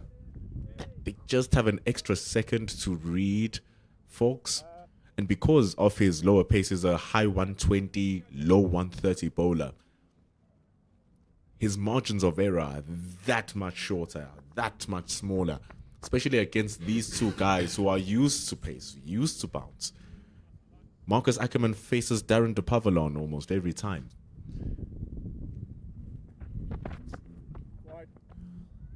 So Zach Fawkes, when he comes back, and should he come back, needs to rely on his accuracy a little bit more, because the swing is not doing the things for him right now. Change of field also for Matt Fisher here. He's struggling a little bit to try and find a consistent line outside the line of off stump now. The ball just tailing back into the left-handers. He's got him. No, he hasn't. Mitch Hay has put it down. Unbelievably so from the New Zealand fielders. Certainly come off the bat of Marcus Ackerman. And Mitch Hay, rising above his head, puts it down. Oh no. Oh my goodness. 2 opportunities missed by New Zealand A inside this Matt Fisher over. That looked much easier than that Nick Kelly chance. Oh, they're gonna rule this or not? Now the worst thing, Pilla, is that both the batters have been dropped. It was Ruben, who is looking really good for his 22 from 18. and Marcus Ackerman, who has been making the waves with his run scoring, and you want your wicketkeeper to take that. He was also unsure on where the ball went and how he dropped that, but both Ruben Herman and Marcus Ackerman get a life.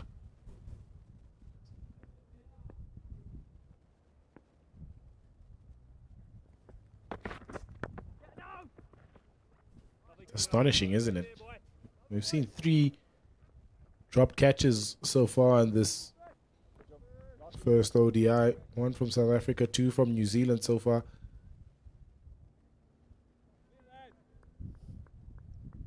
It's professional level. You take those chances as regulation, especially the previous one from Mitch Hay. This might be the fact that it might got a little bit bigger on him.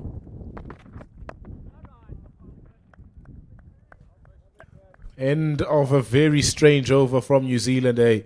They've given both Marcus Ackerman and Ruben Herman lives. 36 for 2 after 6.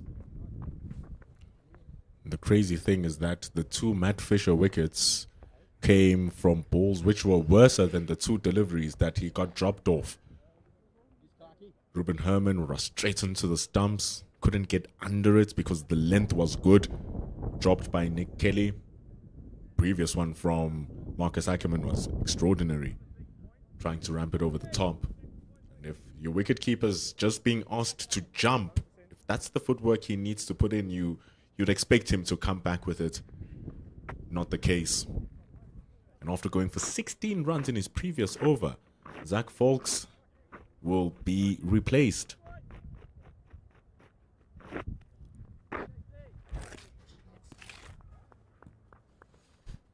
Josh Clarkson, the number 22 jersey.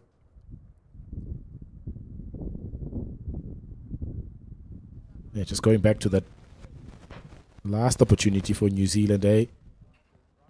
It's a shot that Marcus Ackerman plays with regularity, especially in white ball cricket and especially in the SA20. We've seen him play it quite a lot there. He waits for the ball to just go past these sort of belly button area, then tries to ramp it over the keeper.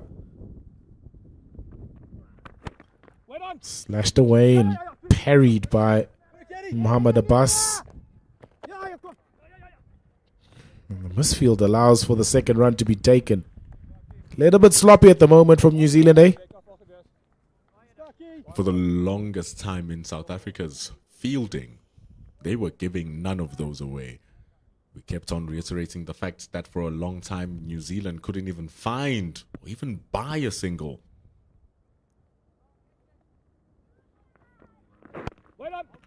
And so if you're defending a total less than 5 runs to the over, you would wish that your fielding team is up to the task and leaves nothing under the bed. They leave the change room ready to throw everything down to defend those runs, especially if you're looking to make an impression to get into the first team.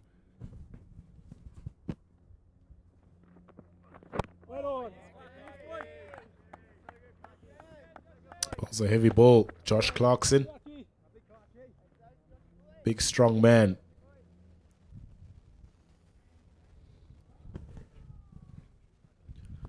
Talking about the average age of the side just being 25. Very young side. It's one of the older ones, over 25 years old. Josh Clarkson. Opportunity, just over. Mid off. The opportunities keep on coming and keep on being presented by South Africa's batters.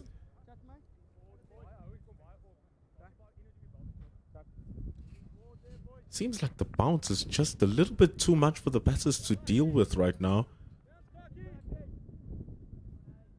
It just throws them off a little bit. Marcus Ackerman losing all forms of shape through that shot as well.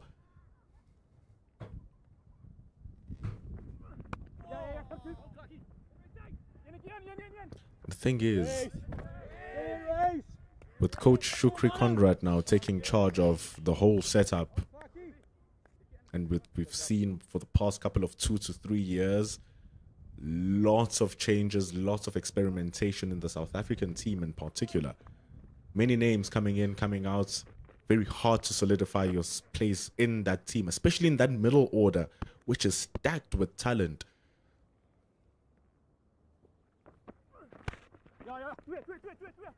Looking for 2 here. They'll turn back easily. Well placed by Ruben Herman. Ends the first Josh Clarkson over. It's 42 for 2 after 7.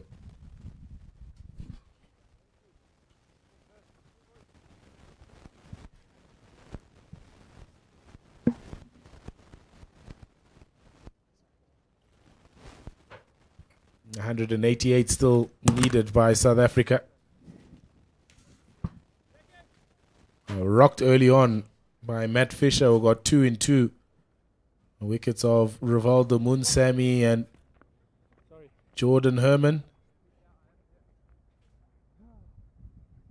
South Africa's captain has come in and sort of settled the ship a little bit here, together with Ruben Herman, who's played a lot more attacking shots than his captain. He will look to be the aggressor in this partnership. Fisher continues. Beautiful. Absolutely beautiful. That's a half volley, but you still have to put it away. And Marcus Ackerman is very good in putting bad balls away. Welcome, I am early. Yeah, thanks, Pila. 46 for 2 after 7 overs. 2 early wickets there. But I just like the approach of the South African guys. They're still playing positive cricket, yeah.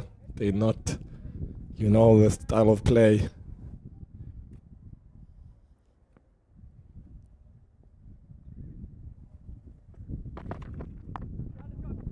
Lovely.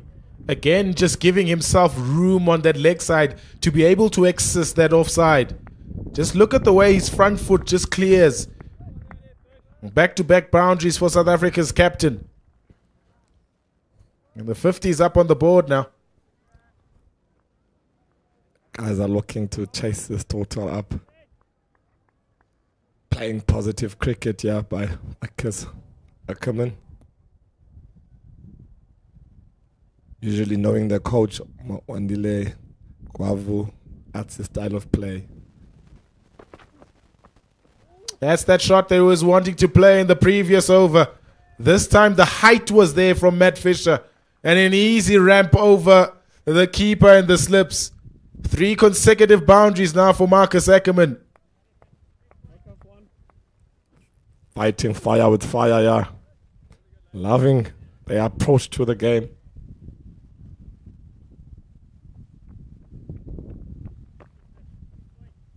Beautiful stuff here from Marcus Ackerman.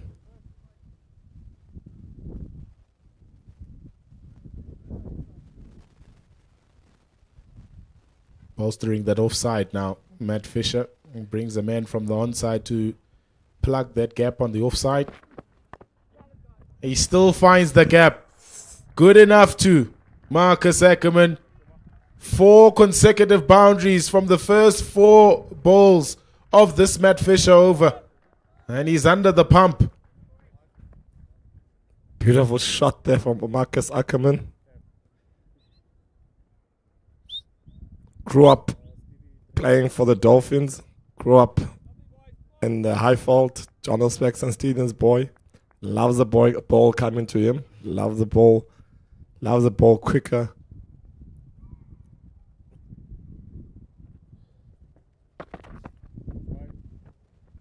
It's a white ball there from Fisher. Fisher is feeling the pressure there. Still has 2 more balls to bowl.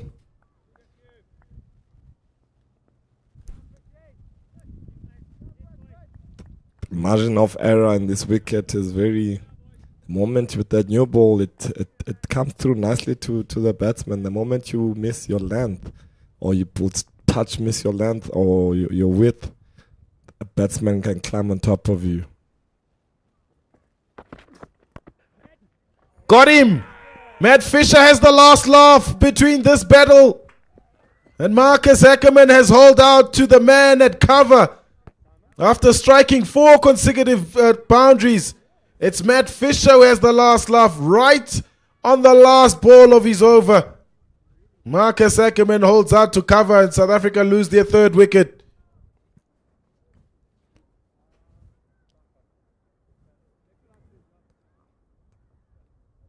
How was touch too full there, Marcus? Headed straight to the fielder. You don't know what would you say there, Kipila, as the coach. You had 4 boundaries and then you still want to go for another one. You've just lost 2 early wickets in 7 overs.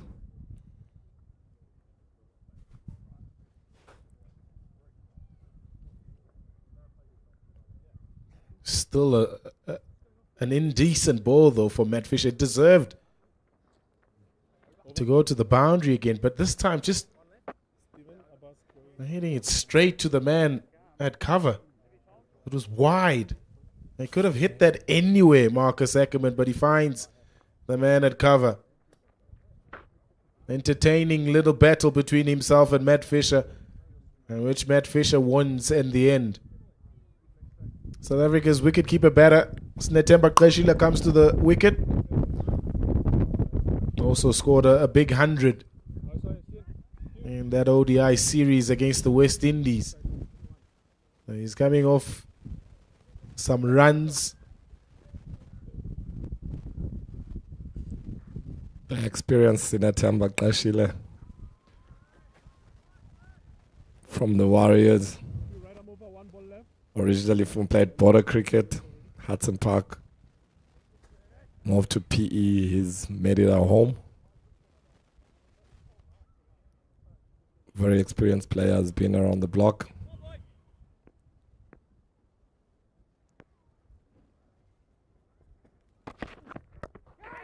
Got him! 2 and 2 again for Matt Fisher.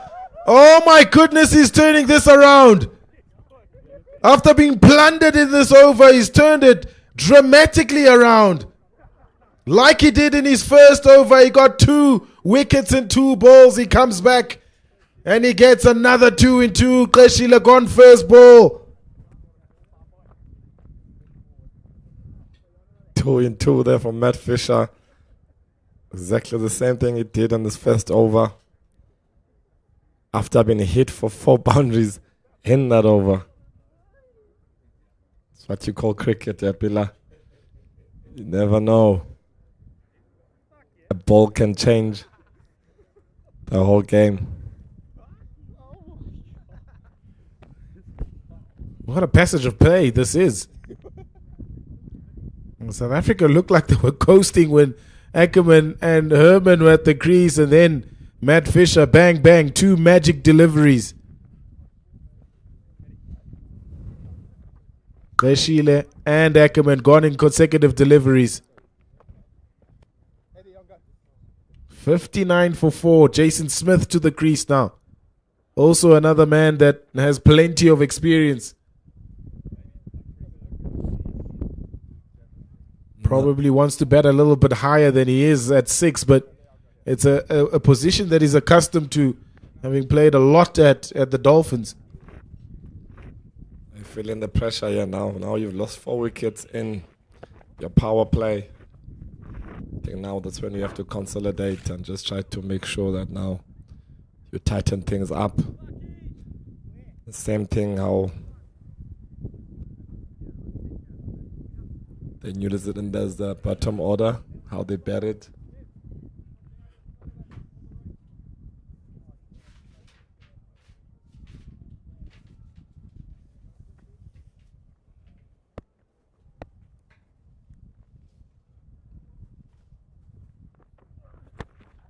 Banged away. Nobody there. This is a strange old game here, Ayamioli. It's pound for pound at the moment. Every time New Zealand tries to get on top, South Africa come back with the boundary. This time it's Ruben Herman who finds 4. They're fighting fire with fire, yeah. Ruben is not giving up. It's positive cricket. They're just going.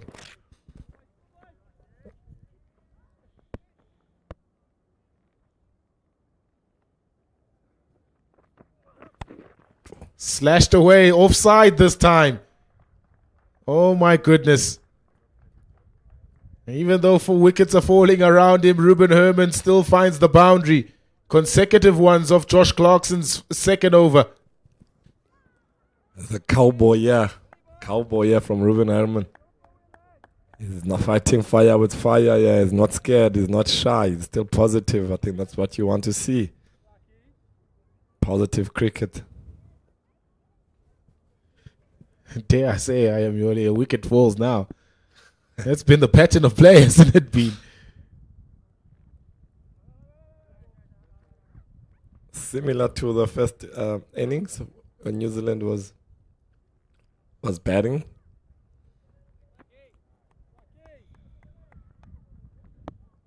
But Zach Falker's partnership with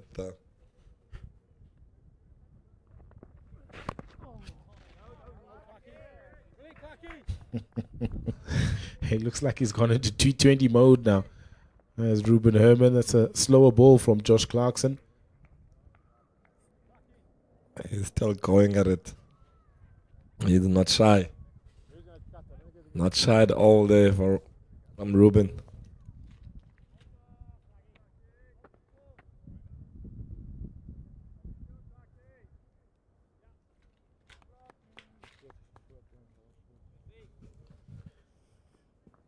Offside packed with men on the ring.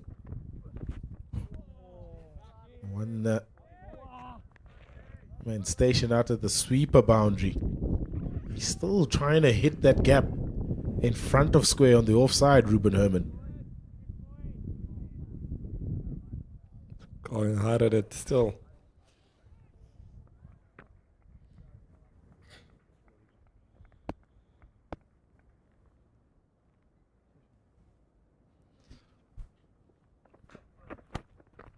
Through him.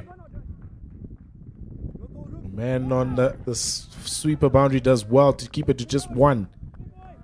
Game is a little bit frantic at the moment. It's going at 150 miles an hour.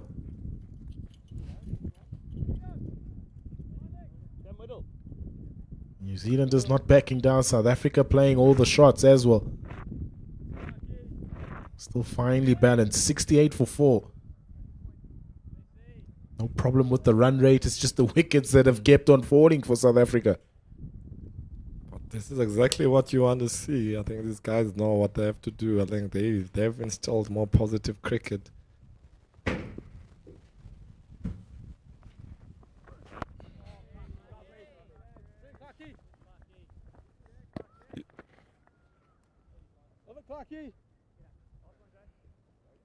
Ruben is not backing down. I think that's something that you also would like to see, I think.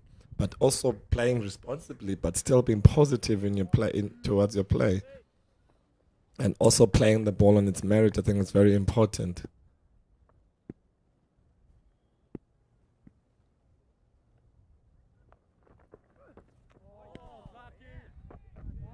End of yet another frenetic over. 69 for 4 after 9. And what Jason Smith will bring to this situation is probably the perfect sort of player and person to come in at this stage of the game. He'll bring a lot of calmness. He'll take his time.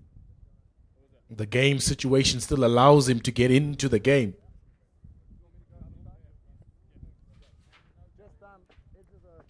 Probably the best person to come in at this point in time to be able to just calm the situation down. Very experienced man, Jason Smith now has played plenty of cricket at domestic level. He's played for the Proteas in a couple of one-day internationals, most recently in Pakistan. Definitely, I think having a guy like him, he has to anchor the innings. He has to.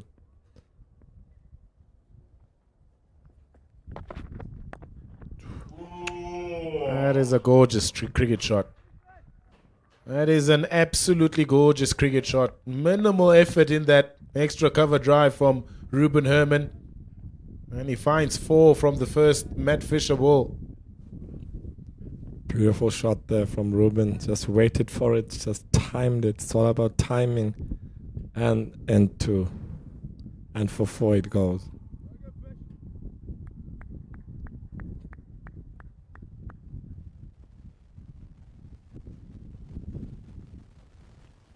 Last over of the first 10 over power play. This has been action packed. Wickets have fallen, runs have flown.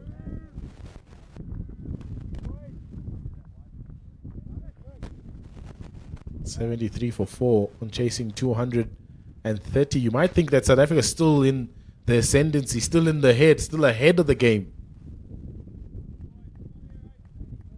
Wickets there for New Zealand can change this game. I think if they can pick up 1 or 2 wickets, yeah, I think things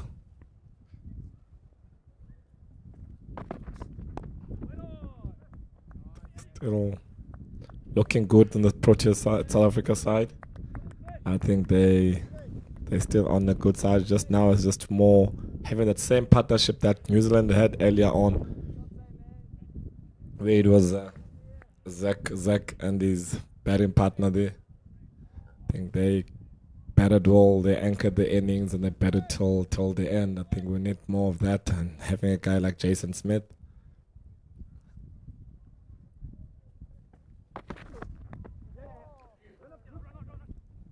Outside edge.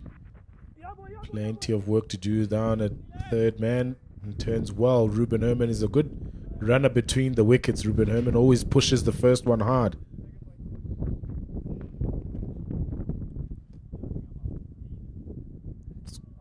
Quick running there from the guys. Beautiful to see.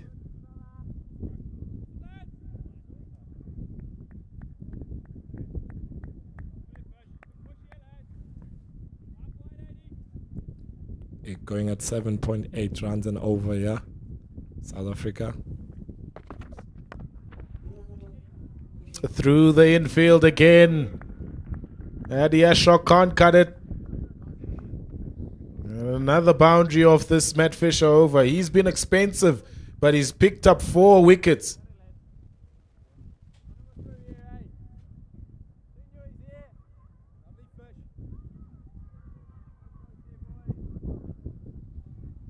Beautiful shot there, just waiting for it. The moment bowler misses his length, Ruben is there on top of him, punishing the bat bowler there.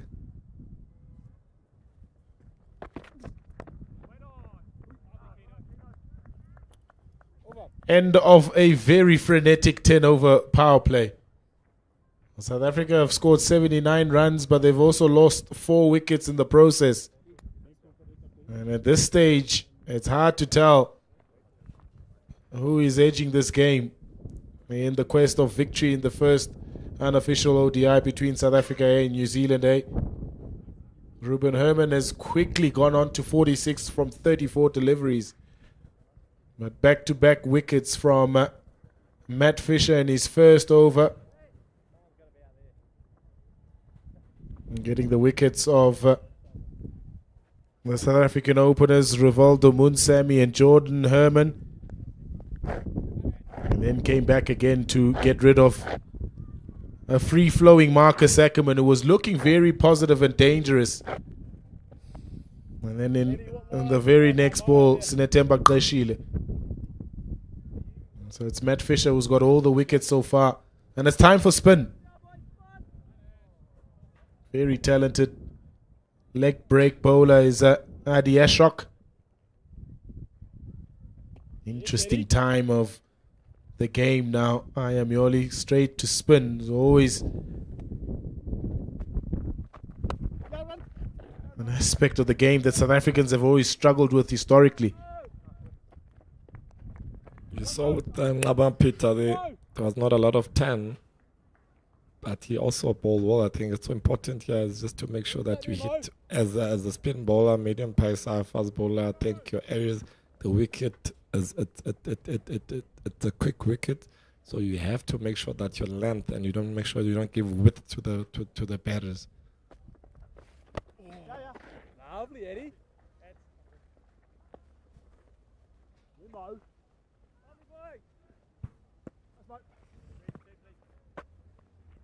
Because the ball was still simming around, I think having a change of putting a spin bowler in this stage of the game. I think the ball was something. Every time you hit the ball quicker, you hit the deck properly, there's always something on this wicket. And the ball is still new, and putting a spinner here this time, maybe. Don't know the thoughts there from the captain, but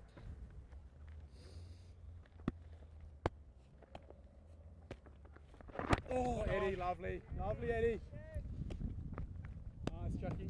If you choose a better play of spin between this pair, you'd automatically think that Jason Smith is the better play of spin. He's predominantly played a lot of his cricket on the coastal pitches of South Africa, Western Province and the Dolphins. Oh, Eddie, that's lovely. Lovely, boy. You look to him to be able to navigate this period of the game a little bit more. Bet in partnerships. Herman will say, I'll look after the faster men. Grew up in Pretoria. Lovely shot. Straight in line, Eddie Ashok. Good work on the boundary from Muhammad Abbas. Keeps it down to just 2.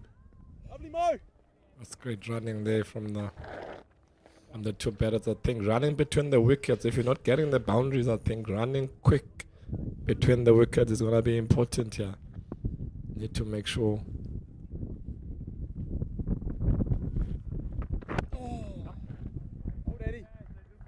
We always look for boundaries and for all of that, but running between the wickets, you know how much powerful it is.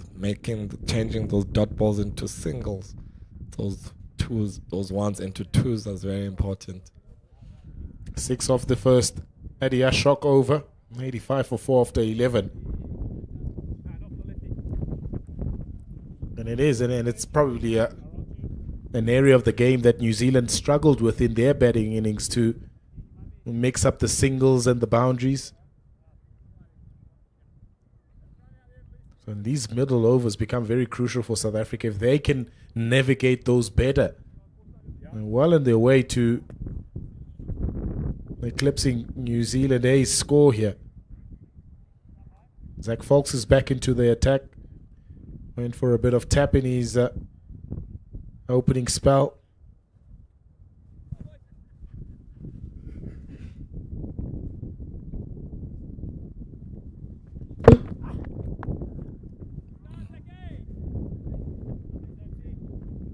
It's a dot ball there.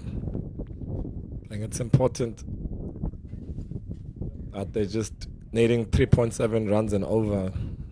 If the ball is there to be hit, if it's full, if it's a bad ball, yeah, get on top of it.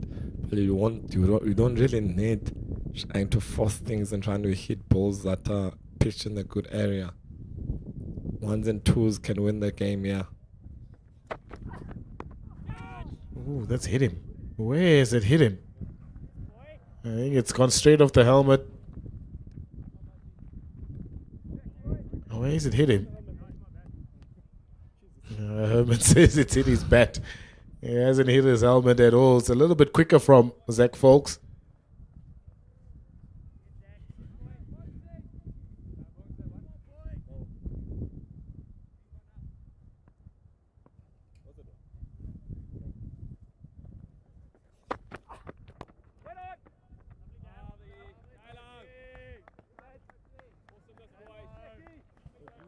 And if New Zealand A can string a couple of quiet overs here,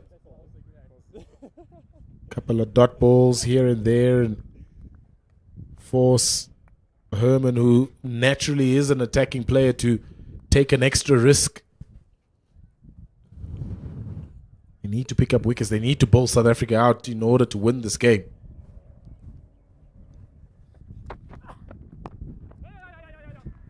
Through the gap. Excellent shot off the back foot.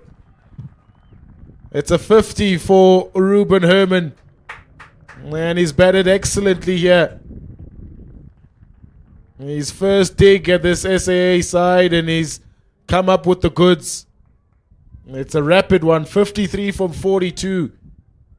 And he's helping South Africa set a really good platform for victory in this first unofficial ODI. It's a good shot there from Ruben. He loves it there. That's his shot. He just waits for it, just times it nicely and through the covers.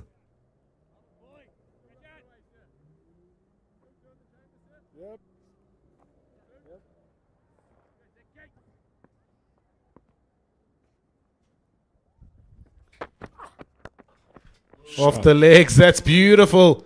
He didn't even bother running because he knew how well he timed that. The man on the leg side boundary was in front of square. He's hit that way in front. And Eddie Ashok had no time to cut it off. Back-to-back boundaries from Ruben Herman.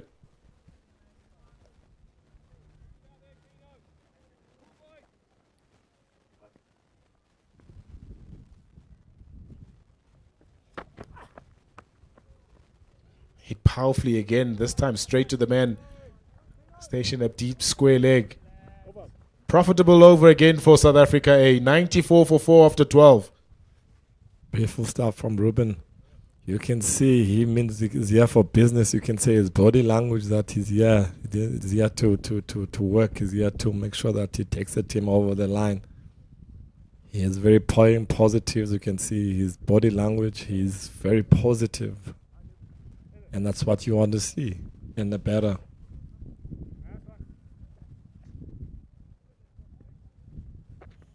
He's got a commanding presence really at the crease, doesn't he?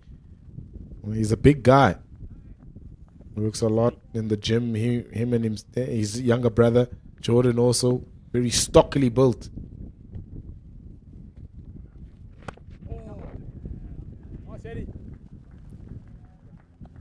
Keep on rotating the strike there. Loving what I see here.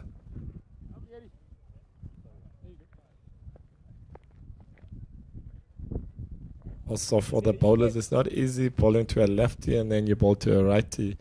Just keep on changing it up.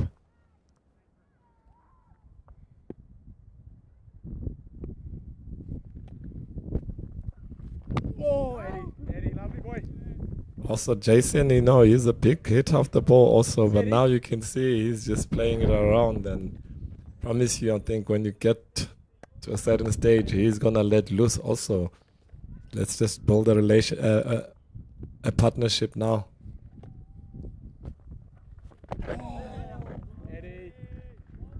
Nicely bowled from Eddie Ashok. Catches the inner half of Jason Smith bat. Okay, he becomes very important in this partnership, Jason Smith. And spoke about the calm that he brings.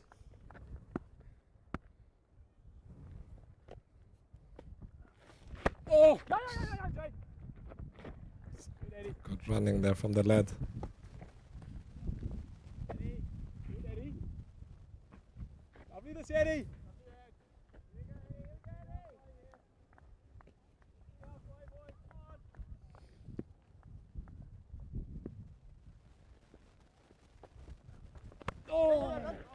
Lovely hands. He's put that behind square on the offside. Good work from Muhammad Abbas coming around and keeps it to just 2.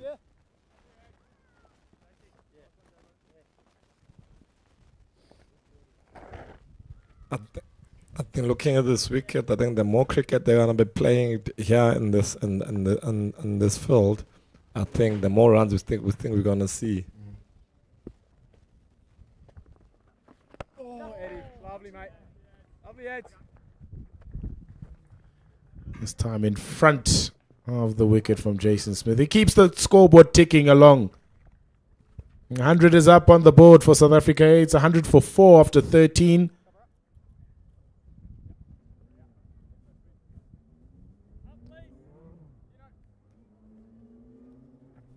Over 2, Jason. Partnership is 35 runs.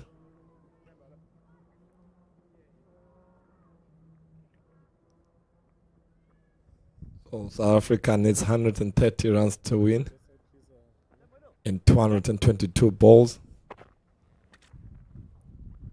and 4 wickets down.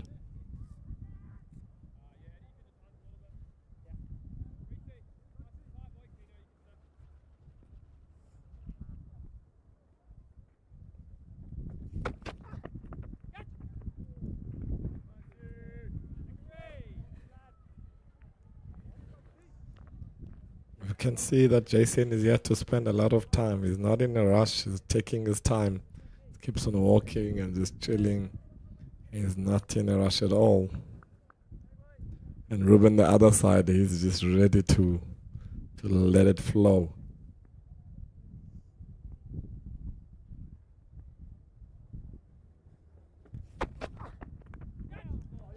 It's tickled over his head. It's a smart shot, that, from Jason Smith. I'm not sure that he intended it for it to go that fine, but he gets 4 nonetheless. And he just wanted to control that down, but he's top edged it down to the fine leg boundary for 4. His first boundary.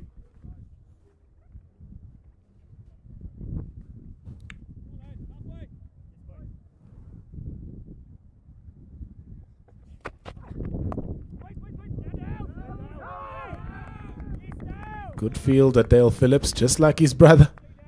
Don't want to take him on.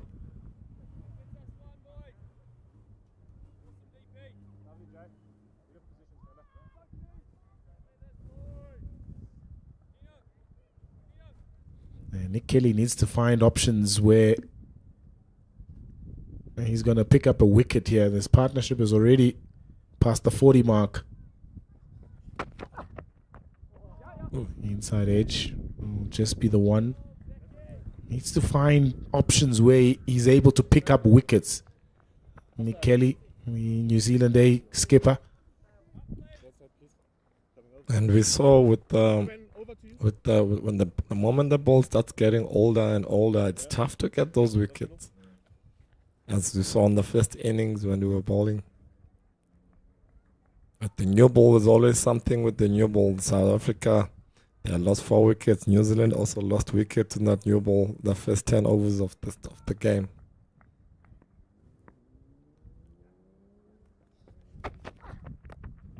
That's in the gap, in between square leg and fine leg. It's well placed by Ruben Herman. The runs are flowing here at Willamore Park in this run chase for South Africa A. He's hurried on to 64 from 46 delivery, and also the partnership reaches 50 between himself and Jason Smith in double quick time.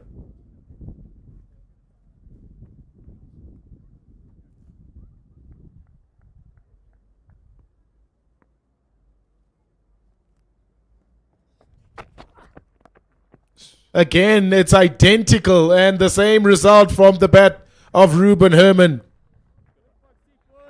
This is turning very bad very quickly for New Zealand, 113 for 4 after 14.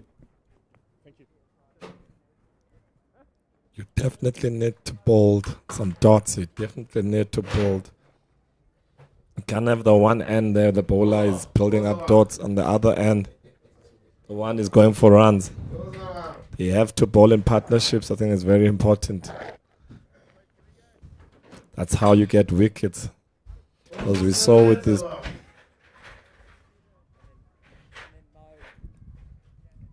We saw the moment the ball gets older, it's tough to get wickets. To you to build another pressure, you have to create those dot balls. Dot balls will bring you wickets. What are your thoughts there, Eddie? Yeah, go a little more. Yeah.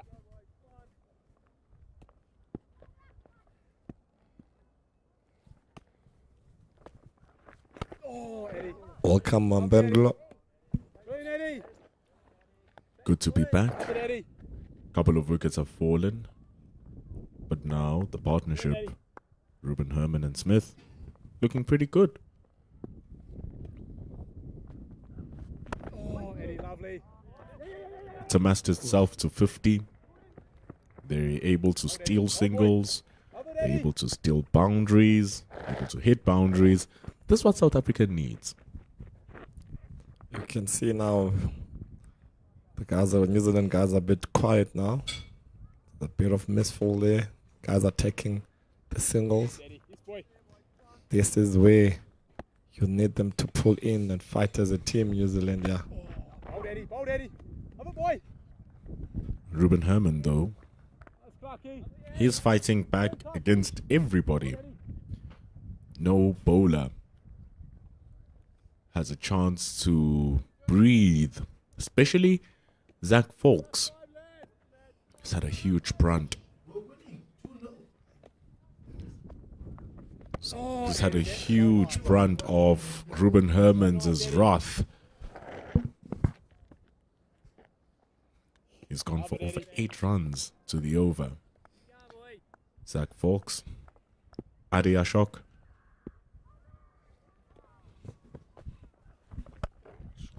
Bowls it, over pitches, and gets hit by Jason Smith for 4. They're not here to waste any time, yeah. Guys want to go back to the hotel, yeah. They're in a rush, yeah. They're saying, let's get this done and dusted now. Halfway, lads. Bilasande is very eager to go watch his Chelsea, world champions of club football. Enjoying his lunch, enjoying his football, enjoying his cricket. We are here enjoying the cricket. Not sure if you're not a Chelsea fan. 119 for 4 after 15. He doesn't know football.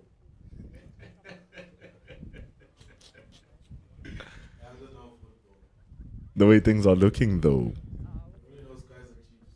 8 runs to the over. South Africa are playing. 119 for 4. And all of a sudden, this equation of 111 from 210. Oh, it looks much more friendlier to South Africa now. I love the approach when they were losing wickets and the guys are still going.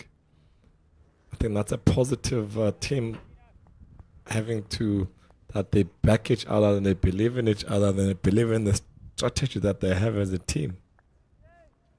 I think you saw how they played in West Indies. They also played very positive cricket, and good performances were shared around quite a few guys.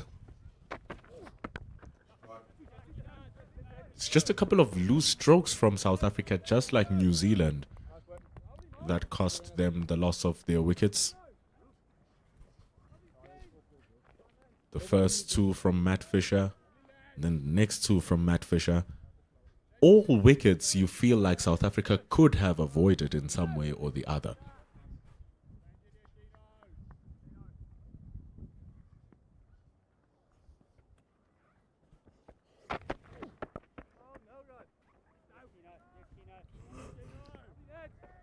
I think it's exactly what happened when New Zealand was facing. They lost 2 quick wickets. I think they also played some few loose shots at the plate.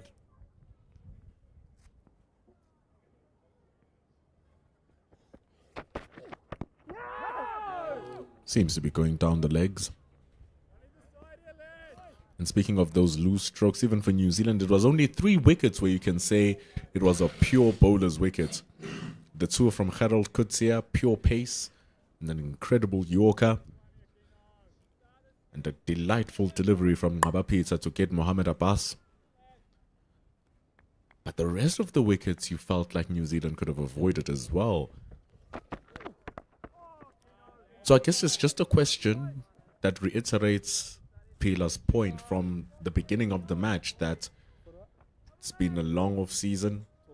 The players are getting back into their stride, and some of the players, it's their first competitive game of such a level this season. And so getting acclimatized to the game, to the conditions, and we're just going to see cricket become better and better throughout the course of the series.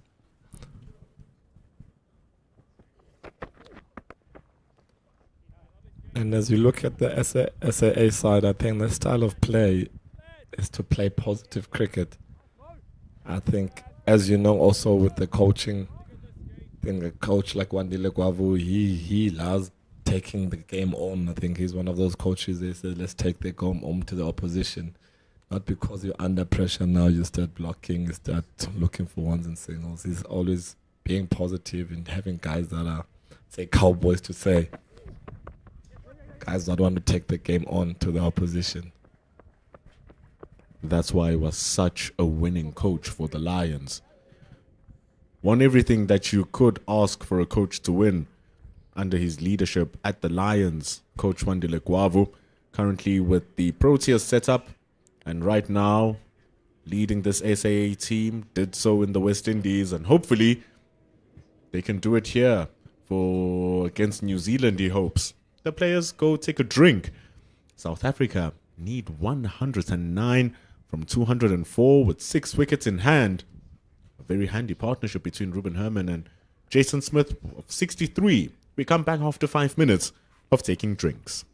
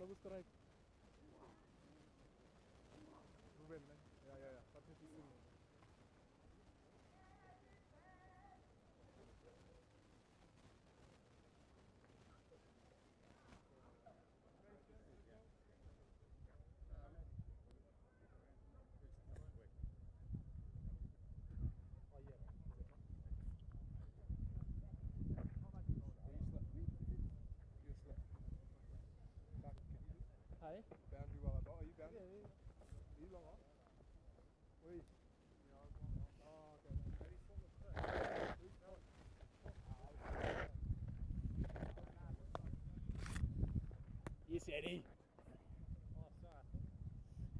Babs, can I have middle, please?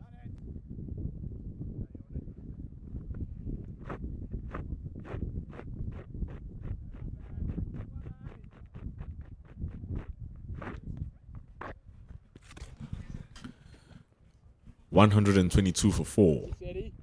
After 16 overs, the players have had drinks.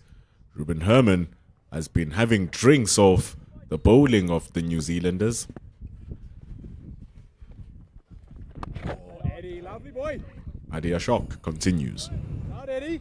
What's the message from the coaches here? I'd love to see and what's a message from the South African coach to Ruben? Let's take it easy, or let's keep on going. Clearly, let's keep it going here. Clearly, let's keep it going. Clearly, let's keep it going. He's not stopping. He hits the ball so hard, Ruben. It's not the first time that he's hit the ball straight to the field and it plows its way through the fielder's hands. He really does give it a rip. Strong lad, Ruben Herman.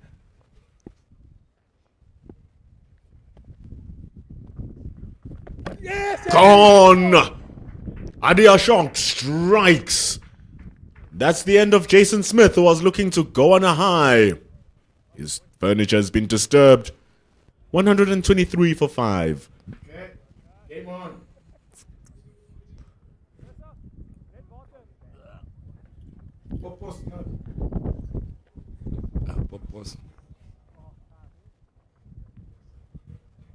Was looking to go big that time, Jason Smith. Aditya Ashok finds a gap between bat and pad. It's going to feel like he's let his team down. 18 from 22, Jason Smith. And with that shot there, he hasn't really gone for a big shot. I think that's the first time maybe he really went for a big shot and he clearly missed it. Played a bit across the line there. Would have gone straighter. And that would have worked. And with the way Ruben Herman had been batting, sure, you want to show that you are also there as well. But the magnitude of the partnership, that 107 looked so easy under Herman and Jason Smith because of the way that they were guiding that partnership. Smith gives the strike to Herman. Herman creates damage, and it keeps on going. Smith wanted to create his own damage, and he's gone. So now we have Mihlali Mpongwana coming in. He has that single century, which he scored in the final of the CSA for one-day series 2 seasons ago. Just 25 years old, Mpongwana. He will want to show that in as much as he's good with the ball, as an all-rounder, he's good with the bat.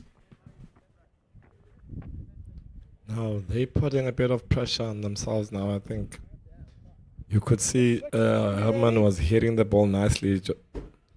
Jason could have just spat it and just run singles and make sure that he's the anchor. He balances the things out.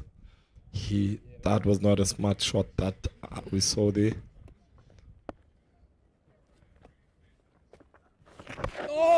There was just so much control that he had. And the thing is, Aditya didn't look like he was going to create any problems for them. They realized that he's bowling well and were able to contain him, pick him apart for just singles, get the odd boundary. It seems very out of necessity, that shot from Jason Smith.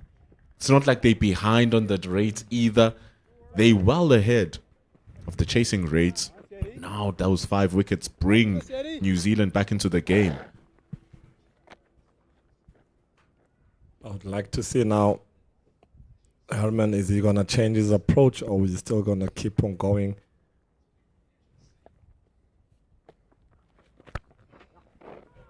I think that's the way for Ruben. I mean, he has to do what he's been out there doing. Is the reason why the team feels so close. Currently 73 from 54, with South Africa needing 105.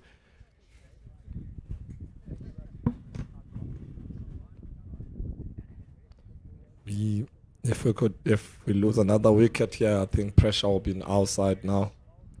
Having Gerald Kutse, Ngaba Peter, Tsepo Mureki, Okuhle Cele coming in next. And 1 wicket will be game on, yeah. New Zealand knows that. South Africa also think they know that. New Zealand only have themselves to blame that they are defending a low total. And equally, South Africa only have themselves to blame that they are making a very hard task of this supposedly low total, which seems like it's not. Simon Keane, he batted pretty decently. More better than decently with Zach Fawkes. It was that partnership that helped New Zealand attain 200 runs. And he's doing well with the ball here. Just needs to continue.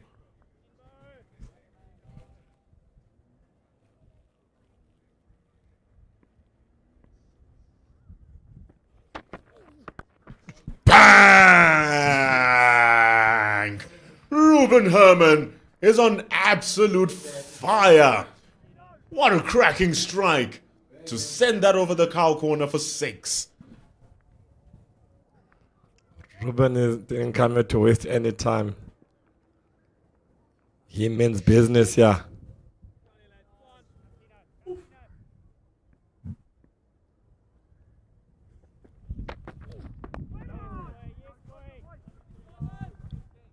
His stroke making has just been so unbelievably measured as well. Ruben Herman.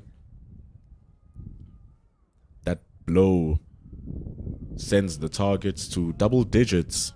South Africa need 99 runs. So long as Ruben is out there, it seems like a total that's gettable. It really seems like a total that's gettable from Ruben Herman.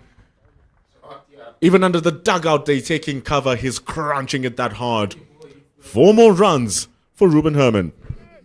Very good judge of length, yeah. Anything that misses, he goes for it. Anything that's pitching a good length, he respects it. And that's the level of cricket you're seeing here at William Park.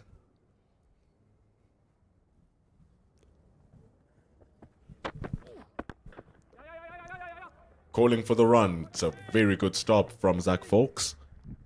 That was destined to be another boundary, but they get one anyway. The moment that the bowler misses his length, the Ruben is on top of it. Poaches it a bit fuller, he'll be there and he'll be there to hit you hard. The moment you pitch it a bit shorter, you miss your length, he's still there. Very good judge of length here by Ruben Herman, and that's what you call it. Going the extra level of cricket, I think the more professional setup, that's where bowlers land. That the moment you miss your length, good batsmen will punish you. It's always the jump. The jumps from each level to each level means that you face fewer dot balls. Firstly, it's fewer dot balls per over. Then you jump on, it's fewer dot balls per spell. Then sometimes when you get to the real high levels, some bowlers might not give you a bad ball at all on their really good days.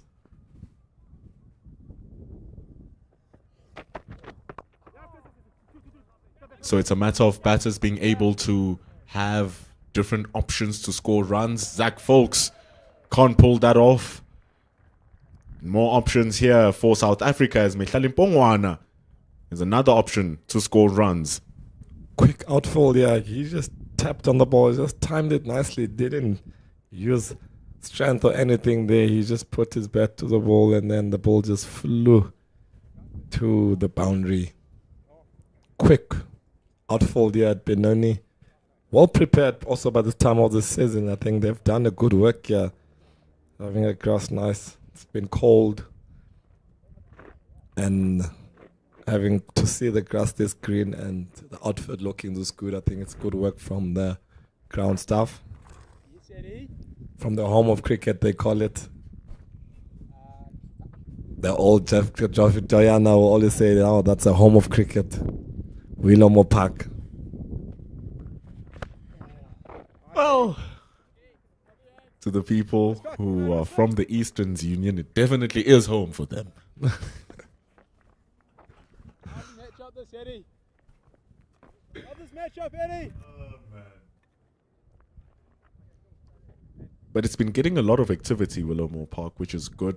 Women's cricket, it's an international stadium for women. When South Africa plays, they do come here. They get a lot of South Africa A and South Africa emerging games.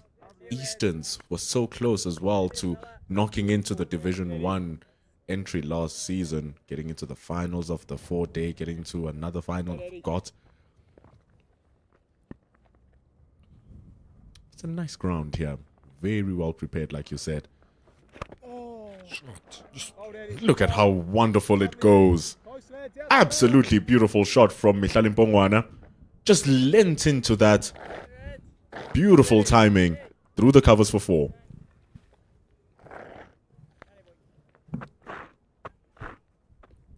Yeah, definitely loving it, how they take the game, not just go take the game to your main stadiums, to your Wanderers, to your super sport parks.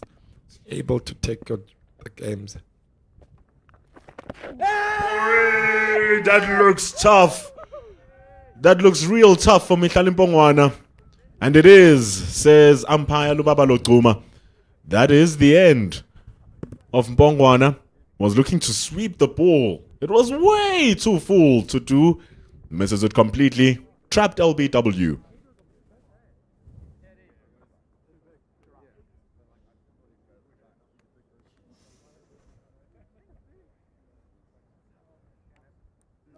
I've got that one wicket now. Now things are...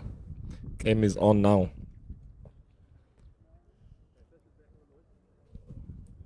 Yeah, 145 runs.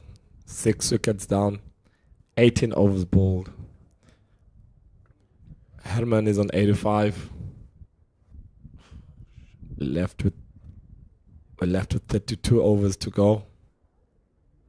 Rated is at 7.8. Rate required is 2.7. What are your thoughts on this situation right now for South Africa, though? Having a guy like Gerald Coetzee is coming in. Can bat, also not just a bowler.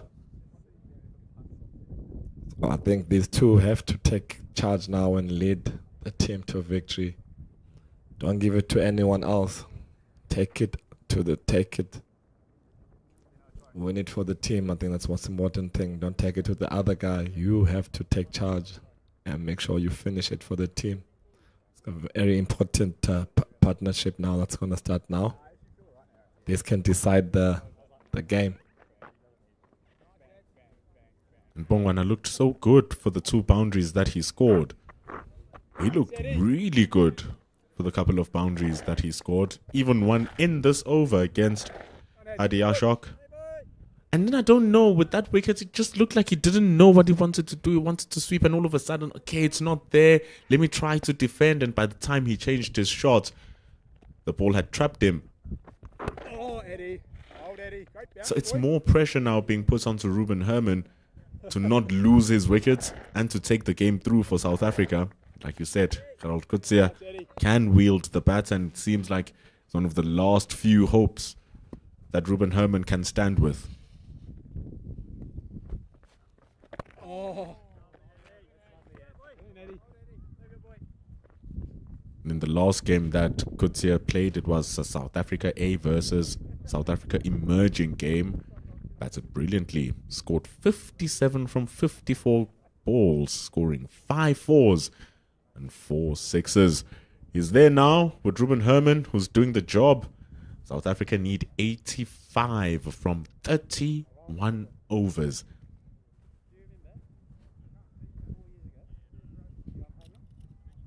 Still looking forward. What's the approach here from Herman? Is he still going to fire? Is he gonna take it low a bit? Change of bowling. Smart decision from Nick Kelly. You've just taken a wicket of Mihlali Mpongwana. You're starting to get into the tail. Bring back your strike bowler who's been getting wickets. Sometimes not with the greatest of deliveries. But that means that South Africa didn't have their heads into the game and lost those wickets. And he's taken 4 on the brink of a fifer here. Matt Fisher.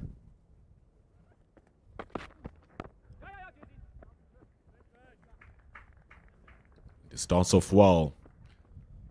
So this must be a game of reflection for the batters, especially the top order batters, who, barring Ruben Herman, have been unable to score runs here.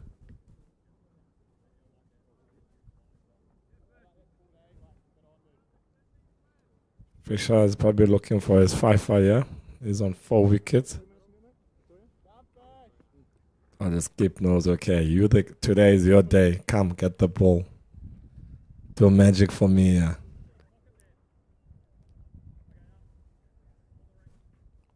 And it really has. 39 runs, 4 wickets.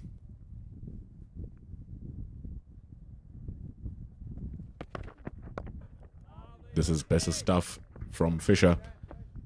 Going into the stumps, keeping the batters in check.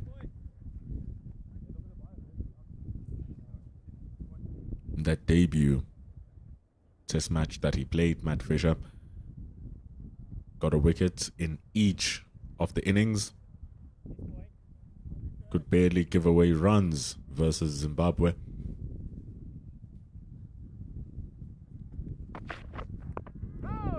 A different test here versus the South Africans, though it is South Africa A. But he's up to the task here, Matt Fisher, having gotten 4 wickets. 4 wickets, the first 4 wickets of the match, even.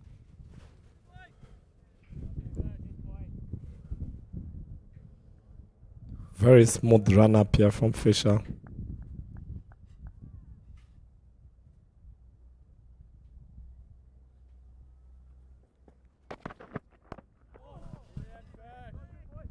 It awfully looks like Matt Henry.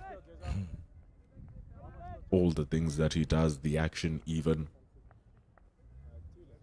New Zealand hasn't been a nation known for its big fast bowlers and its express pace, except for Shane Bond. They have produced quality fast bowlers. You look at from your Harry, you go to your Shane Bonds, your Trent Bolt. Of swing bowlers you have there. Beautiful actions. Very similar actions also. Matt Henry. They are seam and swing nation, and every nation you will get that 1 or 2 guys coming in with that pace, like Carl Jamieson right now, who's quite quick. Adam Milne. But you're out and out top bowlers for New Zealand, always guys of this make. You think of Trent Bolt, who's 130s, you think of Tim Southey, you think of Matt Henry right now. And even if we go down the years through your Kyle Mills, etc. Good medium pace bowlers, fast medium pace bowlers, one-on accuracy, swing and seam. Definitely, and also I think their conditions also suits that kind of bowling. It's always raining, it's always overcast that side. So you make sure that you use the ball. I think that's why you look at Australia, you look at South Africa, hard, dry. Guys hit the deck. They're always looking to hit the deck. So also conditions and environment where you are plays a huge role in bowling. And what type of bowler you are.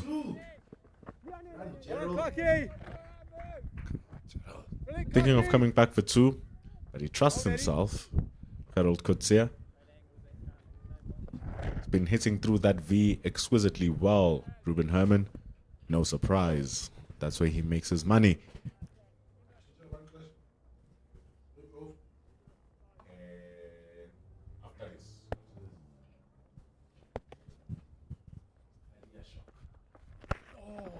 Look at that shot from Harold Kutsia. That looked clean. It's going to be stopped by Mohamed Abbas. Coming back for 2. Lovely Mo. Brilliant Mo. Nice there, Eddie. Mitch Hay behind the stumps, giving confidence boosts to his team.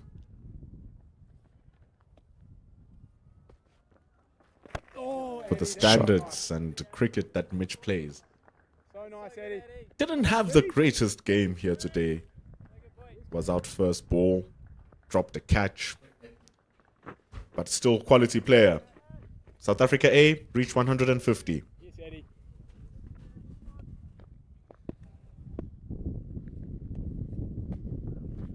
Oh!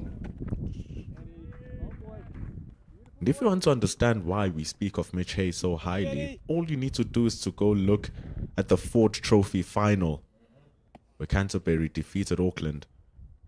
Stood tall, Mitch Hay, 86 undefeated. It was overcast conditions, it was damp, it was gloomy, not easy to bat. took the game away from the Auckland Aces Well, Daddy. Lovely, mate. and sent it home for Canterbury. So very class Lovely, act. Daddy.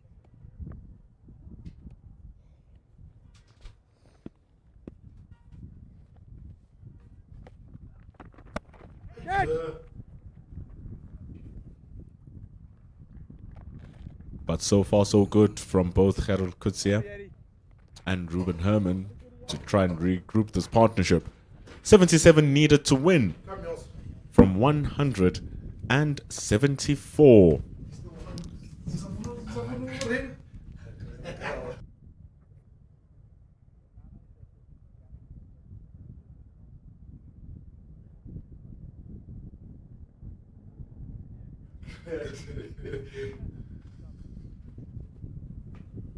$150 up.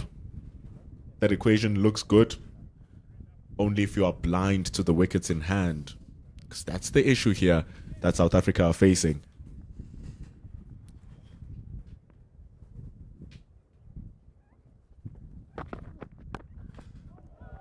That is humongous. He's hit some big sixes this innings, you know.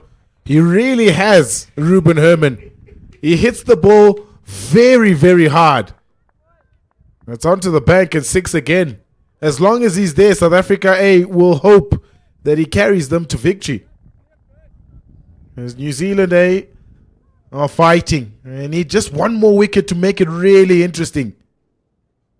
159 for 6. Ruben Herman, one more hit away from first class. He's got it. He's got 100 here, Ruben Herman. That's even bigger. It's further. A quality list 100 from Ruben Herman. What a season. What a year he's had. One of the leading run scorers in the Betway SA20. Made his T20 international debut not so long ago. And now he's at 100 against New Zealand here at Willamore Park. In quite spectacular fashion. He has waited for his opportunity. Waited and waited. And when the opportunity came to his table, he's having a feast. Many a times he's been close to a century, Ruben Herman. This time he makes it count. A couple of seasons ago versus India A, scored 95 that first class game for South Africa and lost out. This time made sure versus New Zealand. And how good was that hit? And it's not just one of them, it's 2 of them in a row in your 90s. Talk about fearlessness. That is the stuff from Ruben Herman. It's quality innings. Really is a quality innings. He's never looked like he was off the pace. That's what got him to the 100. Massive. It's humongous. Onto the road here in Benoni. Brains trust of Kelly, Fisher, and folks getting together to try and make sure that one, they break the momentum of Ruben Herman and the South Africans, but also try and find a wicket.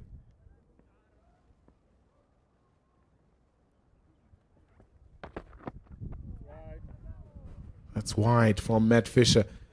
He's a pure striker of the ball, isn't he? I mean, we've seen it in domestic cricket for quite a number of seasons now. The last 2 seasons for the Northwest Dragons have been the most profitable in his entire career, especially in white ball cricket. And he's just gone on and transferred it into higher levels. No one spotted where that's gone. He's pushing for 2 here. Gerald Kutsia taps and goes. Excellent running again. Need him to face most of these 172 deliveries left in this innings. And if he does that, the match might end with over 100 deliveries still remaining. Like you said, pure strike of the ball. They sound so good. They look so good. Especially when the left-hander does it. Looks even more amazing. like you also said, never looked flustered even once. And what's even more amazing, Pila, is the fact that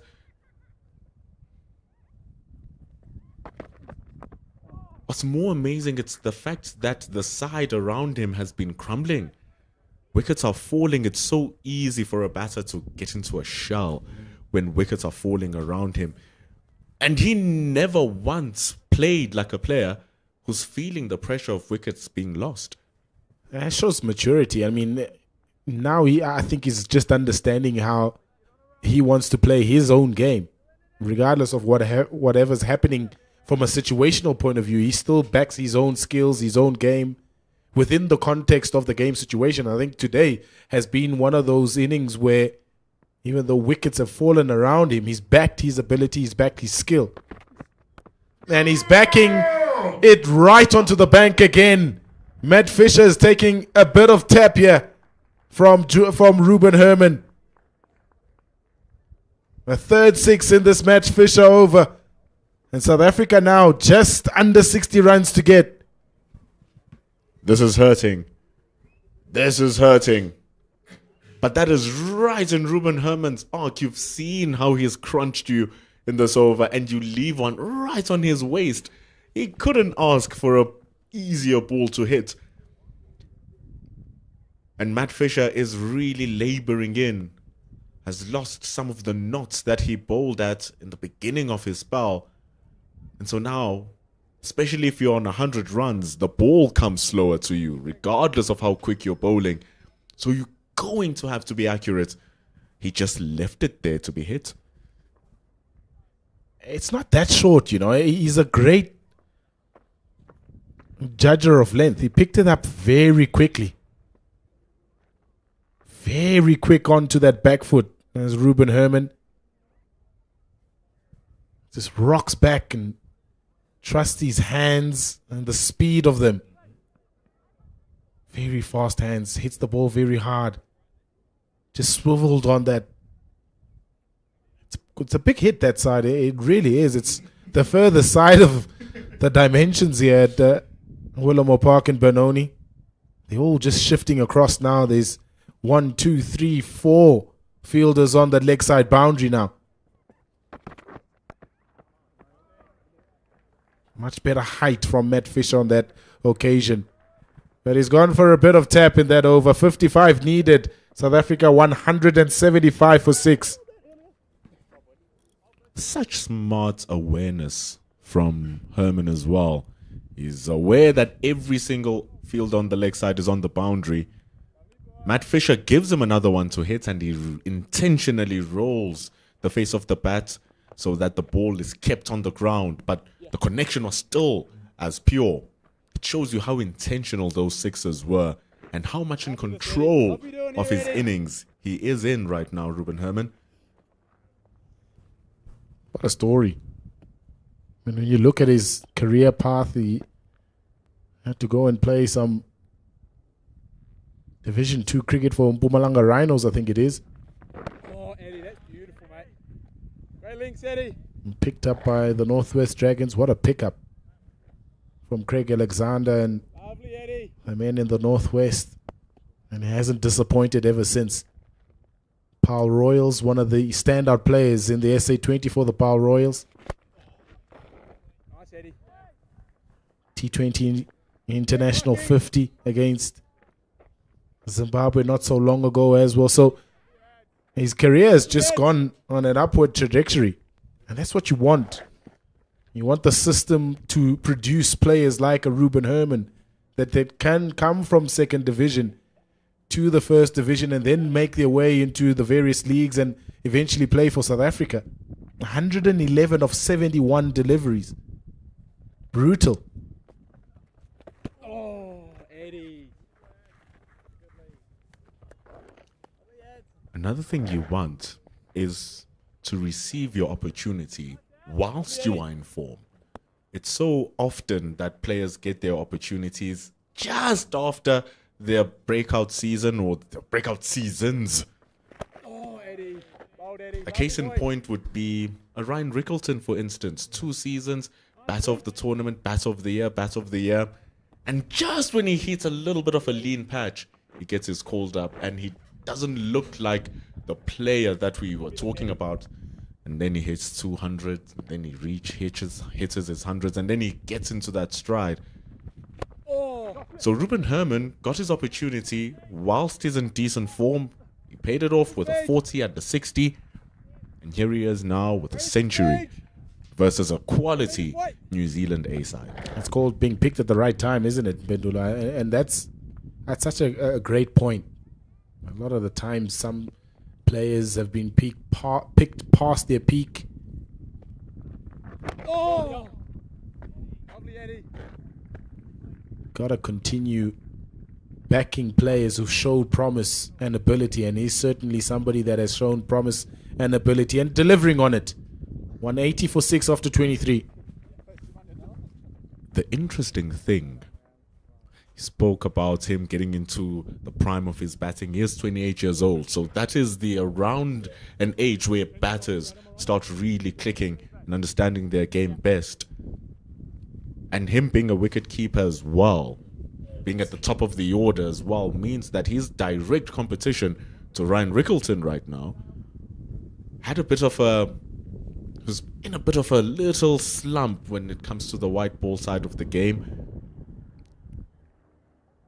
And so with Ruben Herman coming in now, we've seen lots of changes happening in the team. Coach Conrad is not afraid to change things up, and now with the selection committee, we'll see if they are not happy, if they are still happy. But Ruben Herman is really playing himself into the conversation. 100%. And that's what you want. We spoke about this A-side program being so important to the development and the pipeline of South African cricket going forward, and especially with the eye on the 2027 ICC Cricket World Cup here in South Africa.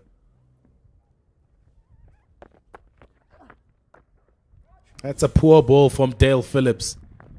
Angled into the pads. All he needed to do was get a good connection. It was Ruben Herman. And by evidence of what he's been able to do this afternoon here in Benoni, he was always going to come. Yet another boundary for him. Trying all different options now, Nick Kelly. The way things are going here, South Africa were good for a score of around 350 even if they batted first. It's all thanks to this man, and even though he's getting runs, I think this is only the 4th shot in his innings that he's mistimed. I know this because every single time he mistimes it, he screams and is aggrieved, and that's the 4th grievance he's had. He set such high standards for himself, Ruben Herman. Wants to middle every ball. Back himself to do so.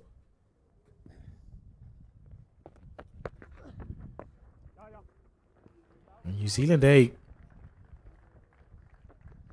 can't have their heads down here. They're still very much in the game here. 1 wicket. That's what Nick Kelly needs to remind his troops here. 1 wicket. We get into the genuine bowlers. Get into Ngaba Peter. Straight down the ground. There's protection. And it does well. There's Josh Clarkson. They have to remind themselves here in New Zealand that they are still within reach of a win here. Still 42 runs for South Africa to get. If history had to repeat itself in this game, wickets have been falling in clusters. It's never a wicket in isolation. So 1 is most likely to bring 2. And so, if they keep that in mind, it's not just Ngaba Peter. You get into Tebomoreki now, and you get into Ogutletlele. And regardless of where this partnership might end up, 20 runs might seem hard if you are able to breach that. But will they get there is the question. 24 overs gone, 188 for 6. They just need 42.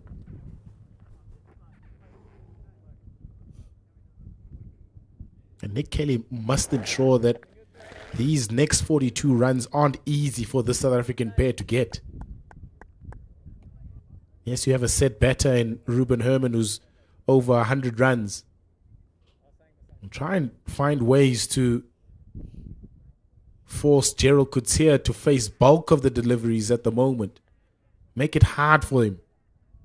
At the moment, he has 4 men in the circle, 5 men in the circle, another one coming in. Make it 6, so that's better.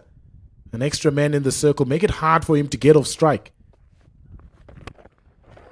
But he loves a long hit. He loves a long hit. Will he hold out? Yes, he will. That's the wicket that they wanted, New Zealand, eh? Gerald Coetzee trying to go downtown. They left the one man down there at long off, and he found him with ease. And just yet another sniff for New Zealand, eh? You could see Ruben Herman gesticulating to Harold. What was that? The game seemed under so much control. The partnership was, 43 runs. And Harold Coetzee had only contributed 5 to that. But the key in that 5 is that he was there for 12 deliveries. He was there. And now Ruben Herman has to think one extra layer now. It really seemed like an unnecessary shot for the situation. Why go big when you are given so much spaces to get ones, as we were having that conversation? But here we are now. Ngaba Peter must show his batting prowess. 42 runs needed. Must make it difficult. A smart bowling also from Eddie Ashok. And smart captaincy and smart field placement. And he left long off down at the boundary. Ball turning away from the right-hander Gerald Coetzee. It looked like he wanted to go over mid-on, who was up in the circle. And just hitting across the ball, slicing it straight down to long off. A very good catch down. I had long off. It's going to make it very difficult now. Still 42 runs to go.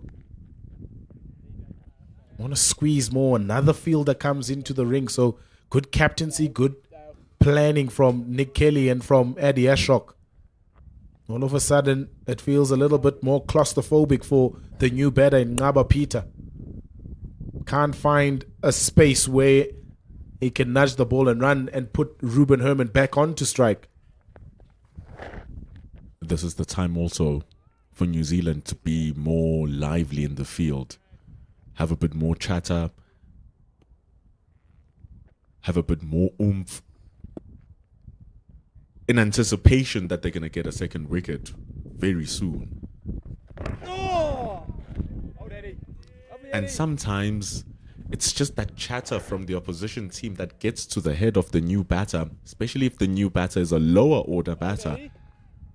And he knows Ngaba Peter's responsibility is to get Ruben Herman on strike. And when he doesn't do that, New Zealand will keep on reminding him. Beautifully bowled. That's the wrong one from Eddie Ashok. Leg spinner to leg spinner.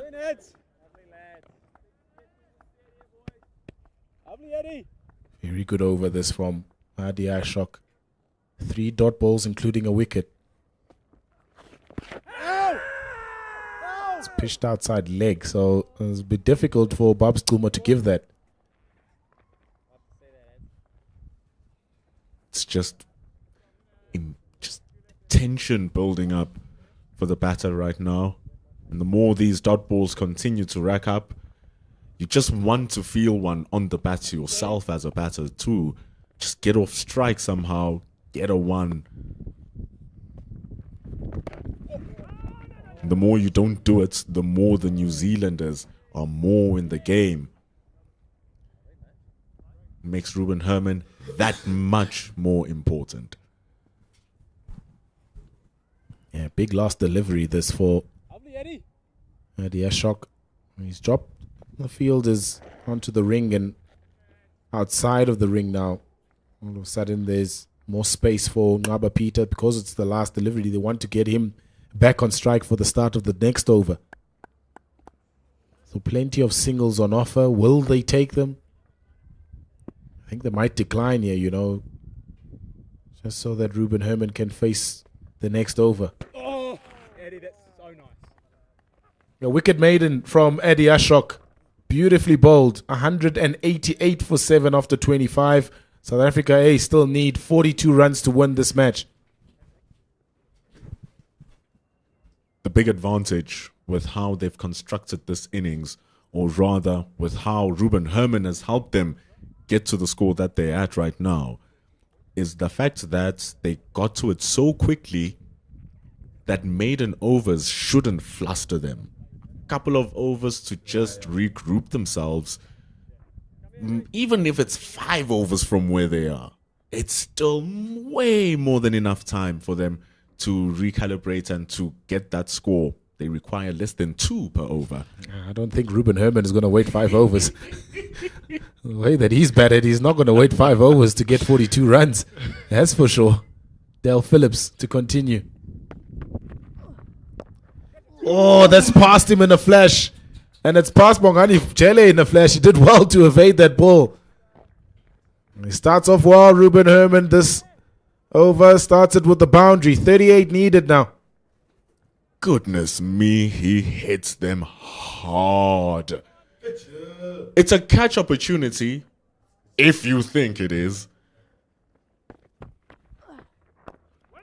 He hits them so hard that by the time your hands are where the ball is supposed to be, the ball has already gone past.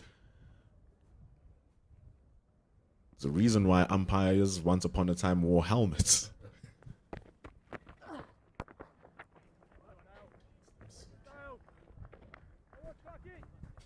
Interesting that he's taken the single from the 3rd ball of this Dale Phillips over. So Peter has to either get runs or survive 3 deliveries from Dale Phillips. And he's coming over to you.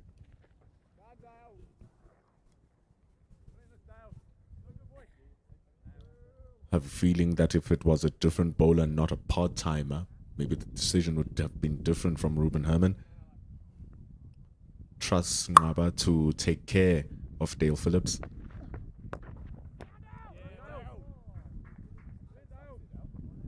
And the thing is, if Ruben Herman, speaking to your point of Ruben Herman not wanting to be there for any longer, the longer he keeps, or the longer the South African keep playing and keep batting, the more opportunities New Zealand have to come back into the game. So you want to wrap it up as quickly but as safely as possible as well, and disallow New Zealand a chance to work themselves back into the game, because 8 down with 15 runs to win is a pressure situation even. It's getting tighter and tighter, isn't it? They're prepared to concede the boundary of this last delivery from Dale Phillips. They want to keep Ngaba Peter on strike for the first ball of Adi Ashok's next over. So everyone is into the circle.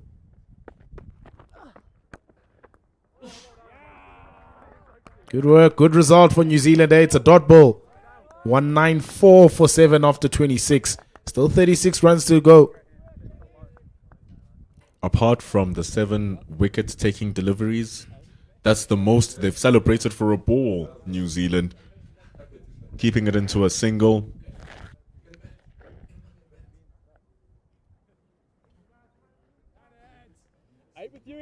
Matt Fisher, he went for quite a bit of a tapping off the bat of Ruben Herman.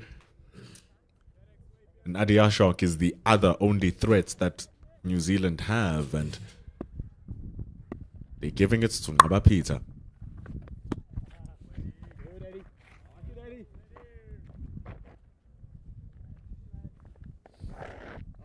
And just go back to your point. South Africa have time, so dot balls they don't mind. Maiden overs they won't mind. It's making sure you don't lose another wicket. Edged and put down in the slip. They've gone through for 2 runs. Living dangerously here, South Africa A, Ngaba Peter. Genuine edge and put down by Reese Mariu. Seems like the ball deflected off Mitch Hay as well. Not an easy take. Ball is dipping down on him. It's coming very quick. But that's the opportunity that New Zealand were hoping for. That's the opportunity that they actually created with the pressure that they put on Ruben Herman from the previous delivery in the last over.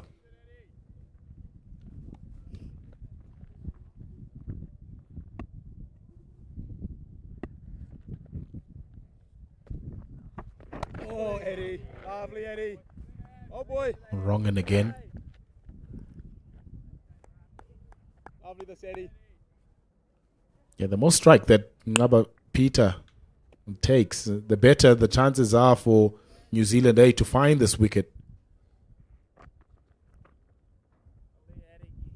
Need to find a way to get Ruben Herman back on strike, and the majority of it. 2 slips now employed by Eddie Ashok. Oh, Eddie. Beautiful. Beautiful, Eddie. Throwing out a lot of these different variations now to throw off Ngaba Peter, especially as he started off. But he's playing these variations way more better than he did in his first couple of deliveries. Lovely, this Eddie. I am Yoli behind us talking that he has some pedigree with the bats, Ngaba Peter. Has been focusing a lot on his bowling, of course. That's what's getting him into the South African team. But this is where we can say he's no mug with the bat. He can hold and wield the blade. It's also pitched outside leg stump. A dot ball to finish the Eddie Ashok over. 196 for 7 after 27.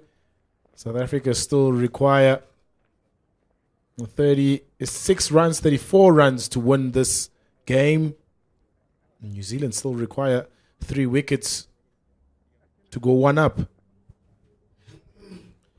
Only 2 runs were conceded in that over, and South Africa still scored more than what they require per over to win the game. That's how much in control in terms of runs that they are in, not so much in terms of wickets. And so all the more reason to try and really bring this to a close. Ruben Herman will have a shy at Dale Phillips. Not sure if maybe changing a bowler could have been a good idea, but we'll see how Phillips handles the charging Herman. Over. 1 bounce and into the fence. It's a crucial over, like you said, Mpendulo Mokubane. This could make or break and could swing the tie either way. And at the moment, it's swinging South Africa A's way. 30 needed now. 200 runs up for the South African A. Not the worst delivery from Phillips, but he really stepped back and created the space, Ruben Herman, and hits it over mid-on. That's a gift. Really is a gift. Back-to-back boundaries. And Ruben Herman is breaking the back of this run chase now. Right at the death. And you question whether Dale Phillips is probably the right person to be bowling this particular over when South Africa just need 34 runs to win. Really think it was time to bring back an out-and-out bowler. Especially since you've been planning over by over so well ever since Harold Kutsia has come on to play. You're seeing, okay, this is a Ruben Herman over, this is a tail ender over, and so you work yourself around that. And if you bring a strike bowler against Ruben Herman, and he'll be against taking a 1, and it will always be him on strike. And if you get him out, you are way back into the game. So I really don't think bringing in Dale Phillips for Herman was a good one. Oh, chance and just short. Another run-out chance. It's all happening at Willowmore Park. Opportunities either end. One for a catch and one for a run-out. He needs to keep his composure here. Also, Ngaba Peter. Imagine that's the ball you lose your wicket to at this stage of the game. would have been absolutely distraught with himself. Got a hand to that, Dale. That's what stops it from going straight through to the boundary.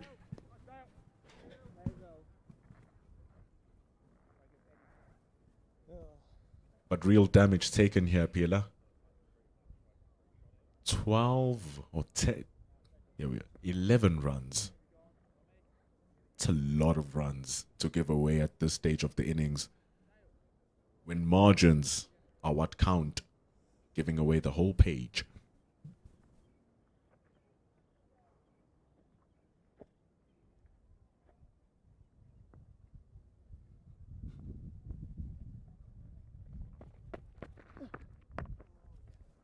Good work from Ngaba Peter. Defends the last one. Ruben Herman will be on strike at the beginning of the next over. 23 needed. 207 for 7 after 28. Massive, massive innings from Ruben Herman. 137 from 87. He's virtually played a lone hand in this run chase.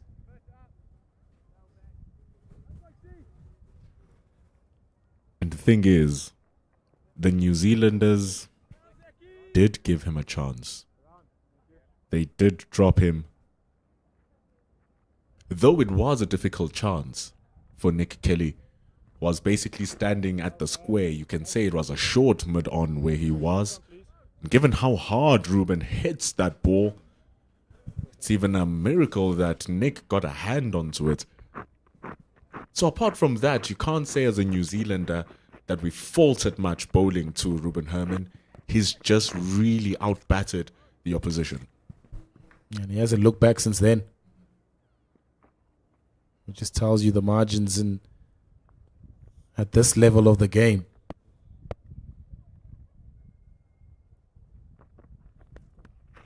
Folks is back and he starts off with a wide. The margins are so small, so slim, the higher you go. One drop catch, it could spell danger. I mean, he was barely on 20 runs then. Now he's amassed 137 from 87. And at the moment, is the difference between South Africa going over the line and not. Strong hit over the man stationed at extra cover. Not perfectly timed. But the result is good for Ruben Herman and for South Africa A. It gets 4 and 5 from the first 2 deliveries. Just look at his body language. He's so unsatisfied with that boundary just because he mistimed it and he feels like maybe he gave an opportunity to the New Zealanders. But he gets runs, gets the boundary. They need 18 now, South Africa.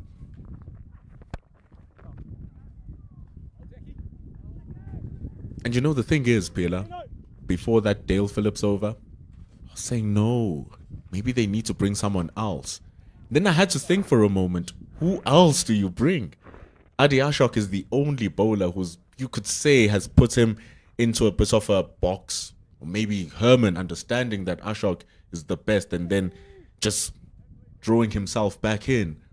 But then I would have said, bring in, okay, Matt Fisher, but Matt Fisher has gone for a tapping. Zach Folks is having a really difficult time against Herman. Herman is just eating him up for lunch, breakfast and supper.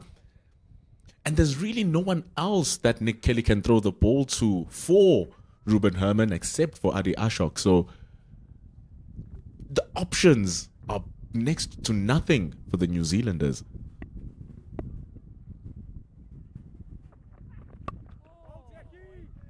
And that's the result of continuously putting pressure on the bowling attack. All of a sudden, the captain doesn't really know where to go in terms of his options. Zach Folks, none for 52 in 5.3. That's over 10 runs and over for Zach Folks. And although Matt Fisher's picked up 4 wickets, he's also been on the expensive side. So when your strike bowlers haven't been able to contain, it becomes difficult to search for other options.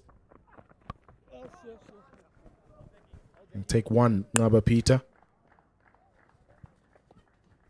It took 5.1 overs for Zach Folks to come over the wicket. It took getting a right-hander for him to do that. First time he has bowled to a right-hander. And with that in-swinger, ball just moving in, still a slight breeze blowing across. It's natural movement from Zach. He can feel like he has some chance with Peter, not really with Ruben. Picked up beautifully. Shorter side into the bank. What a beauty of a shot that is from Ruben Herman. He's brought the scores now just to 10 needed. And South Africa are well on their way of winning this first unofficial one-day international. Have a good chance against Ngaba Peter. None of that against Ruben Herman. Maybe even 50 of those runs that Falks has conceded come from the bat of Ruben Herman.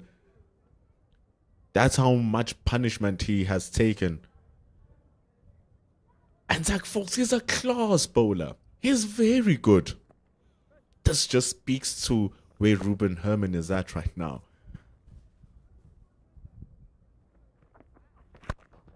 Bang! Ngaba Peter had to take evasive action.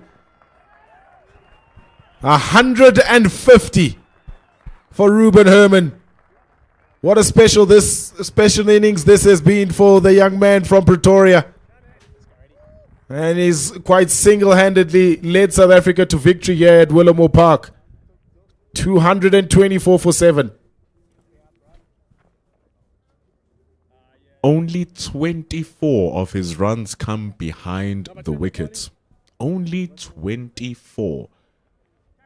128 of these runs come in front of the wickets. What is that?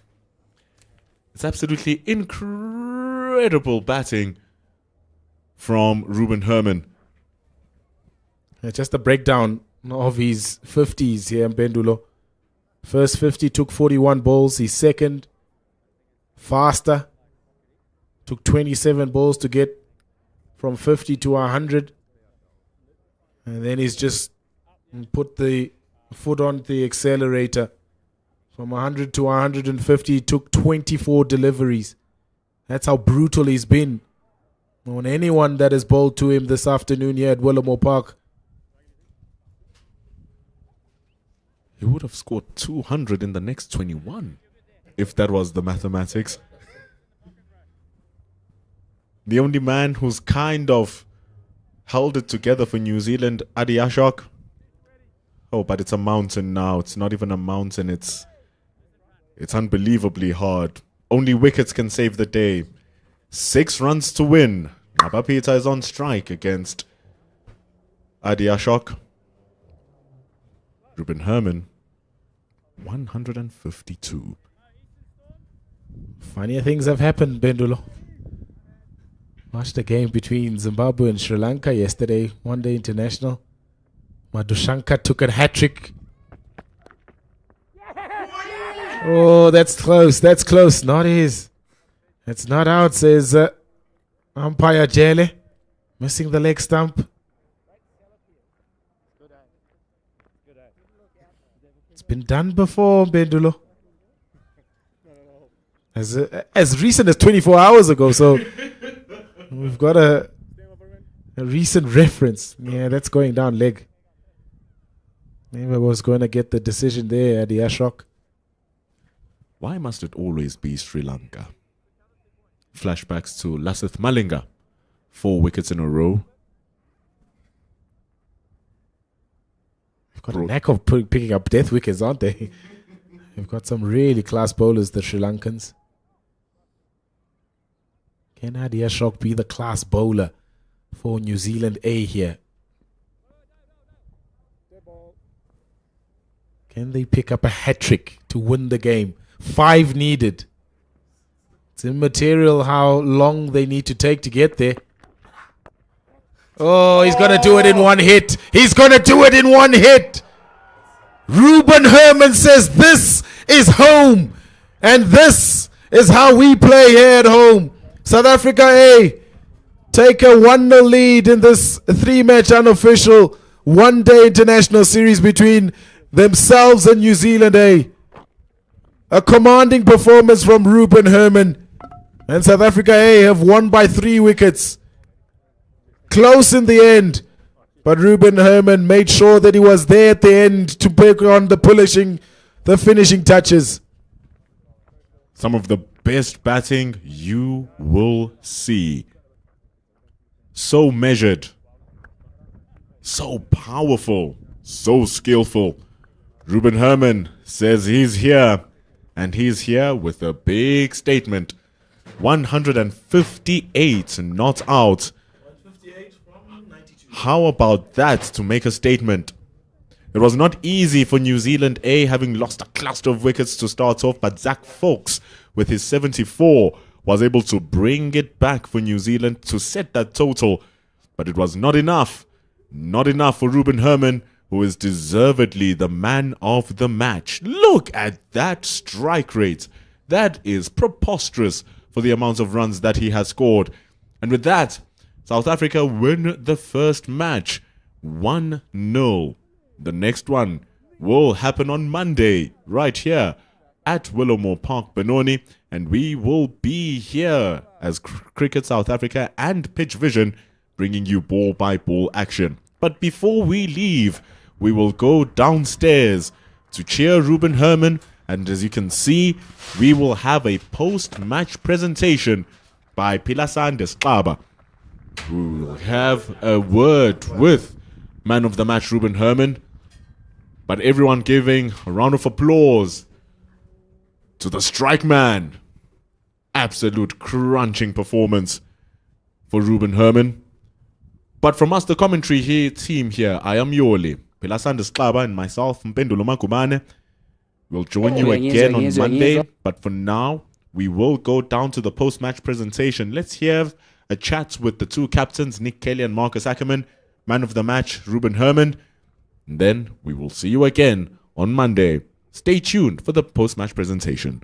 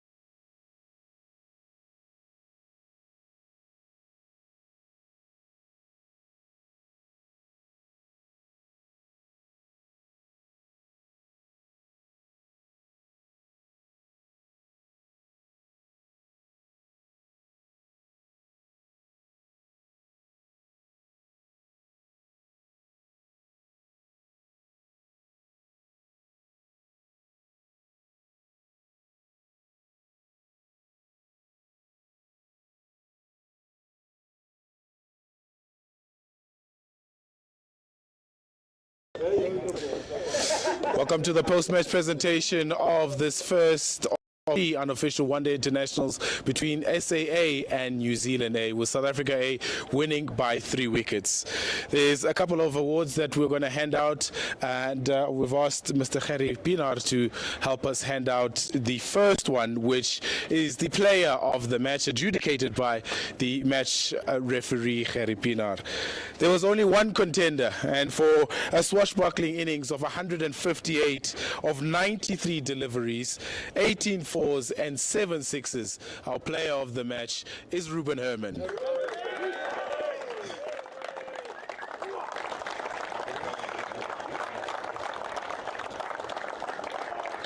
An excellent innings from Ruben Herman. Really guided South Africa to that win. Ruben, you must be pleased with that effort. Yeah, very pleased to have finished the game. I've been saying it for a while that I want to finish games for South Africa, so I messed it up twice in Zim, so I wanted to rectify that today, so no, lucky it came off. Can you quantify the last sort of 18 months for you in your career, how it's been, the rise, SA20, making a debut for South Africa and now getting 100? Yeah, it's difficult to put into words how it actually worked out. It's tough to actually, I don't know, think about it, if it makes sense, but I'll try not to think about it, especially because I think, your mind can race quite quickly. So, I'll just try to stay present for as long as I can and see how far it can go. What does this mean for you in your career going forward? To be fair, I don't really care about the career. I'm just very glad I won the first game for the series for us, or when we were in a top position. So the career stuff takes care of itself, but I want to win games for our team, so that's what I'm actually aiming at. Fair answer. Well played today. All the best for the rest of the series. Bless you. Thank you very much. Appreciate it. Our player of the match, Ruben Herman, for an outstanding 158 runs. Next, I'd like to call on the losing captain this afternoon, Nick Kelly from New Zealand. Nick, tough afternoon for you guys. Can you sum up what went wrong firstly from the batting innings and then going into the bowling innings? Yeah, it was a pretty interesting game, to be fair. When you're 100 for 7, I think we were, you probably don't win too many games.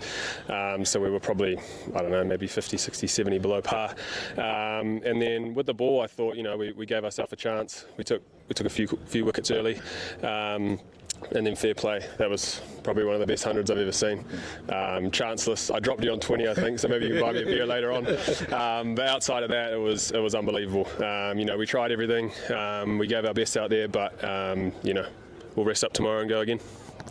Taking a bit of positives, the way that Zach Falks and Simon Keane batted a little bit later on in the innings, does that give you confidence that the lower order can produce the runs if the top order can give them a base? Yeah, definitely. I think if we had set a better foundation, we could have put a much better score on the board. We bat all the way down, and yeah, like you said, if the top order could put a bit more on the board, then we're pretty confident we can post a big total. So, like I said, we'll debrief this one, rest up tomorrow, and then go again the day after that. Tough luck today and all the best for the series. Cheers, thank you. Nick Kelly, New Zealand A's captain, his reflections on an unfortunate afternoon here at Willamore Park. Next, I'd like to call on Marcus Ackerman, South Africa A's winning captain for this afternoon. Marcus, as Nick is saying, a strange game. It could have gone either way at any point of the game. What are your reflections on this win?